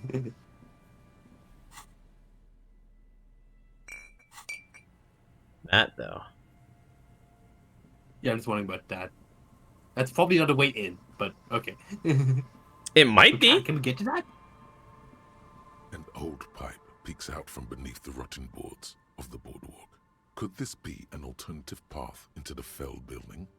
I'm not trying back to that. Actually, Your eyes slowly begin to adjust to the darkness inside the drainage pipe. The lieutenant looks over your shoulder. What's in there? An ordinary drainage pipe. Darkness. Okay, what else? As your eyes adjust, you see some trash. Crumpled up newspapers, cigarette butts. Someone has half-heartedly spray-painted skulls on the right side. And nothing. Broken glass from bottles thrown against the walls of the pipe. A syringe. Get into the filled building through this pipe. Given that this isn't a martial arts thriller, it's highly unlikely, and not without risk to our health either. A grin flickers across his face. However, the pipe suggests there may be an entrance to the basement around. Lieutenant pushes aside the reeds and looks around. The lieutenant's face lights up. He doesn't usually notice these little things. And it's right here. A maintenance door. Nope. Let's try that. Points to a rusted metal double door to the right of the pipe, obscured by the reeds. Here's the thing, right? We do have physical issue. We don't know physical instrument stuff, right? We have the armor. We do. We have a Heimdall shirt. Wait, that's paint shirt. My bad. I keep forgetting. This, though. And this, actually. Oh, damn it. I forgot, yeah. Okay, maybe we don't have enough physical instruments. It's all the same. However, it's prying it open, so tools might help. True, it can help, yeah. Double up. Double up. And I don't think we have anything else physical instruments.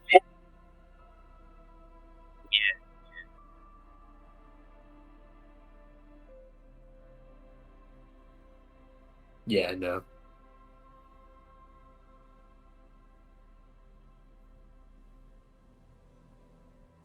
We can dual pay, but you can't do physical instrument stuff.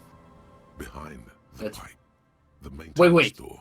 Rustic, you and the lieutenant Okay, lean all it's all your good. weight into pushing the doors apart, but you're not quite synchronizing your efforts. They slam shut again before you can enter. Let's take a breather and try this again later. It's very tough. Well, sorry, Kim.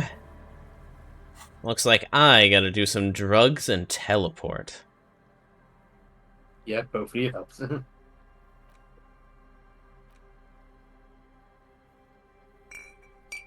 speed. And now we also need what was it, Sabrofare? Wait, the only thing we have is glasses, so it doesn't need. Yeah.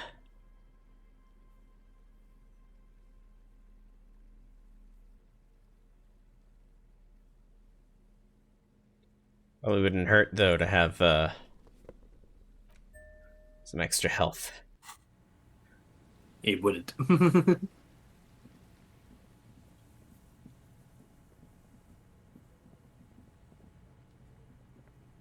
The rusty ladder leads to the rooftop.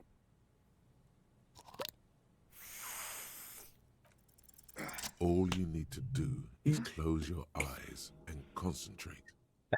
Darkness enfolds you. You can feel the distance between the bench and the first rung of the ladder. All you need to is... Knew it. Zoot, zap, pow, crinkle. It's like magic. You feel yourself disappear, your atoms fading out of existence. Oh my god, I can't believe it. Bam! You find yourself on the roof. You mastered the art of physical displacement. Don't gloat, just stand there like a Samaran master. You know, for the record, you didn't teleport there. You just climbed the ladder with your eyes closed. The wind at the top of the building starts howling loudly, blowing away the lieutenant's voice. Faintly you hear. Never mind. Find a way to let me in when you get inside. Don't go adventuring with a backup, especially if we think the suspect may be hiding here. Okay, find a way in and then get to Kim.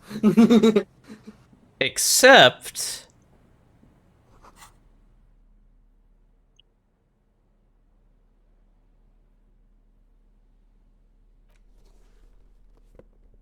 You know what Kim with you? Maybe not, you know? Maybe not.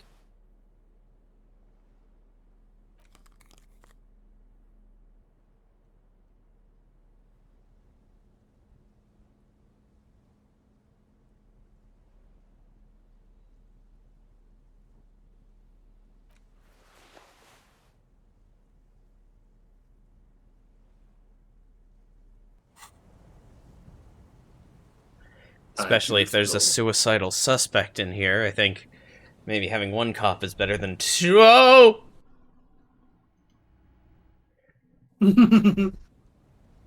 Stones fall. It's a long way down. Fuck, that was not worth it.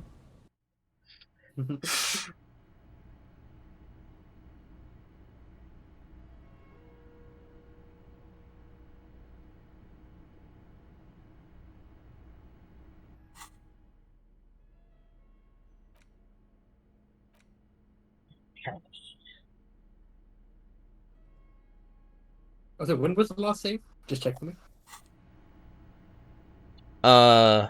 Just now. No, like a last manual save. I mean, it's fine. You can still quick save.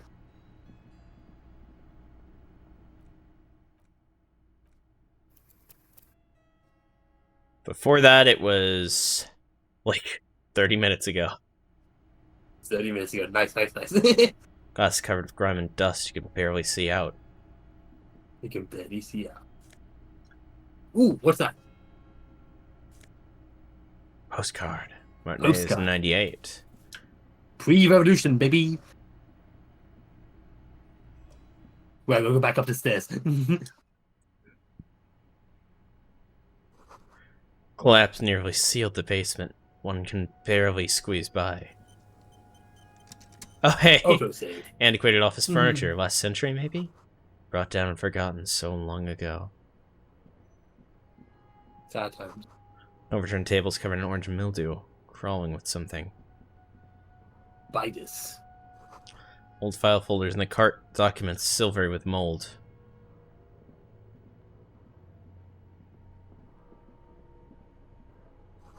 Series of thick, dusty panes of glass. This isn't just glass.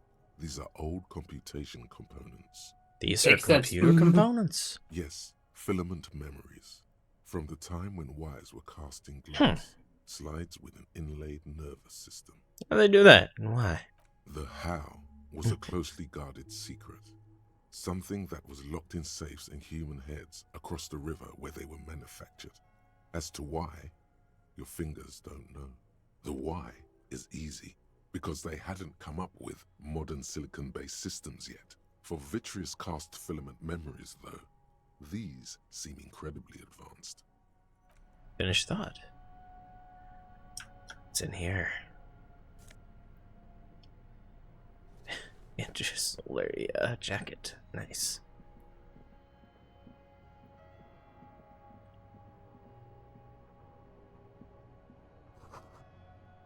Beam of light. And the beam of the flashlight, a crevice in the wall. Stale fabric, someone dust. No one slept here in months, maybe years. Pots and plates are full of dust and spider webs. Revolutionary propaganda on the bunk bed. Ancient flyers and brochures. Same slit window you saw from outside. Could this have been the killer's hideout? And this narrow window, the point of origin of the shot that killed the mercenary? This does look like an embrasure, a slit made for shooting out of. Outside the window, the day is clear, and as mild as can be in early spring. Peek out. Wouldn't this have been a good hideout for a sniper? It's a good place to hide, but doesn't look like anyone has stayed here in a while. Is it feasible to hit a target in the whirling in rags from this window? No, it's not.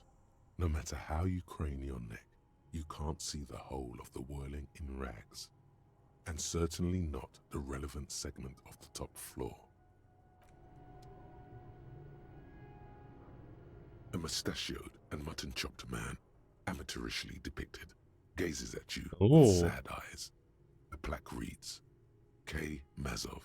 There is a spider web in the lower left corner of the portrait. Brush the dust off the portrait. Years' worth of dust is shaken off. The full head of hair, matched by an ample moustache and sideburns, look a bit silly. Looks a lot like us. Just with no beard. Someone crouches, heels digging into wet sand. Hands sweep across the sand. Grains sticking to the frayed skin of the fingertips. An old man sits on a slab of concrete and taps his fingers against the glass of a scope. You shudder.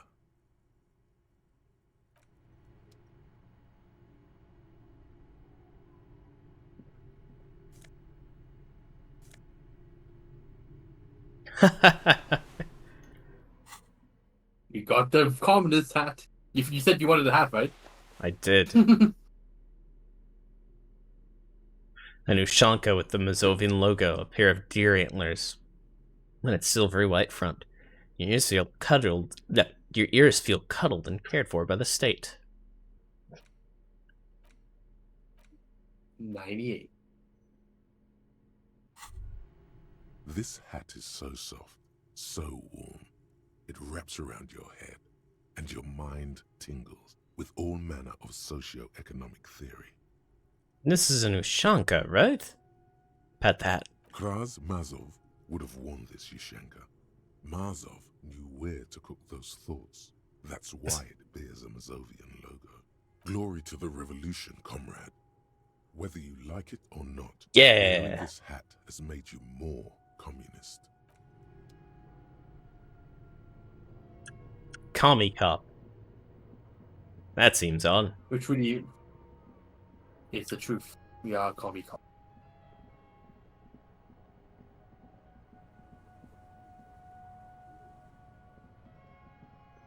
You want to talk to Kim? Nope. Okay. Deary me, I didn't see you in there. Footprints in the sand. One of the souls appears more worn than the other. More worn than the other. Something in the air. An unnatural buzzing. Tunnels collapse. You'll have to find another way around.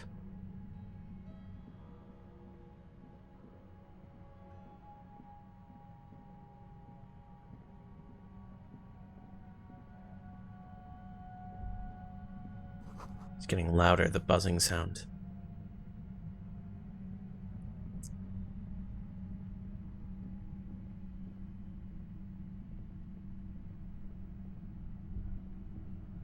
Concrete pipe buried in the sand and dust. It feels Strange.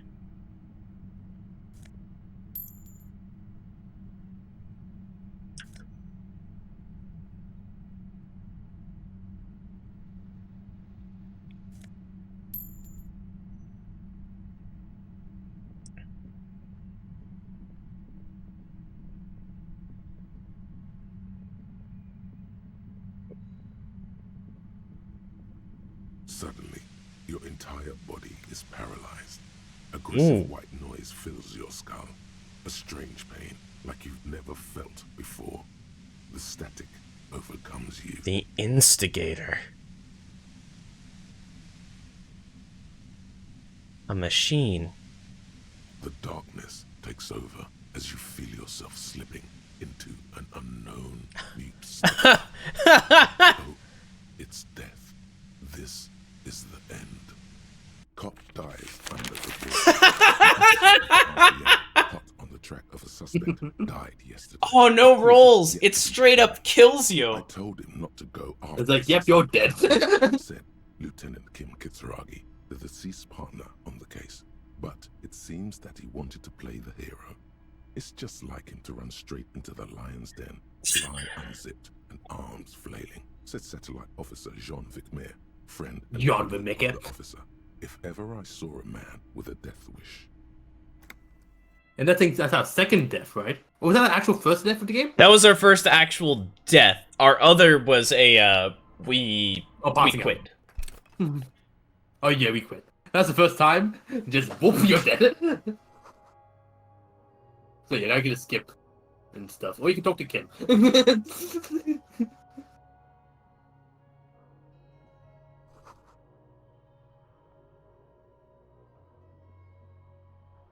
He did say, he did warn you to not confront the suspect without him. He did. He did. That's because he's smarter than me. I mean, your logic was correct. Like, if this was like an actual suicidal suspect, it would be smart to confront her with only one person. You just had the wrong train of thought. That's easily die. Yep. Some type of fucking death machine that just kills you.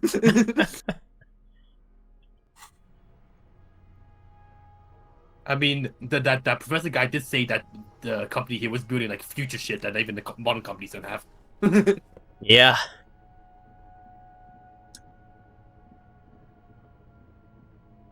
Time to be communist again. I see the light.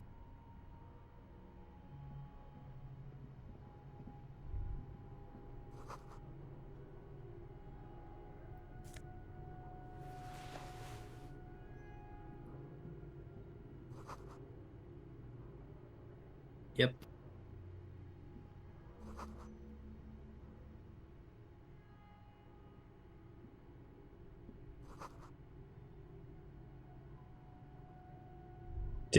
Do I not get?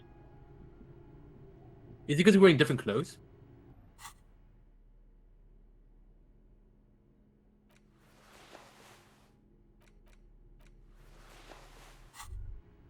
This hat is so Kraz, glory to the a mustachioed and mutton years. Someone crouches. Odd.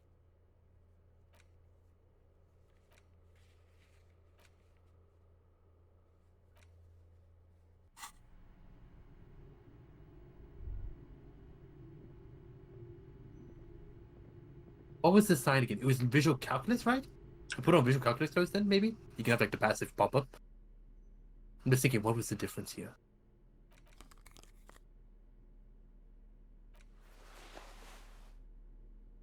It was visual calculus, right? It has to be. I think, right? That's visual calculus or maybe logic as well? I don't know.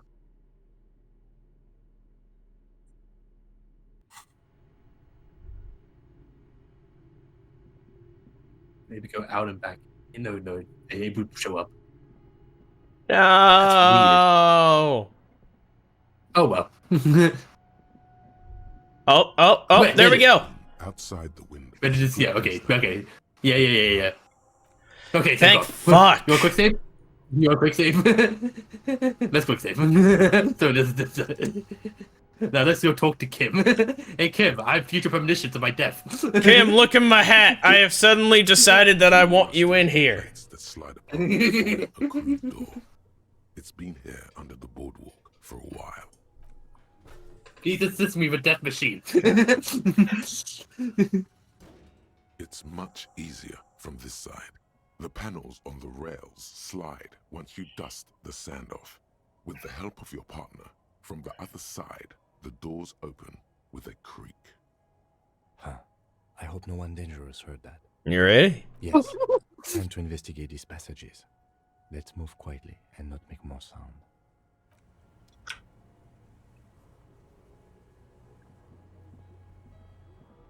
Without two heads.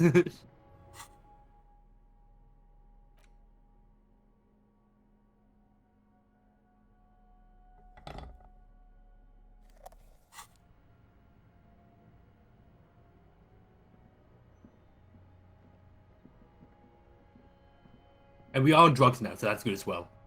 We were on drugs last time, though. How many drugs do we need to defeat a death machine? Also, yeah, that was a hint as well that she was here. Is the you probably knew, but like the odd soul.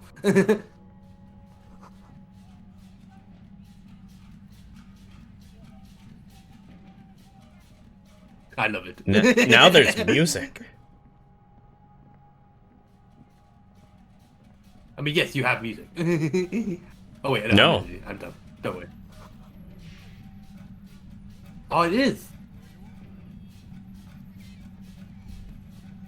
There it is again, like a swarm of hornets buzzing under your scalp. A strange tingling you can almost smell. Lieutenant, do you feel something? No. What do you mean? Pain. A strange thing. I don't feel it, but we should still be careful. There were footprints back there, and I'm pretty sure they were fresh. I saw them too. Footprints with the rat so worn smooth. Looks like our suspect. If she's in here, we need to plan our next step carefully. What do you mean? Once we detain a credible suspect, who knows what the Union and the Wild Pines will do? We'll set in motion events we have no control over. You will upset the balance of power in Martinez. The deadlock between the company and keep calm. And the Union Go State over Office. the whole situation in detail.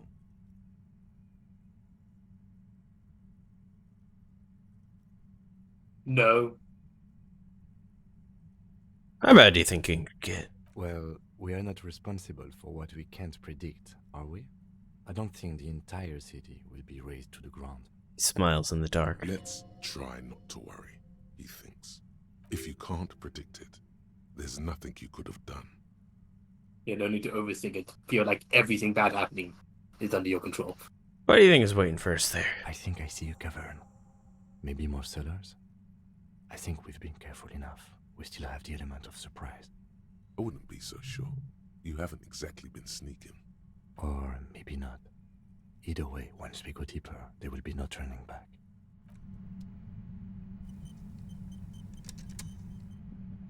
Let's go. Suddenly, your entire Death machine.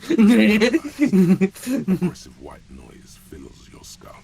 A strange pain, like you've never felt before. Through the static, you hear a woman's voice. It's like 1,000 radio stations are being blasted into your head all at once. But her words are the only ones you can make out. I know you're feeling pretty uncomfortable right now. Don't move too much or fight it. That'll just make it worse. Says the shadowy figure by the machine. Good thing you have drugs. Can't say it's a pleasure, officer. I was really hoping not to make your acquaintance. But here we are. The voice coming through the whirlwind of pain is not malicious. She doesn't want to hurt you, but she has to. You killed us in the previous timeline. Hurt you. Sent all into your ear canals. Wait, no, not even your ear canals. This is going directly into your neural pathways. Don't cover them. That's an awful decision. Why would you not want to shield yourself from it? It's an entirely new type of experience. Way worse than all the previous ones. Don't focus on the pain. Focus on doing your job. Tell her she's under arrest. Okay, Felician. You're under arrest! Really now? Check this out. She turns the dial in her hand. You're overwhelmed with a new Oh god, we have enough drugs here? Are you gonna... Feels like a blood vessel exploded in your brain.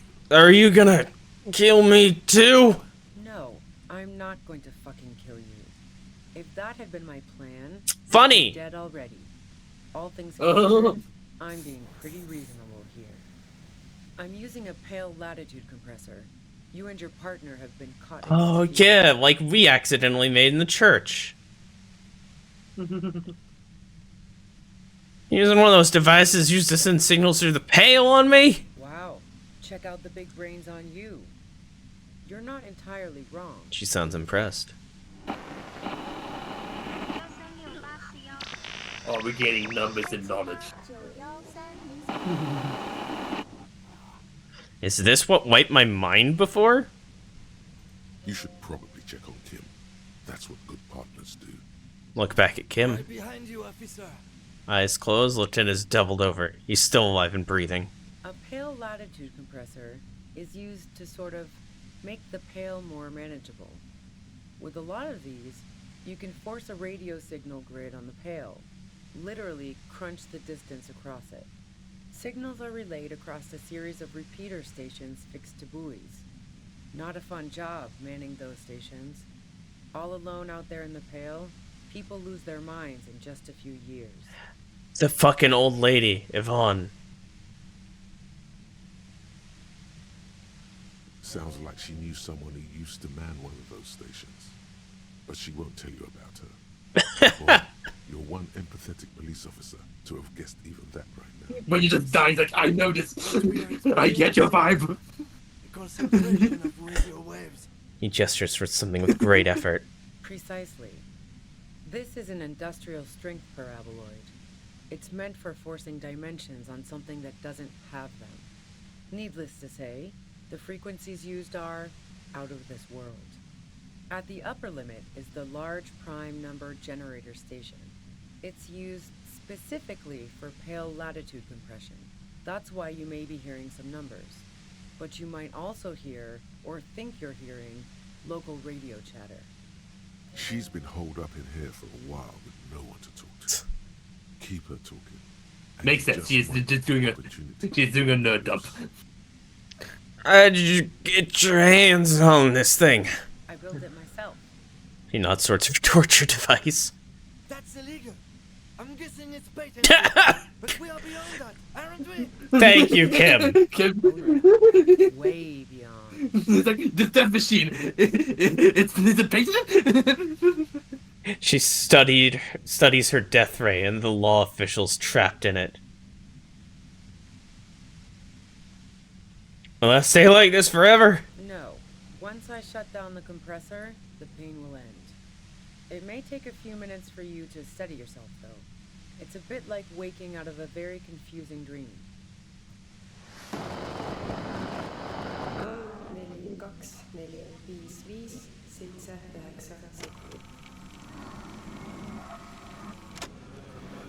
You don't have to listen to it. It's just like vibes. It's just vibes. I like it though. Yeah.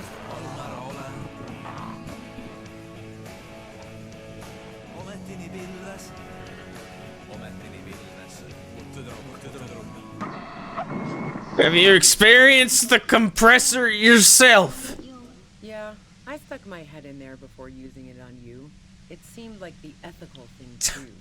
Can't say that I enjoyed it. The field was weaker, but I can imagine what you're going through. This is all great. Let's talk about the man who's killed. Yeah, let's not talk about that shit. You were hunting me and fell into my trap instead. That's all there is to say about it. So she thinks of you as hunters, not cops, and of herself merely as prey. Please, could you just turn it down so I can ask you something? Move on. If you've got something really important to say, you can do it through the white noise.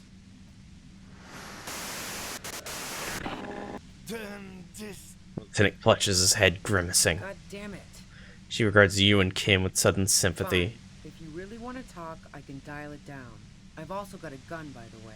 She steps reluctantly out of the shadows. The pain The gun lessens. she's carrying is a 2-barreled front loader, not like the murder weapon. Well, it doesn't feel much better, but you can form sentences now.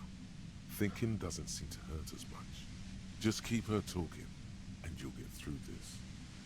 There's only 3 meters between you and the machine. If you keep her distracted for long enough, maybe. Be careful when you make your move. That'll be it. Work with. Work with. How'd you know we were coming? I heard you in the passages, and I've been preparing for quite a while. Hiding bullets under floorboards? So you found my shack, huh? I'm not surprised. Her tone is bitter. She thinks she's been betrayed. She didn't rat you out, by the way. Isabel, a washerwoman. So nice. That's one Smiles a knife little I smile. didn't want to find in my back. Preparing for the worst? I was. Before I caught you in the pale latitude compressor. I'm fine now. That's her admitting the bullet was an emergency exit. It was dark in the shack. The waves outside had calmed down. She looked at the loaded gun. Then she cracked the barrel open and took the bullet out. Not today. Did you shoot Lily? No, I didn't do it. I only helped stage the lynching, though I doubt that makes much of a difference to you. Who ratted me out, by the way? Was it Titus? No, he wouldn't have broken first.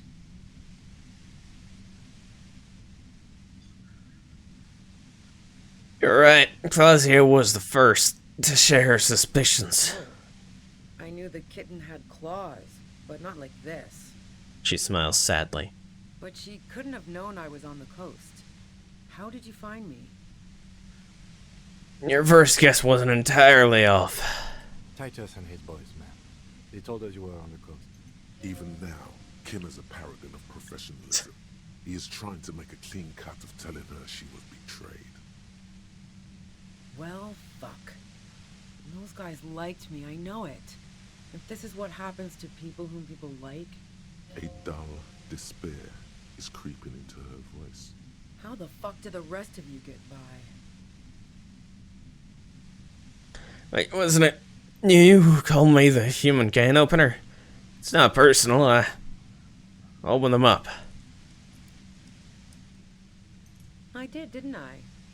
Now you've come for me. Pfft. Fuck them all the same. That did make her forgive them. A little. I do it that.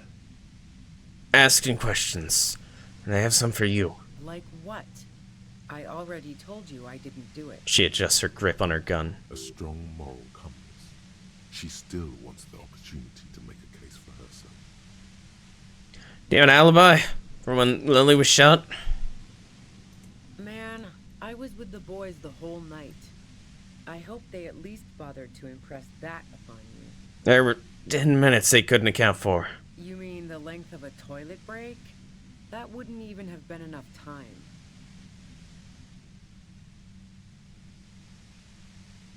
Our investigation has shown that 15 minutes was just enough time to commit the murder. Wow. Now I'm curious. Please, explain. Wait, pinball much? No. Not since I was 14 and hanging out in the only diner in Dardun. Haven't been into low-risk, no-reward games since moving to the city. Why? There's some mysterious pinball machines and pretty mysterious rooms in the whirling. Yeah, and probably some ghosts from the time of the suzerain. I'm not really interested in supernatural mysteries. Elevators. Do you like elevators? The fuck do elevators have to do with anything? Do you or don't you? Not particularly.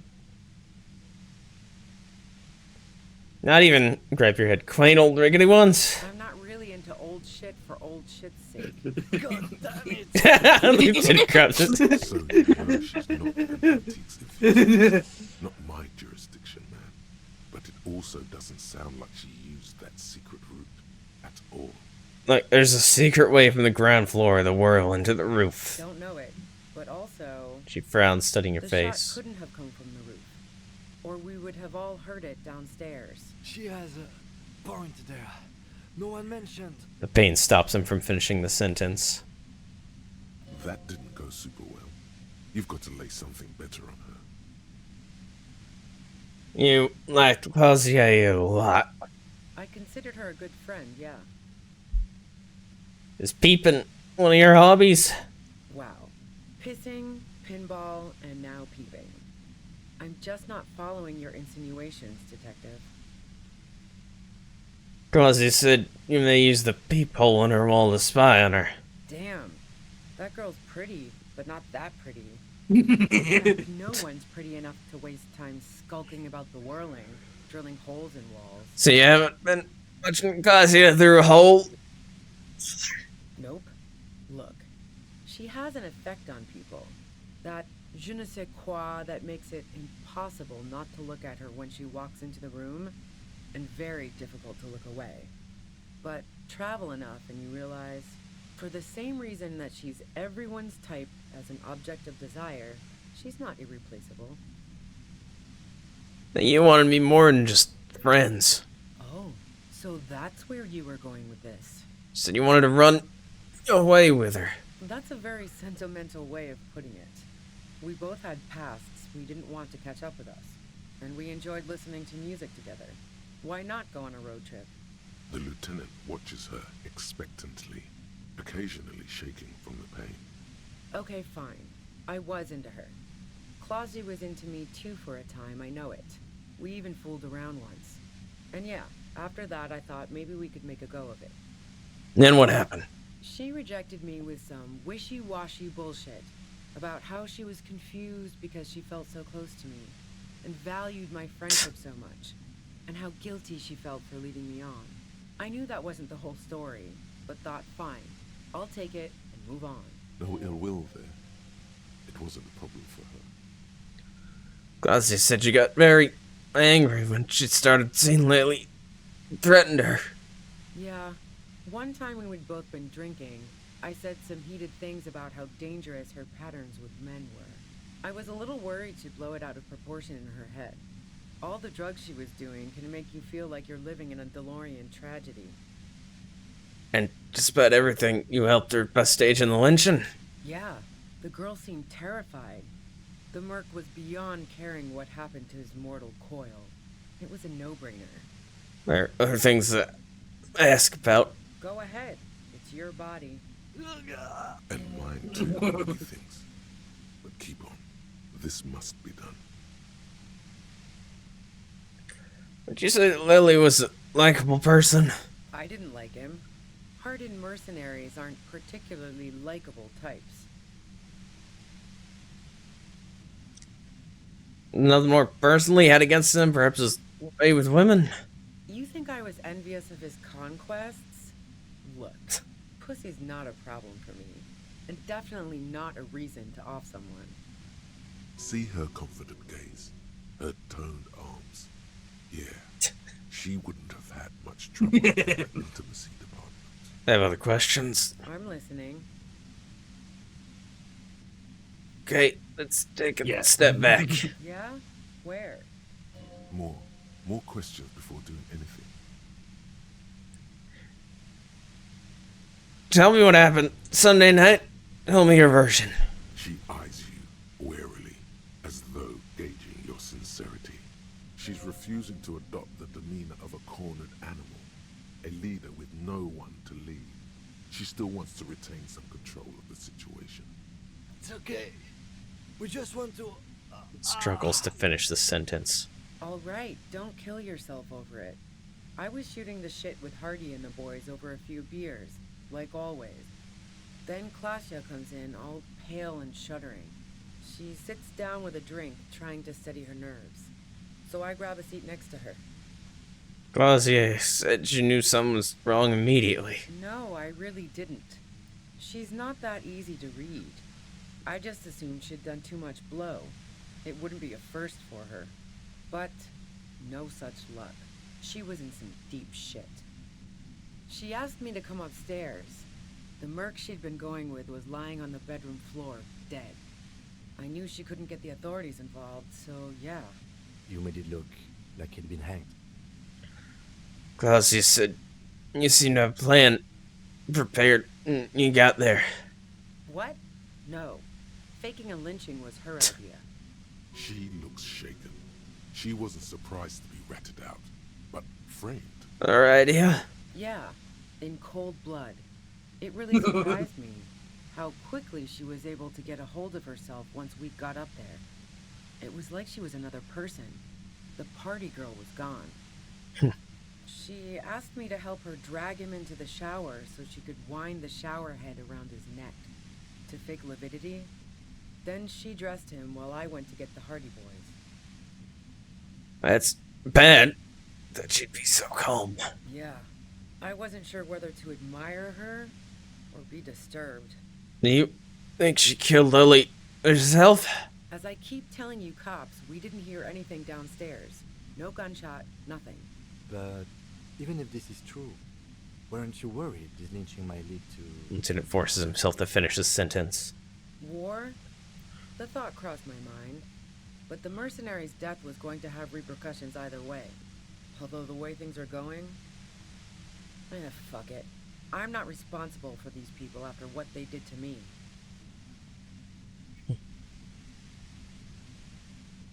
Who killed the merc if it wasn't you? How should I know? As I keep saying, he already had a bullet in his head when I got to him, and there hasn't been any useful gossip over the radio. Those rings. It was her. Her tired voice. She's been staying up late, listening in on the conversations crisscrossing Martinez. Police radio? You've been following the case? Who hasn't? You know, I can still see him there, in Clausia's room, lying on his side. He was still warm, but the bluish light coming through the broken window made him look as though he'd been dead for a good long while. If you didn't kill him, why hide? I saw you roll into town. I wasn't about to stick around for questioning by a goddamn La Puta Madre agent. That strange, distant fear is getting close now. It's a fear of yourself. You mean La Puta Madre agent? Yes, you. Everyone says you're his peon, his human can opener. Through the sudden sharp pain in your head, you hear the lieutenant mumble something to himself. Fucking hell. And why? Especially bad suddenly. Felt like a vein exploded. Does everyone already know this? Everyone in Jamrock. The cops, the criminals. Why do you think I'm holed up in here with a goddamn death ray waiting for you?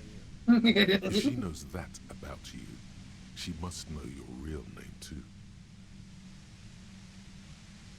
Tell me, what's my name? If you know that about me, you must know my name. Harry Dubois. One corrupt Not his real name, though. with the disco pants and a fucking tie. Agent to La Puta Madre. I don't know. Sounds pretty convincing to me. I'm no one's agent. I don't even know who La Puta Madre is. Right. Sure. You don't know. I'm sure I'm supposed to know, but I lost my memory recently. Yeah, sure. I'm sure La Puta Madre himself will explain it all to you soon enough. What did you do to this Madre anyhow? Anyway. You know what I did. I fucked him over. And now I have Harry Can Opener in my lair. Fucking Titus. She's not going to change her mind that easily.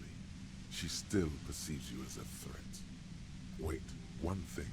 Possibly small, but she said you rolled into town.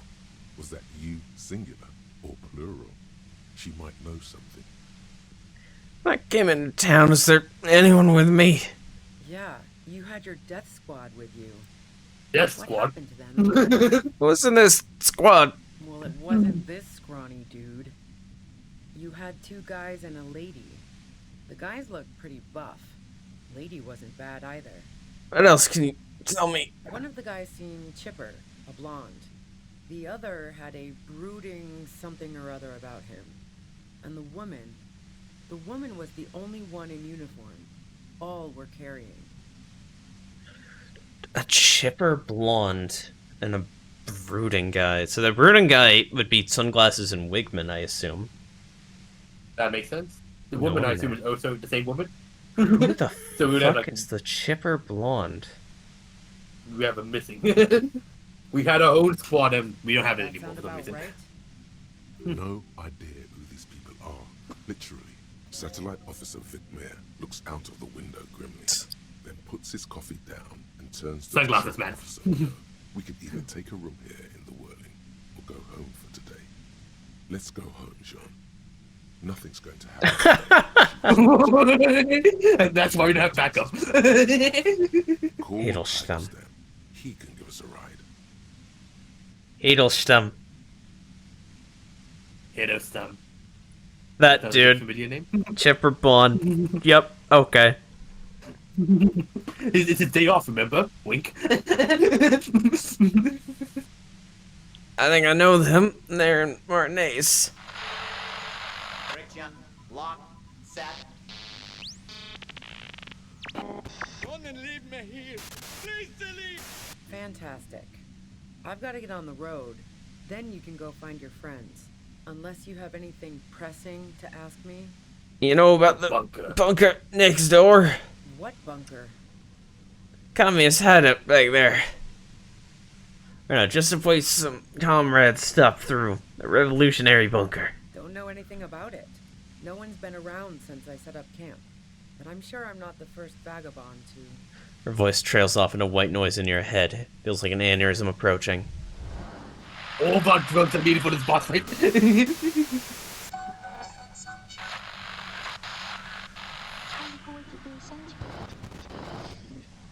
So here's the fun part.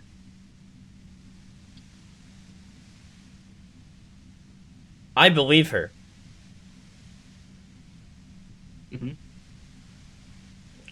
I can't take it anymore. Just go. Don't attempt to destroy the compressor. Glad to have been of assistance. She tosses her head Best of back luck to you, defiantly. officers. Turns down the machine. Revichel's a bitch.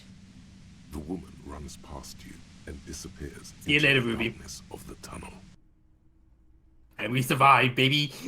Took 4 drugs, but we're here. All things considered, that could have gone worse. What now? Now we have to come up with a really good excuse for why we walked right into a trap. This isn't going to look good in the report. He looks around and points further into the cavern. Her tent. Maybe there's something in there.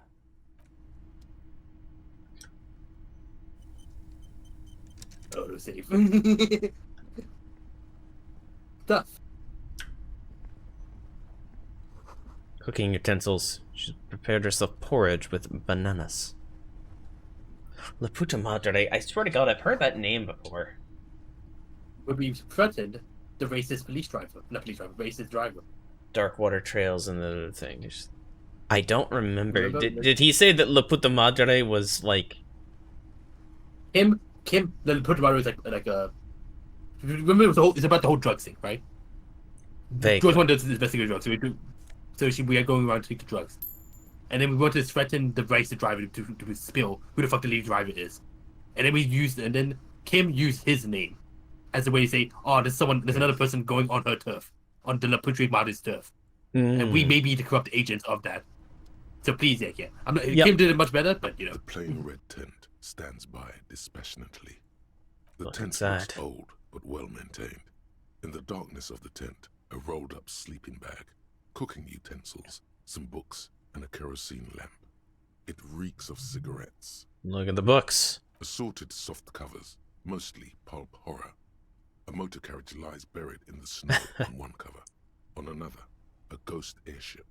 You also see a collection of radio enthusiast magazines. See anything? Lieutenant peeks in over his shoulder, sift through the Radio magazines. Monthly, Journal of Material Science. More Technological Digest. One of the magazines doesn't have images on the cover. It's not a magazine. It's a leather notebook. A notebook. Take it. You pocket the worn brown leather journal. A trusted friend left behind. We should read this immediately, like right now. Yes.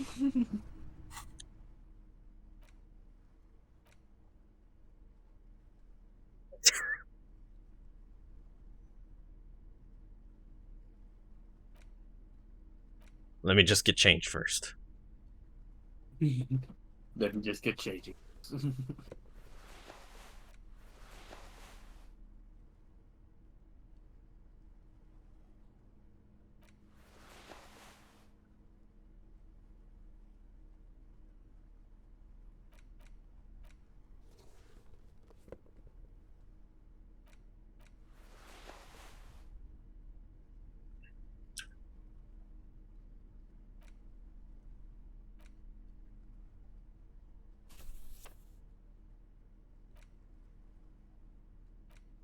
A thick journal. The cover is worn like someone used to carry it around in their back pocket. Okay. Examine the cover. It's made of full-grain leather. The lower left corner of the back cover sports an embossed brand name. Schneller. Schneller. Schneller is a stationery brand from Gottwald, beloved among architects and engineers. She's got good taste and must have taken whatever she recorded here seriously. Unwind the strap. The journal falls open. About 2/3 of its ruled pages have been filled. Study the handwriting. The large cursive of someone who writes quickly and confidently. Flip through the pages. It's a mix of logistical notes, diagrams, and personal reflections, all dated. It's good she left in a hurry. We could learn a lot from this. What kinds of logistics? Hard to tell exactly. It's mostly noted down in code. Looks like contact information, quantities, directions. There could be useful information about local operations in those notes. We have a junior sergeant at my station who's good with codes. I can give this to her after we finish this. What are the diagrams of? Esoteric radio technology. The most recent ones probably pertain to the latitude compressor, sketches, calculations of distance and density. You make out a familiar spiral shape. Anything personal? Short, wry observations of people and places. Probably a way to pass the time on the road. Also, what appears to be attempts to sort through some difficult decisions. There are a few passages with many questions in them.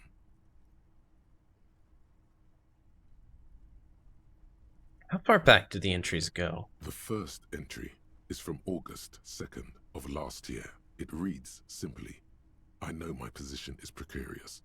All I can do is make myself as useful as I can while looking for a way out. Remember, no one is indispensable. What did she write the day Lily died? Nothing on March 4th. March 5th, though, well, that's bound to come back and bite me in the ass. I'm bad at this. Loyal to a fault. But that's another matter entirely. She is referring to betraying a previous employer. Does this suggest she did it in self-defense? Anything about La Puta Madre? That name isn't mentioned as far as you can tell. Small wonder. Would you talk about La Puta Madre in your journal? You do see an M, though. La Puta Madre. M is mentioned on March 9th and March 15th. March 9th. Great. M's peon is coming to town, no doubt to investigate the lynching. But also, I feel it in my gut to finally put a bullet in my head while I'm napping in my lorry or on a smoke break. Well, I won't stick around just to twist my own neck by constantly looking over my shoulder. Then again, isn't that what I've been doing ever since I got the call? Were you supposed to find her, even apart from the investigation then? On M's request? No, you wouldn't do something like this. This must be a mistake. I wouldn't do something like this. Old Tequila Sunset would, though. He is the ending. It does sound like... You didn't follow through. You should have shot her in the head. This is a coincidence. I would never kill people for a mob boss. The thought steadies your nerves. The journal stops shaking in your hand. Read the entry from March 12th. Been holed up here for 3 days now. I'm used to being alone and all, but I don't know when I'll be able to leave, or if I'll be ratted out. They will rat me out, of course. I've made it a point to believe in the best in people, the boys, for example. But experience tells me, did M feel truly betrayed by me? I was feeling threatened. He'd have to know if he threatened people, they'd take measures to protect themselves. Even I know that. Economic measures, first of all. Gotta make a living, right? I can still hear his voice in the receiver. Taste the plastic. The entry ends abruptly. That must have been one hell of a conversation. What's the most recent entry? Include with journal. The most recent entry is from today. It reads, even when I leave here, if I leave here alive, what's my next move? Staging a lynching is a crime, even if I'm not accused of murder on top of that. Forever on the run. Not really my idea of the open road. Man, I was really looking forward to winning. It looks like she might have been framed. Lieutenant taps on the page. That would be a first, or a fourth. But who's counting, he thinks. Very rarely does anyone actually get framed. Chiamami really la puta madre, agent. No, I don't think you are. Ask someone in your precinct if you want to be sure. Who is la puta madre? The head of a major Jamrock gang, specializing in drug production and trafficking. A very bad person. She didn't do it, then maybe it's good that we didn't catch her. I wouldn't go so far as to say that. We have other reasons to arrest her. He frowns. Besides, I'm not sure her life as a fugitive is going to be much better than Weda's. Especially if she has problems with the Madre. Then who do you think killed the merc? Classio was the one who pointed the finger at Ruby. Perhaps she was trying to steer us away from herself, or... Well, no one heard the shot. Maybe she had an accomplice. Either way, we need to keep an eye on her. One thing is for certain. We have business back in the whirling and rags. Questions to ask. We should get to it. In the whirling to rags. Fuck that. Well, what? Oh! Cleaning out the rooms. Cleaning out the rooms. What if you didn't lose your memory? What if something in Martinez came and stored it all away, for you to slowly open one box at a time, so you can choose which parts to keep? Keep almost none of it. Only the flowers on the windowsill. Only the distant sound of a radio. Lose all the actors, the dark shadows. Leave only the still lifes, the blissful distant wash of waves. If everybody knew, you never did. She'll be coming soon. That is all. Oh. Well. Wake up in a new life by the seaside.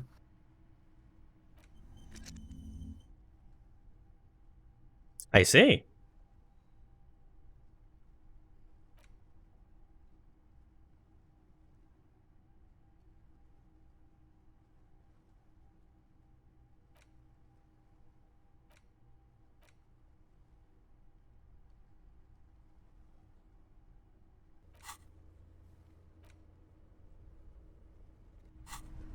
You go to Quad Station and say, "Are we corrupt?" Yeah! Health recovery.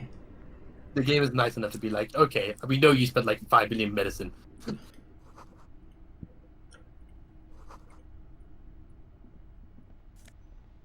Okay. Money, money, money. So, I think I'm gonna... Want to go on for a bit more. Okay. Let's return to the whirling and rag. Should we? And after we return? Because I wasn't planning on it. We should. You should take out your flashlight, huh? I'm sorry for being a bit backseaty, but for pacing and content reasons, we should go back to the whirling and rag.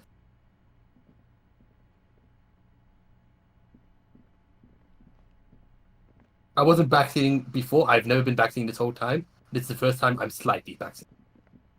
And trust me, yeah, I won't say anything more. Alright, well. If you're willing to backseat, I assume it's important.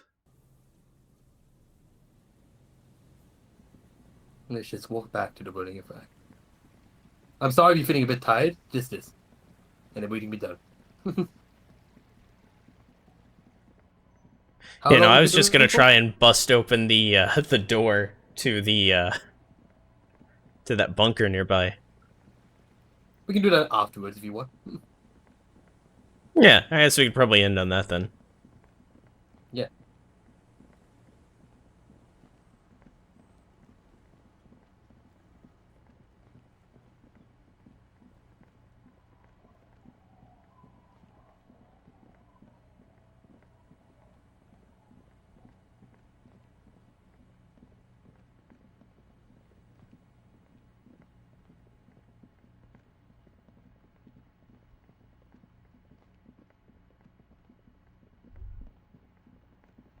Stop. Now. It is time. Oh shit.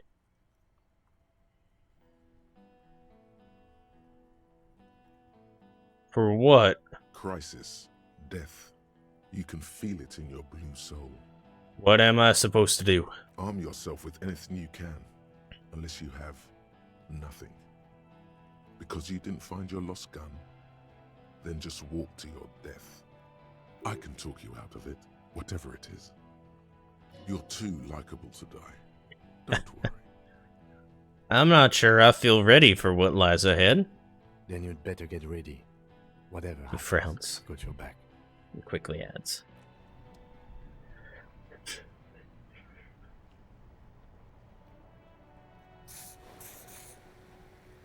So is that what you wanted to show? You want to continue? Do you suggest that I do, or would this be a good cliffhanger? We should go.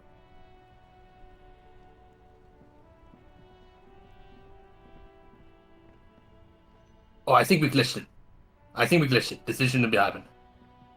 You clicked the point a bit too late. I'm all out of shits to Okay, do, here we are. loincloth. Welcome to the fucking reckoning.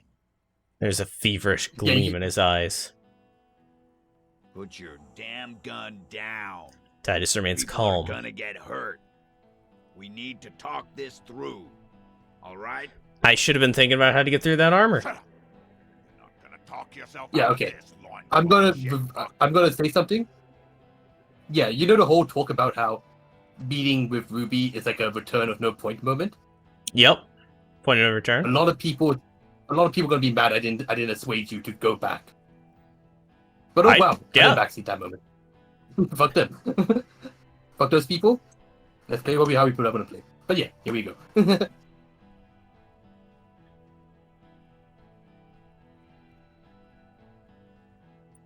what's going on here? Didn't raise his left hand. It's a misunderstanding. Nothing irreversible has happened yet. You can just return to your unit and forget all about this. The Kipt is merciful, willing to spare us if we just forget about our murdered and humiliated commander. I think we should just kill everyone, Corty. Oh shit. That's the same accent as Kuno's friend. I forget her name. Yep. Same slur and everything. Mm-hmm. You are all drunk. These aren't modern age people. Come to your senses. Oh, very short, sorry. You won't gun down 7 people in the middle of the street. This isn't a frontier town or a jungle outpost. Are these Madre's people? No, not Madre. I meant her. They're mercen. Don't worry. Like they're not. They're not from here. They're not from Mersham. Yeah. She sounds very sure of herself. Easy, Lizzie. His voice is almost Let gentle. me handle it. I know guys like this. I'm sure we can come to a peaceful agreement. Ain't that right, fellas? Peaceful. Sounds like the armored figure is weeping. Fuck. There are 3 of them. I was hoping there would be less. Lieutenant points to the helmeted figure. The lieutenant is genuinely worried for his life. You should consult him before getting in there. Big one is the damn scab leader. If this turns into a firefight, we should take him out first. He nods. A sound strategy. He's the leader. What do we do? My plan is not to get killed, but we have to intervene. Stop! This is the police! Get lost, comedian. You cops had your chance. Now it's fucking time for some justice. He licks his lips, waving his gun at the crowd. Losing his balance for a moment, he staggers backwards. I think he's calmed down a bit. No, he didn't. He's about to open fire. Oh my god.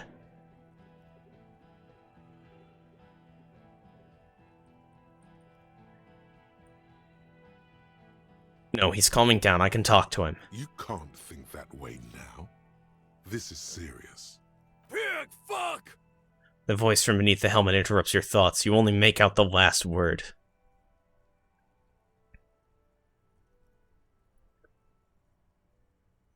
Easy now. No one needs to die here today. No, you know what? Say nothing. Cross your arms. You. Hortner turns his bloodshot eyes to you. You're probably gonna get killed too. I think I'm gonna kill you. I didn't think I had it in me to kill a cop. To your left, you hear the lieutenant cock his gun. No one is going to kill anyone. Let's just put the guns down and talk like civilized human beings. With a wordless gurgle, the killer loads his long rifle. The leader gives a small nod to the helmeted man.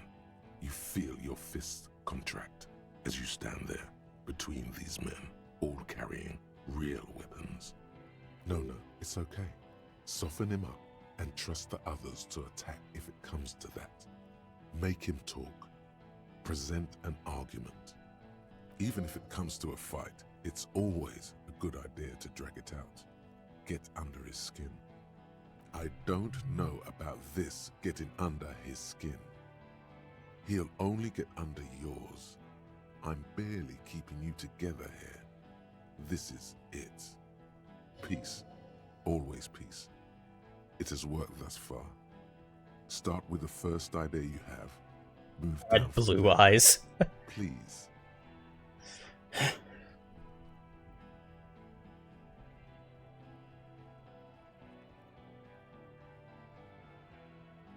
Oh, that's why Joyce left.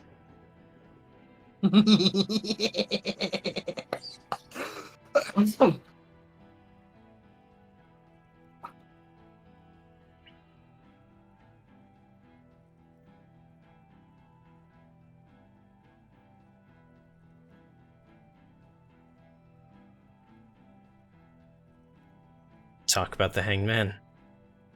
He had I'm sorry blue for putting eyes. this situation when you're probably tired, but reality. So here's what's gonna happen. If I die here, I think I might just restart from before Ruby, potentially. I don't know. That's up to you. Maybe. I don't know. I'll definitely sleep on it. Talk about the hangman. Of course. Nothing bad will happen. Talk about his dead friend. He seems stable enough to take it.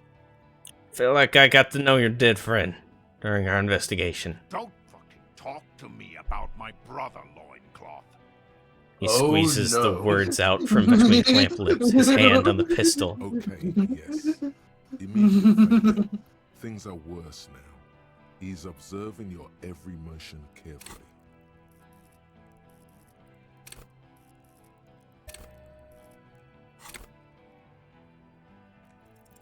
International something. International law. Don't say it. Don't say it. But now you stood there scratching your ass for 1.5 seconds. You think this helps things? Easy now. Easy. Just tell them these men didn't do it. There's a peaceful way out. Listen, they didn't do it. Yeah? Who did that? You should implicate yourself. Throw yourself onto the embrasure. Chest first. Inland Empire, you are just trying to get me killed. And that's fucking heroic success.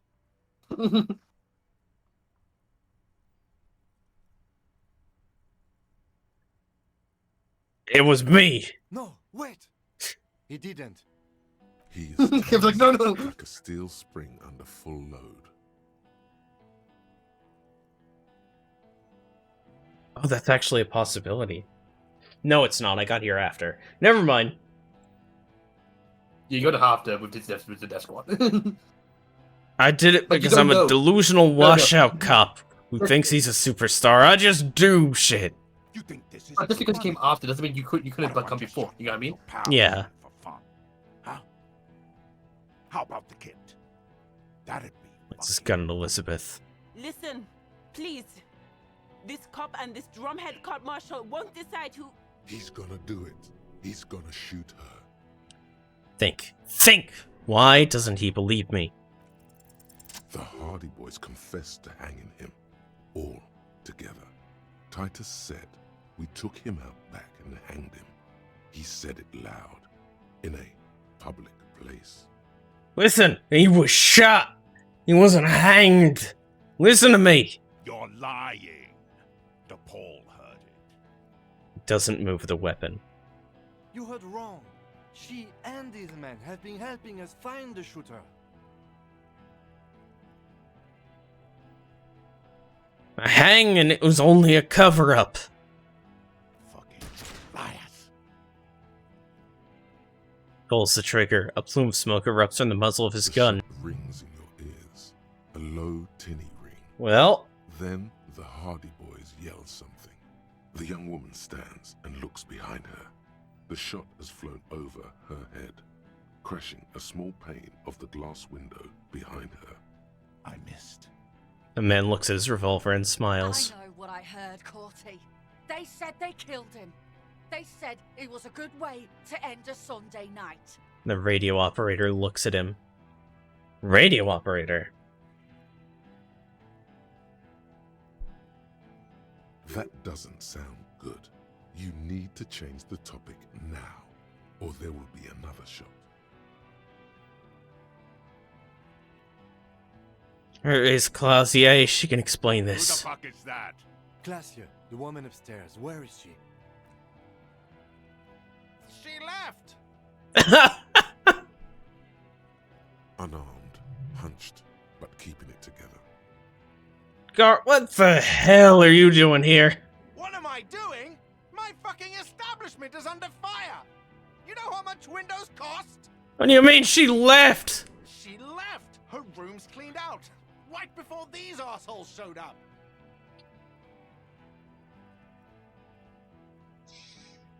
We should have arrested her. Lieutenant whispers, his eyes still on the armed mercenaries. You can feel how upset he is with himself.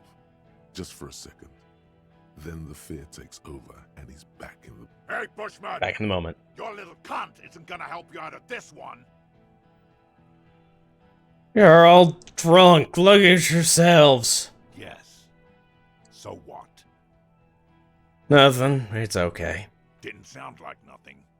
Sounded like you were about to break into a sermon. Was that it? Enough already! What is this? We didn't come here to fucking chat! Interrupt me again and I will execute you on the spot, Lance Corporal. The outburst is accompanied by yellow saliva around his mouth. The Wild Pines rep does not approve of this. You think I care what that company cunt thinks? He laughs. It's a hollow laughter. He isn't just boasting. He really doesn't care. Back out of this now, or it'll get bad. Okay, let me just say one thing. Fucking waste this fuck! Why did I not find my lost gun? What's that? I can't hear you. Sounds like you got your mouth. Why did I not? Rude. Shit, this is it. Tell him anything. Tell him you have more information. Kill me and you'll never find out who killed your brother. I've been withholding information. Rude. The man looks to his left. Well. Shoot me in the chest. Raises his rifle and takes aim at you. His hands are steady, and the long barrel of the rifle sways slowly.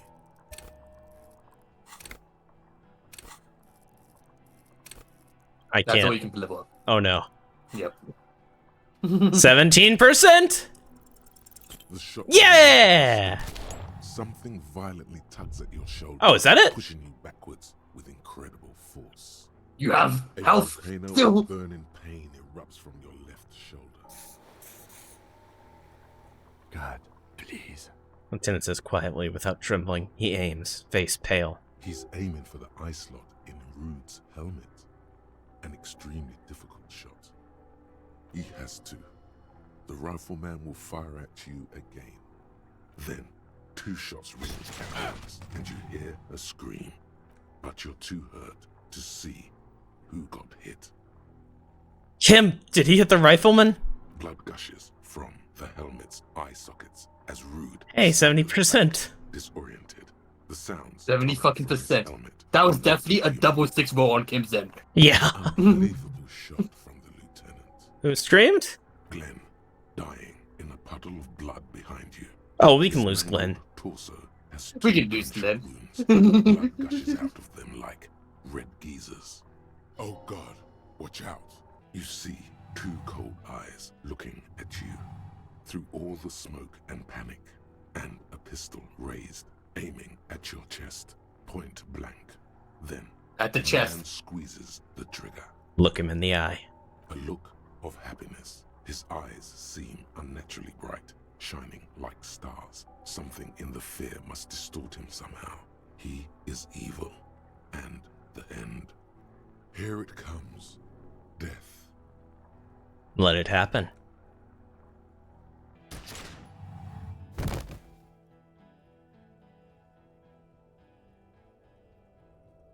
What? You simply blink, then something inside your pelvis explodes. No, Your wait, entire what? lower body is on fire and your legs can't support you. The pain is too immense to scream. It pushes the air out of your lungs. Everything goes dark. A distant blur as you... Was I not wearing the armor? Listen, through the darkness and the pain. It did say your lower body's on fire. Someone is running. Yeah, yeah. jumping over you. In the background, you hear gunfire shatter glass, and then a man in pain. A familiar sound. It's Titus with a splat like meat. Aw. You hear bullets rip into him. His voice, still giving orders, grows fainter. I think he jumped over you. Because he said someone is running, jumping over you. Touch your lower body. Feels slick and warm with blood. The pain is too strong to know what has happened there. Even clutching to your consciousness takes everything you got. What parts of me are missing? Most of what's down there. Oh, God. It's all gone. Open your eyes now. You have to see what's happening. No. It's just a fear. Even if... Who cares? No one wants you anyway. Shut up, Empire. Try to open your eyes. What do I see? Nothing. Darkness. Blurring lights of pain. Out of it, a silhouette emerges, crouching over you. A familiar voice filled with urgency and fear.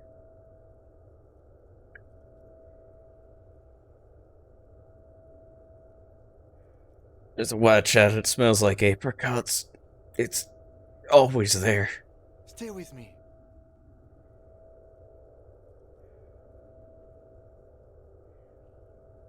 It said I have a vessel. Do I have a vessel? Yes, keep talking. You hear me? Stay awake. Lieutenant pushes down on your wound hard. But you can't. It's so hard. Your eyelids grow heavy, and the sounds ever more distant. And the cold comes over you. The lieutenant, too, is somewhere far away, almost gone. When suddenly, you sense something behind him. A shadow towering. Someone stands there, raising his pistol at him. The lieutenant doesn't see it. He's pushing down on your wound with both hands. 83%. No! Kim! No, you scream. Behind you, from your bloody lips, your eyes are full of fear. There is no room for hesitation. The lieutenant turns around and fires, his body falling on yours in the course of the motion. You hear a roar of pain, a death scream. The sound disappears like someone pressed stop on the tape. The hulking figure, too, is gone. And so is Kim. And the whole world. Fall into total darkness. This is death. One more door, baby. One more door. No, let me back into the fight. The fight? There is no fight. The fight is over. It was lost 1,000 years ago. You have laid here forever. Keep falling deeper. Take the door. He's not taking it. His body is not taking it. Oh God, no. He's not disintegrating. He's swelling up instead. Over the hours, hurting, moaning in his sleep, and rotting, and being disinfected, and smelling of drugs, and feeling saliva in his mouth, drifting in painkillers, thrashing in his wound sleep. Hours turn to days. Soon we will get up again and go through it again. Finally, we know what the infernal engine was outside. The clarion call. It was him. He is the infernal engine. He never stops. He only gets worse.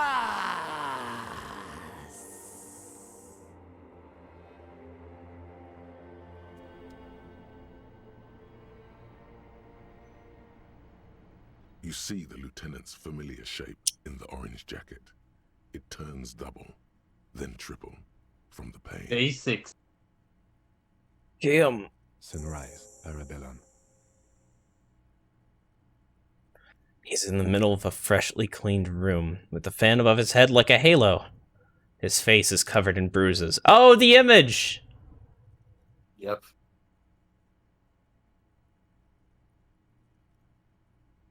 What did you say? Sunrise? Sunrise, Parabellum. Sunrise, prepare for war. It's an old revolutionary saying. Is it war today? The gates of the harbor are boarded up. The streets are a little more empty. Apocalyptic violence is yet to erupt, I am relieved to say. He looks out the window. I think we may have had enough, for now. Unzips his bomber jacket. Ouch. That's right. Ouch, indeed. Ouch. It's not ouch time yet. You just got the Dramamine pill an hour ago. Wait until it wears off. Dramamine? Then it's not that bad. Neither surgical nor organ damage It's bad. in the arbor. Still, under the counter bad. Under the counter. Room, it's clean. Mr. Gart cleaned it. It took him an entire day. How long have I been out? 2 days, in and out. You've been up enough to take Dramamine and curse. And drink water. What happened? What happened? We tried to take the diplomatic route and hoped they wouldn't attack first. They did. The Major gave the command. What happened then? As retaliation, the rifleman shot you. He hit. With his carabine. I was looking for a clear line of sight. When I found it, I shot and wounded him, while Glenn took a bullet in the spine. It was meant for me. He did not survive. There's a pause. This is not the first person to die in his place. He goes on. Titus, Fat Angus, and Theo charged. Angus and Theo died before they made it to intensive care. Titus died in the hospital yesterday. Alain and the young musician, I forget his name, they are all that's left. Titus is dead? Yes. Nod. You were bleeding out. I think you said something about your wife, and you warned me. I was able to disarm the Major before he got the jump on me. Thank you. Although I was not able to kill him, as I should have. Crenel took him. Lieutenant takes a cigarette from his coat pocket. And that's what happened. A bitter smell fills the room. And the Major? He's in a private hospital across the river. Cornell claimed him from the local butcher shop where Titus died. Turns out he's insured. Capitalism! There is unveiled anger in his voice. We won't get to him anymore. The good news is he's not coming here either. I did some damage. How many casualties on the Union side? Total. 5. Glenn, Theo, Shanky, Angus. The fat one. He took a lot of bullets. And Titus. And that's... all.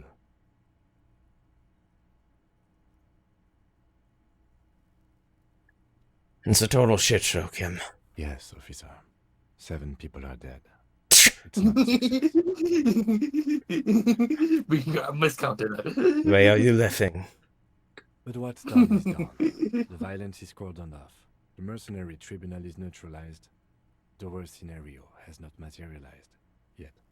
And we are still alive. Both of us.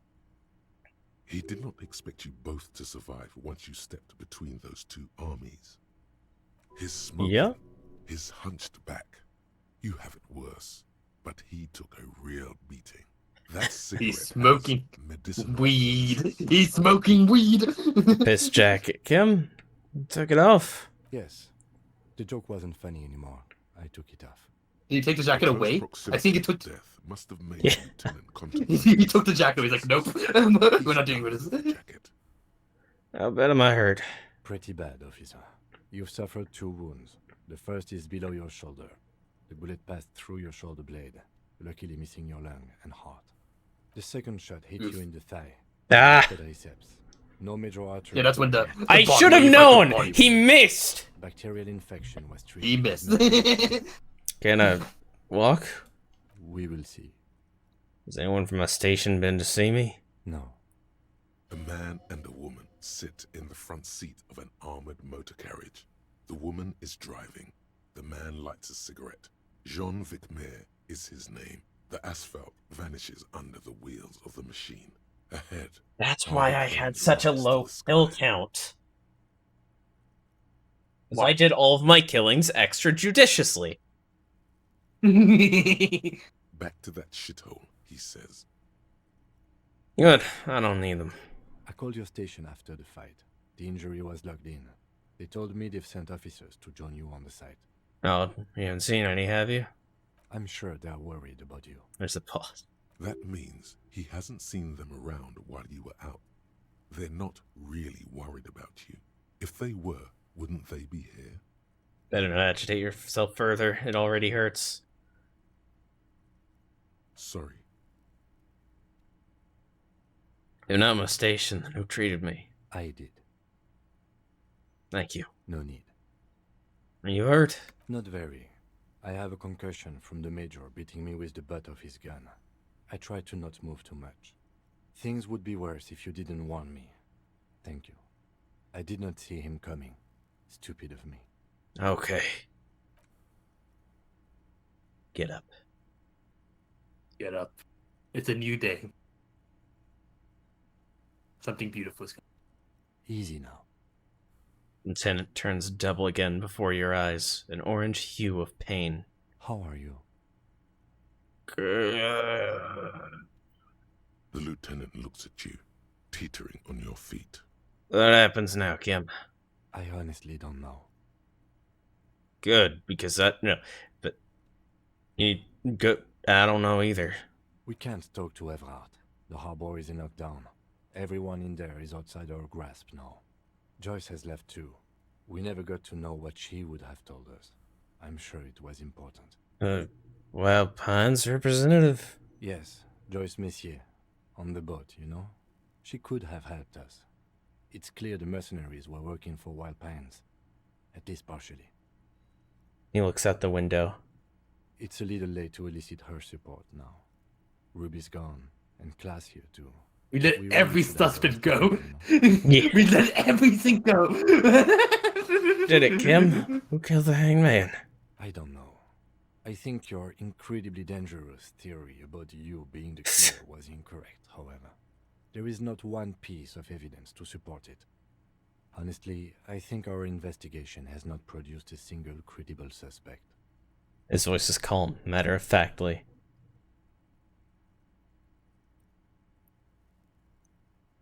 There's still a 28% chance, or 28% possibility shot came from a distance. We should go upstairs, rethink the ballistics in situ. I agree with this. What else? An intake bullet from a Bell McGray 4.46mm. How hard can it be to find one? How hard can it be? It's extremely easy. There are thousands lying around. We found one, all completely unusable. It's precisely how easy it is to find one that makes the bullet useless. There are all these old bunkers and weapons caches, Revolutionary era. We could find thousands more if we wanted. All of Revachol is full of them. But they seemed so mysterious. I'm just gonna say nothing. There's a little pause. He says nothing as well. The miracle hasn't happened yet. It's not over yet. He does not know what to reply. Looks out of the window, then back at you. You know what I think about solving crimes? He arches his brow. The ceiling fan patiently spins overhead. Solving crimes is hard. It really is very hard. He sounds surprisingly weary. You're not ready to give up, are you? No. Are you ready to limp? I'm ready. Good. Where do you want to limp to? Is this the fast travel system? Who knows? The lieutenant did mention doing more ballistics. You should check Miss Aranye Disco Dancer's room upstairs. Why not? Extinguishes a cigarette in the sole of his boot. Animated. Another look at the window, perhaps? The one he was shot through. I don't know. I can't think of anything better. And that's where we're going to end off for today. So, do you want to go back in time before the point of no return? It's up to you. How? Okay, I'm gonna be. You want me to be like fully honest now? Yeah, I'm gonna like be fully honest. Is this timeline fucked? It is not fucked. No, okay. Nowhere near fucked. That's kind of what I was getting here, and what I was thinking is that I'm gonna just. No, it is not fucked. This is nowhere near fucked. It's just not 100% content. You order a lot of content, like a lot of like side content is no longer accessible. That's that's fine. Who gives a shit? I'm gonna go back for that shit. Yep. In another place, right? Yeah. And the next. Then it's all good. It's cool. Then episode. I no longer be. Yeah. Then I won't say anything more. But yeah. Indeed. But this is really funny. The miracle. I'll just repeat the line once again. The miracle is not yet here. Yep. That's what I'm saying. Anyhow. Thank you all for coming. Yes. This was a nothing stream until the end. I'm sorry for backseating for this bit, but I just wanted to round it out, you know? Because once you got past the Ruby thing, it's like, okay, we gotta round it out. Yeah.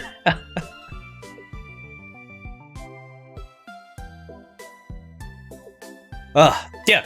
Anyway, this happens every Wednesday at 11 p.m. CST, or later if I fuck up, which I do a lot. Check out also Mondays on this channel at 11 p.m. CST for Zeldathon, where I play A Link to the Past, because that's a good game. Good. And I don't know, I might stream something random. Also, check out twitch.tv/Arukanya, where there's this girl that's up in the back of the Tiger Dojo here. I love her. She is the best girl in the world. That's all I got. And who are you? I'm nobody. That's what I thought. Bye. Bye.